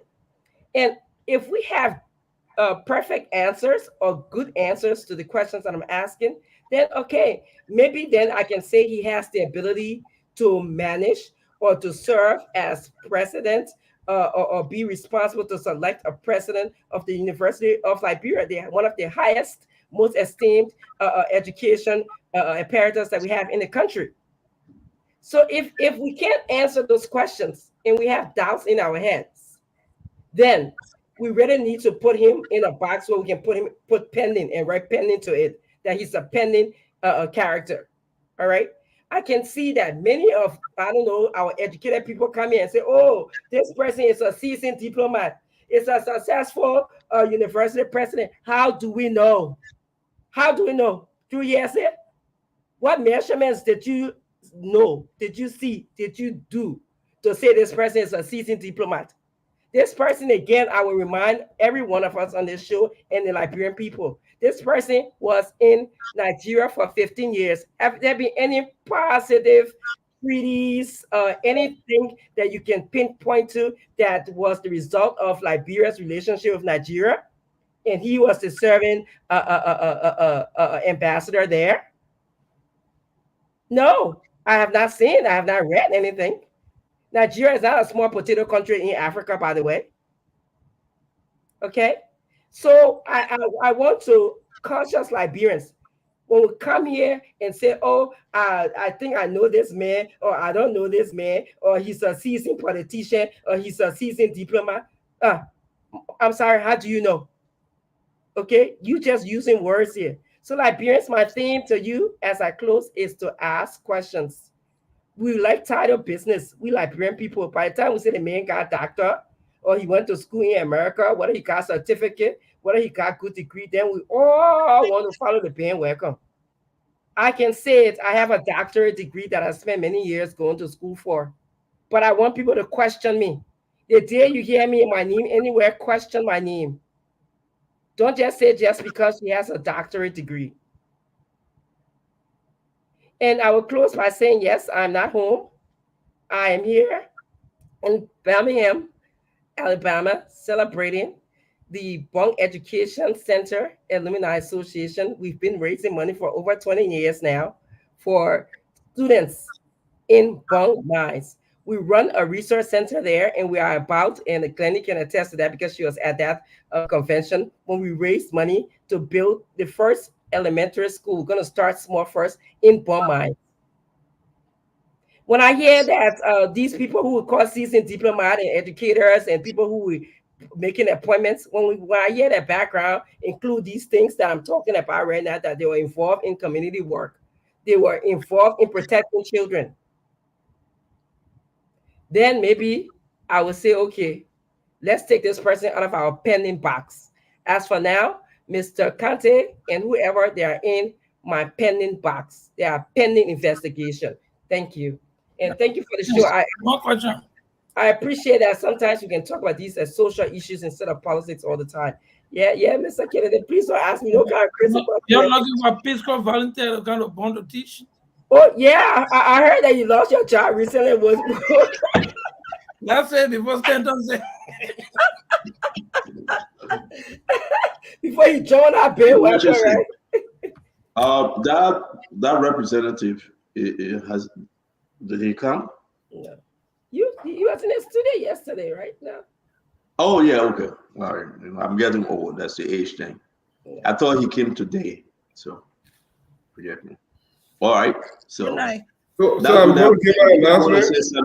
Fadiga want to say something. Fadiga. No, Stanton, you put me in a situation I can't handle. Not only did you violate my right, but putting my number in the public, which was very wrong. That's the one thing. I want the public to know that Stanton was joking. I'm telling you, Stanton, and I think we could get something cool out of this whole thing. 26 coming. Yeah. My man, these are people that need help. A lot of people have reached out to me. Some people say they won't buy my plane ticket. My people, I got 2 business class tickets to come out to America. First class ticket. I don't need that money. If the money to buy that ticket there, they'll put it together, we'll do something for our people Christmas year. I am better off than 99.9% of our people here. Plenty of people suffering in the country. I'm okay, yeah. I reached to that gapping stage here. So when you got a business card ticket, let me that's what the man say. You didn't say a word. That's what that's what Fadiga saying. Last year we raised money for rest, and Fadiga, you're right. People are calling me and say we should do it for the 26th. Let's do it too. And I hope we can have a meeting on it. You are right, Fadiga. Let's have a meeting on it. Let's give our people one of the best 26 ever. I don't need playing ticket. I'm going my head. Nobody running me from here. I'll be here. The government I will bring in will be here. We'll face it. We'll spot it. We'll face it. We'll be there until it work for the Liberian people. But yeah, I do not keep the money. If you really want to do me good, let's raise that money for our people for the 26th. Let's get them rice. Let's give them something. I agree with you. People been calling me too much until sorry. In fact, actually, I wasn't joking. I wasn't joking when I put a cash app of some people. Ellen L. Johnson, she like your business. She sent $50. Some people sent some money. The total that we raised for 200 and change, I still get it in my cash app. But you're right. The bag of rice right now is like $18, $19. We can get rice for people. They can come. You can get rice. We raised 1,000 bag of rice the other day on the show. So let's think about it tomorrow. I'm on Monday. Yeah, and even if it's not just Morovia, we can just do something. Just put a smile on our people's faces.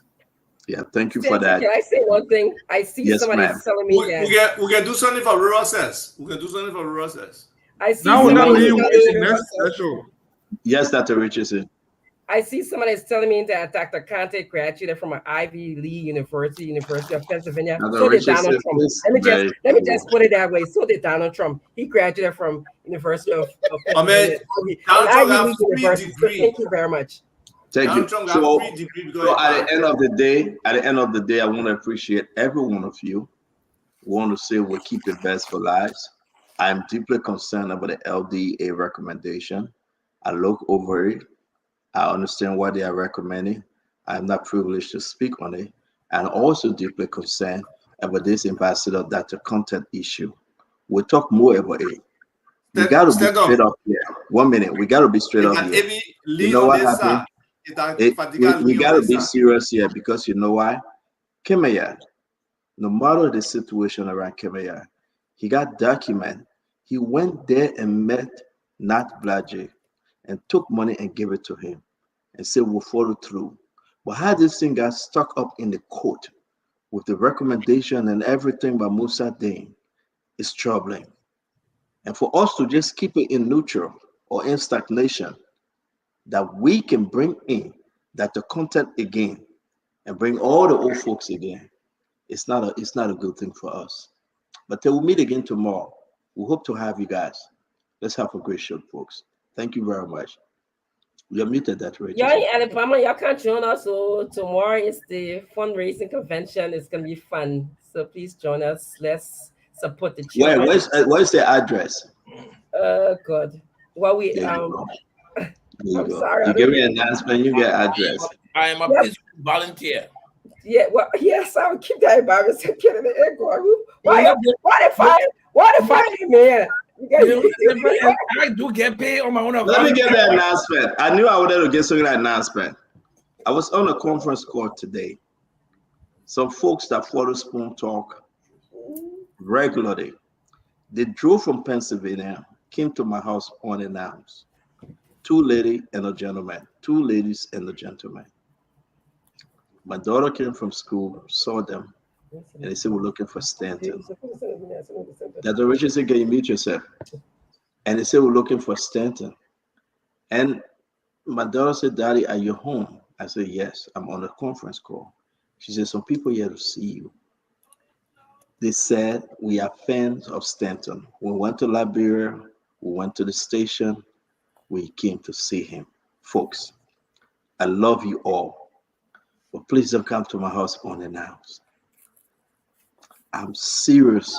You can be announcing our address on it. Wait, Dr. Richardson. Richardson, can you give me an address? Have you posted on page? Hold on 1 minute. I can only do that when you're having celebration. I know you want to see me. I really want to see you. The best thing you can do, call me. Send me a text and say you want to see me. We got so many places to meet. The Wawa, the TGIF, the library. Well, you know how to post other people's address. Excuse me. You just cannot come to my house unannounced. please. If I invite you to my house, it's a different thing. But you cannot. And yes, the other issue. I got 3 dogs, big German Shepherd. They are very, very bad. I don't want any of them attacking you, and then it will be my trouble. I'm very serious. I'm fighting to control them already. So I know I love you. I care about you. I really want to see you.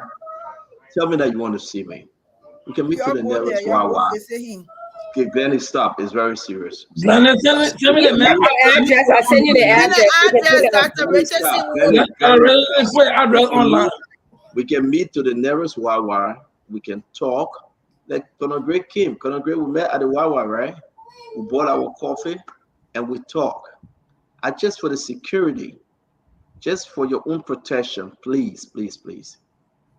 I beg you. If I wasn't home, my daughter was going to call the cop. That's how the children were told to do. So I beg in every one of you, please, don't come to my house. Call me. I will meet you anywhere, okay? I really want to be with you guys. I really want to see you, but please do not come to my house. Can you post the address up for me? I beg you. Which address? Let me bring to you. very rude. Very No, rude. no, I say you address. Let me make this announcement. Put the address there. Now the phone number. We're not meeting you to know why we're coming to the house. Whether you get KK or you get Wesley or whatever you get. You ready? You are not joking. You really want to come to my house and you are not come to my house. Whether you get Wesley or you get KK or what kind of. Granny, you really want that? What you say? You send me all the planet. Which one is the address? The address is on every single one. Yeah, man, Dr. Richardson, don't do this to all, man. Well, please let me read it, team. Yeah, read it, mama. Put it up. Please, I beg you. Please go to Dr. Richardson program. She in Alabama. Thank you, yeah. What support? So the confession call. You said about go to Dr. Richardson program, but you refuse to come to a daughter graduation party. Dr. Richardson, I already spoke about it. You need to stay out of our business. Oh, I was saying your business. You want to push your fire? No. You want you tell people to go to Dr. Richardson program, but you refuse to come to out. But you are able to come to Fatima own. But Dr. Richardson is not your friend. You want to talk Tabata. That Fatima, your friend, you keep me spend the whole evening when the next morning. You got gift for Fatima and all. You spend the whole evening. You cook. Now look at you. You cook. Conor Gray, she cook and all. She came. She drove. She cook and all. But Dr. Richardson, oh, you said no. You're not coming because you don't let Dr. Richardson. A program. So yes, exactly. Thank you. So on Saturday, we're going to have the convention ball. This is where we raise money. And it's at the Avondale Gallery in Luft. And it's 4322nd 3rd Avenue, South Birmingham, Alabama. So y'all please come if you're in this area and you're watching. Just come on down and, ask for any one of the members, including myself, Dr. Richardson. We'll be glad to welcome you to the program. So thank you so much. There's a lot happening tonight. We're going to have the welcome party.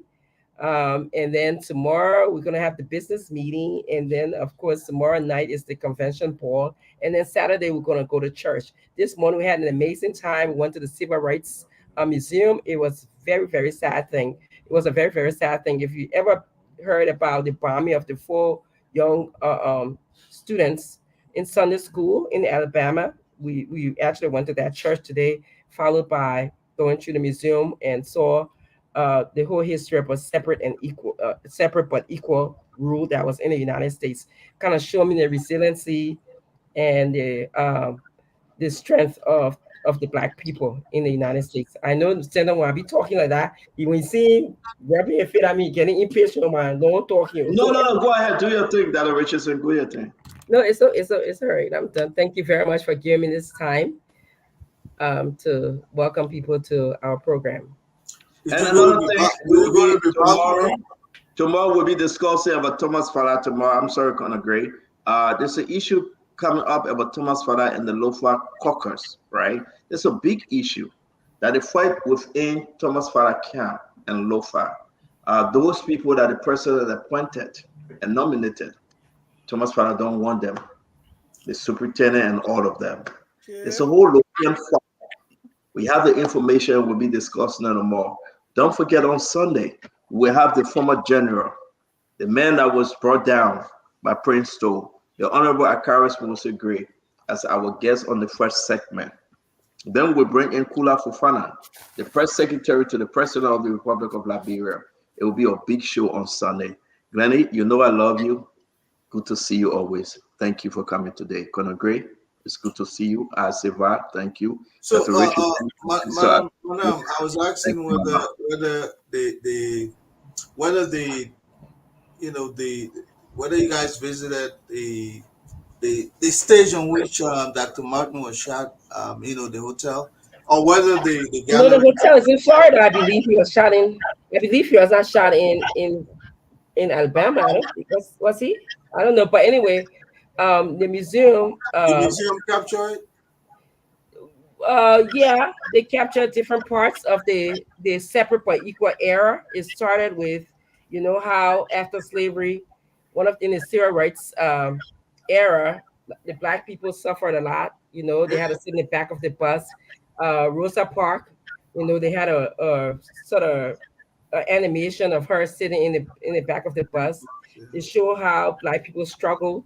The ratio to teacher versus students were extremely high versus the ratio to teachers versus student in a classroom. What about Inatil? The I, young. I actually I had to leave because I had to do a show, but I was looking for Emmett Till. You're right. Yeah. He was there. Okay, my husband just said he saw Emmett Till. So Okay. yeah. That's Yeah. all. You need to visit. Kind of great. Since you're so interested, you gotta visit. You'll be in tears when you leave that place.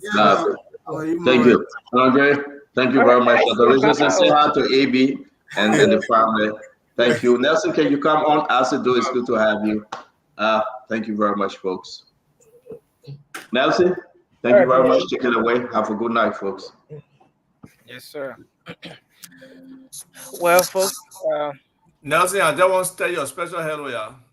I'll see you later. Don't mind how noise that man making. Have Hello, a good sir. show. Have a good show. Yeah. Okay. Again, folks, we want to say thanks to all of you for being here tonight. Thanks for making a contribution tonight on Spoon Talk.